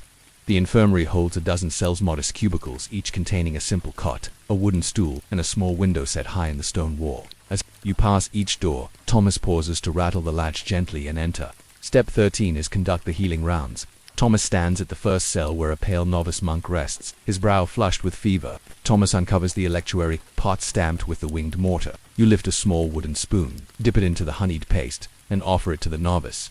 He swallows gratefully, eyes closing in relief at the lemon bomb's cooling temps on his tongue. Thomas notes the dose in Elfric's ledger. Brother, Lucius Electuary, single dose at matins, observe fever. In the next cell, a visiting pilgrim writhes with cough and chest pain. Thomas uncovers the balm tin. Step 14. Apply the soothing ointment. You wipe a little balm onto your fingertips, olive oil base smooth and fragrant with rosemary and valerian. Thomas pats the ointment across the pilgrim's chest and back, massaging in gentle circles. The pilgrim exhales a rattling breath that softens into a steady sigh. Muscles relax beneath the balm's warmth. Thomas records. Pilgrim Hannah balm applied. Observe respiratory ease. In a third cell, a wounded almsman nurses a scraped shin. Step 15. Cleanse and dress. Wounds. Thomas fetches a bowl of spring water warmed by the brazier. He cleans the wound's edges, then sprinkles a pinch of sage powder, antiseptic and astringent over the abrasion. You hand him a fresh linen bandage prepared at dawn. He binds it snugly, securing the poultice's healing contact. The almsman flexes his ankle appreciatively. Thomas notes almsman Pietro sage dressing, change at vespers. With each patient, the pattern repeats. Gentle assessment, precise remedy, and careful notation. The infirmary's quiet hum of gratitude grows with every administered dose, an unseen liturgy of mercy enacted through simple human touch and the earth's botanical gifts. Step 16. Monitoring and midday reevaluation. After the initial rounds, Thomas and you retreat to the herb workshop's shaded anteroom for Step 16. Midday assessment and refill. The electuary pots at half level are returned to the workshop, lids open for inspection. Elfric tastes a sample, nods at the electuary's fresh aroma, and signals you to refill any that dipped below the 2/3 mark. You open fresh pots, measure new spoonfuls, and transfer them to waiting bowls for the afternoon round. The balm tins remain sealed unless further application is noted. Elfric adjusts the infirmary. Ledger companions, electuary refills, Brother Lucius, bomb top-up, Pilgrim Hanno. He pauses to confer with Thomas on the pace of recovery, their voices hushed to avoid disturbing the wards. This vigilant midday check ensures no patient goes without relief when afternoon's heat deepens fevers or coughs worsen. Step 17. Creating the sylvan poultice ailments demand composite treatments beyond electuary or balm. Step 17 is prepare the sylvan poultice. Elfric gathers fresh leaves of plantain, plantago major, and crushed white willow bark salix alba from the drying racks. He instructs you to powder each separately in the porphyry mortar. Plantain for its emollient properties, willow for its mild analgesics. Last, you grind until fine and mix 2 drams of plantain powder with 1 dram of willow bark. Next, Elfric pours a small measure of lukewarm water into a bowl and stirs in the powders until a smooth paste forms. He adds a spoonful of honey to bind the mixture and smooth its feel. The paste carries a fresh green bitter scent that hints at its healing bite. He ladles portions into shallow wooden trays lined with linen squares. Step 17. Poultice assembly. These will rest at patients' bedsides for sore joints and bruises needing a cool, soothing wrap. Step 18. Teaching the novitiate assistants. The infirmary's work continues beyond remedies alone. Knowledge must be passed on. Step 18. Instruct the novitiates. 2 young lay assistants kneel at Elfric's side. He demonstrates proper mortar and pestle technique once more, then guides their hands through a grinding of fresh rose petals destined for a gentle astringent rosewater. He stresses even pressure, circular strokes, and the importance of vessel purity. You oversee their practice, offering tips on wrist alignment and pinch grip security. Their faces shine with concentration, each successful grind echoed by a soft eddy of rose perfume in the air. Once rose powder sets, Elfric walks them through infusion and the alembic, showing how to collect delicate rose distillate for facial water and headaches. They watch, enchanted, as tiny droplets accumulate in the receiving flask. This teaching not only assists the infirmary's daily needs but ensures the abbey's medical knowledge endures for seasons to come. Step 19. Blessing and consecration of remedies as bell chimes signal the midday office. Elfric gathers the morning's prepared remedies, electuary pots, bomb tins, poultice trays, and rosewater vials on a low oak table before the workshop's inner altar. Step 19 is bless and consecrate the remedies. He lights a small beeswax candle and incenses the table with frankincense and myrrh. The smoke curls fragrant around the jars as Elfric offers a silent prayer of dedication. May these works of earth and hand heal flesh by touch and spirit by faith. May man's frailty meet nature's care, in God's grace, restored and safe. You bow your head, heart mindful of the centuries of monastic care that infuse each jar with more than ingredient forged in ritual, blessed in silence, carried forward in compassion. Step 20. Afternoon rounds and nuanced care with blessings complete. You and Thomas return to the wards for Step 20, afternoon rounds and tailored care. Some patients require fresh applications of balm for midday fevers. Others need new electuary doses to calm restless wakefulness. The sylvan poultice finds its mark on aching joints, lily-soft linen wraps holding it in place. Rosewater vials become compresses for throbbing temples. Each application is both remedy and rite. The tender placing of poultice over bruise, gentle massaging of balm into skin. The careful feeding of electuary to parched tongues. As you move from cell to cell, adjusting bandages, wiping foreheads, murmuring words of comfort, Brother Elfric observes gently, offering guidance on pressure, dose, and timing. His teaching ensures that each patient not only receives the remedy but experiences the attentive care that makes healing holistic. Reflection on monastic medicine as dusk deepens beyond the infirmary's single high window. Elfric and you return to the herb workshop. The braziers' coals glow dimly, and the emptied basins stand clean, awaiting tomorrow's harvest. The ledger brims with the day's entries, doses given, poultices prepared, educations delivered. Drift into sleep pondering this. In the abbey's early hours, humble herbs transform through ritual, grind, and prayer into lifelines for body and soul. In each measured stroke of the pestle, in every whispered blessing, medieval medicine reveals a timeless truth that healing arises not just from remedy, but from the enduring devotion of hands and hearts dedicated to care. Stoking the dawn flame before dawn's first glow touches Venice's labyrinth of canals. You slip through a narrow cale to the fundamental workshop of Maestro Lorenzo, renowned glassblower of Murano. The damp morning air carries the brine of laguna water and faint smoke from hearths that never fully cool. Through a low doorway, you enter the glasshouse's heart, a brick furnace chamber lit by a single ember glow, and the promise of molten fire to come. Inside, the walls are lined with tall iron racks holding rods of soda-lime glass, each cane a spectral swirl of pale green, amber, and cobalt blue orbs, ready for shaping. On a bench rest blowpipes of polished steel, wooden paddles, and shears of quenched iron. A low ash-strewn floor lies between forge and mixing table. The air already hums with residual warmth. Maestro Lorenzo stands before the furnace's sealed door, his leather apron catching the faint glow. In his hand he holds a forged iron poker. This is step 1 of the sunrise furnace ritual, awaken the crucible. With a practiced twist, he slides open a small vent at the furnace's base. You adjust a leather bellows ancient oak boards, bound with hide straps feeding a steady gush of air that coaxes the ember to life. Tiny sparks dance within, and the furnace's interior flares to an ochre glow. Step 2. Calibrate the temperature. Lorenzo slides a long iron probe through a killdoor's peephole into the furnace's heart, then withdraws it to read the glowing tip against a nearby tempering chart painted on a wooden panel at 1000. He nods and signals you to adjust the bellows rhythm, slower puffs to maintain gentle heat, faster to boost temperature. A steady roar grows as the chamber stabilizes at working heat. Next, step 3. Charge the furnace. Lorenzo opens the main door and scoops a measured bucket of crushed sand and soda ash into the glowing maw. You hand him rods of colored scraps of recycled glass and he rolls them in, listening as each chunk hisses and melts into the crucible's molten pool. The fire's roar steadies as glass liquefies into a shimmering sea. Step 4 is prepare the gathering iron. Lorenzo heats a thick-tipped iron blowpipe in the fire's mouth, rotating it slowly to preheat evenly. You steady the pipe's handle to keep it level. When the pipe's tip glows dull red, he withdraws it and tests it briefly on a damp stone. Any crack would shatter the nascent gather. Satisfied, he hands the pipe to you for the first glass pool. With the furnace fully awakened, its crucible brimming with molten glass, Lorenzo signals step 5, offer the first gather. He dips the pipe's tip into the crucible, rotating to gather a small gob of liquid glass. You feel the pipe's heat through leather gloves as he guides the molten drop to a preheated marble surface. He taps gently, and the blob detaches, orb of glowing amber. He hands you the cooled marble base.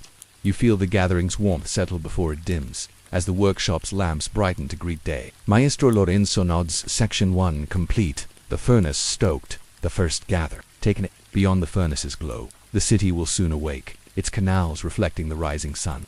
Yet here remains the hush of glass's birth, where fire and skill converge in molten promise, unresolved thought. As you step back to prepare tools for shaping and coloring this first gather, you wonder, how many dawns will this furnace flame burn for every Venetian goblet and chandelier, each piece bearing the maestro's ritual devotion and the island's breathless artistry. Shaping, fire-blowing, marvering, and color infusion, the furnace's roar settles into a steady pulse as daylight filters through Murano's misty canals. With the crucible primed and the first gather secured, Maestro Lorenzo turns to the deeper arts of glass shaping, coaxing molten form through breath, tool, and color. You stand ready at the bench strewn with shaping tools, marva plates, jacks, paddles, and shies prepare to assist in the second chapter of the sunrise furnace ritual.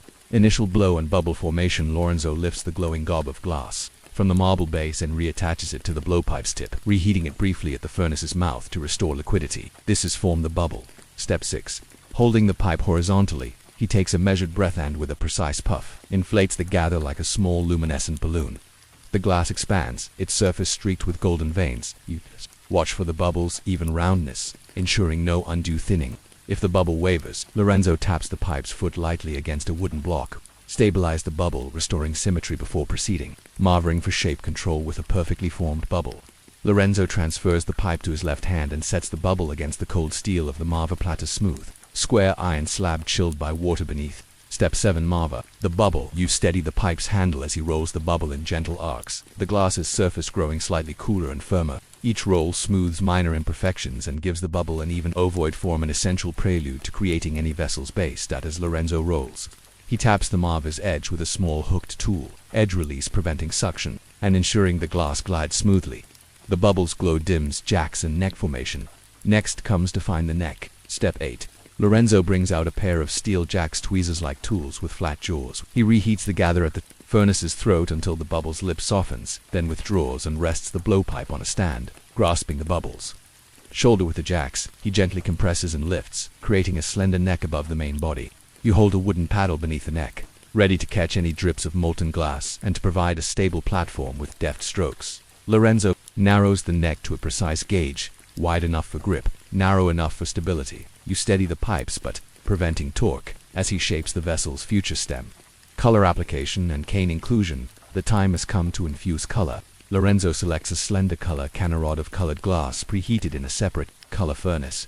Step 9. Apply color canes. He rolls the vessel's body lightly across the cane, picking up a spiral of cobalt blue glass. The dark line coils around the bubble's surface. You pass him additional cans emerald green and amberhood to create a tricolor swirl, emblematic of Venetian tradition. After each color application, Lorenzo returns the piece to the furnace's mouth, reheating the surface so the colored cane fuses seamlessly. As the glass softens, he marvels again to smooth the spiral into the vessel's body. You watch the fading glow of colors beneath the marva's cold steel, noting how the hues blend into a lustrous ribbon, forming the body and base with color set. Lorenzo resumes vessel shaping. Step 10. Pull the stem and expand the bowl. He removes the blowpipe from the stand, reheats the gather's base, and holds the pipe vertically. With a gentle twist and pull, he draws the bubble's lower portion into a slender stem, then rotates the pipe on its axis to thin the basin's walls. You support the shaft with a gloved hand, feeling its steady warmth. Next, Lorenzo blots the pipe's tip with a damp wooden paddle, flattening the bubble's top into the vessel's bowl. Then, using a pair of glass shears, he nips away excess glass at the bowl's rim, trimmed the lip, leaving a clean circular opening. Each sheared fragment falls harmlessly onto a cushion of damp sand arranged beneath the bench to catch molten drips. Foot. Creation and final shaping. A Venetian glass vessel often rests upon a footed base for elegance and stability. Step 11. Form the foot. Lorenzo gathers a small collar of glass from the furnace on the sheared tip, reheating the bowl's bottom where the foot ring will attach. With flat-jawed jacks, he lifts and shapes a ring of glass beneath the bowl's belly, then reheats and it shapes it into a smooth foot. You steady the bowl by grasping the rim with wooden paddles padded in cloth, taking care not to mar the freshly formed ring. Lorenzo then uses a small iron tool, the smoother, to refine the foot's outer edge, rolling it against the marva's corner for final smoothness. Annealing introduction and quality check. The shaped vessel, still glowing faintly at its foot, is ready for initial quality assessment. Step 12. Lorenzo snaps the blowpipe free in a swift twist, leaving the completed piece resting on a stainless steel pad. You examine the bowl's symmetry, checking for wall thickness and color consistency. Lorenzo nods approval. The spiral remains crisp, the stem steady, the foot even. Now, to prevent thermal shock, the vessel must enter the annealing killer's slowly cooling chamber. Lorenzo passes it to you on a pair of iron tongs.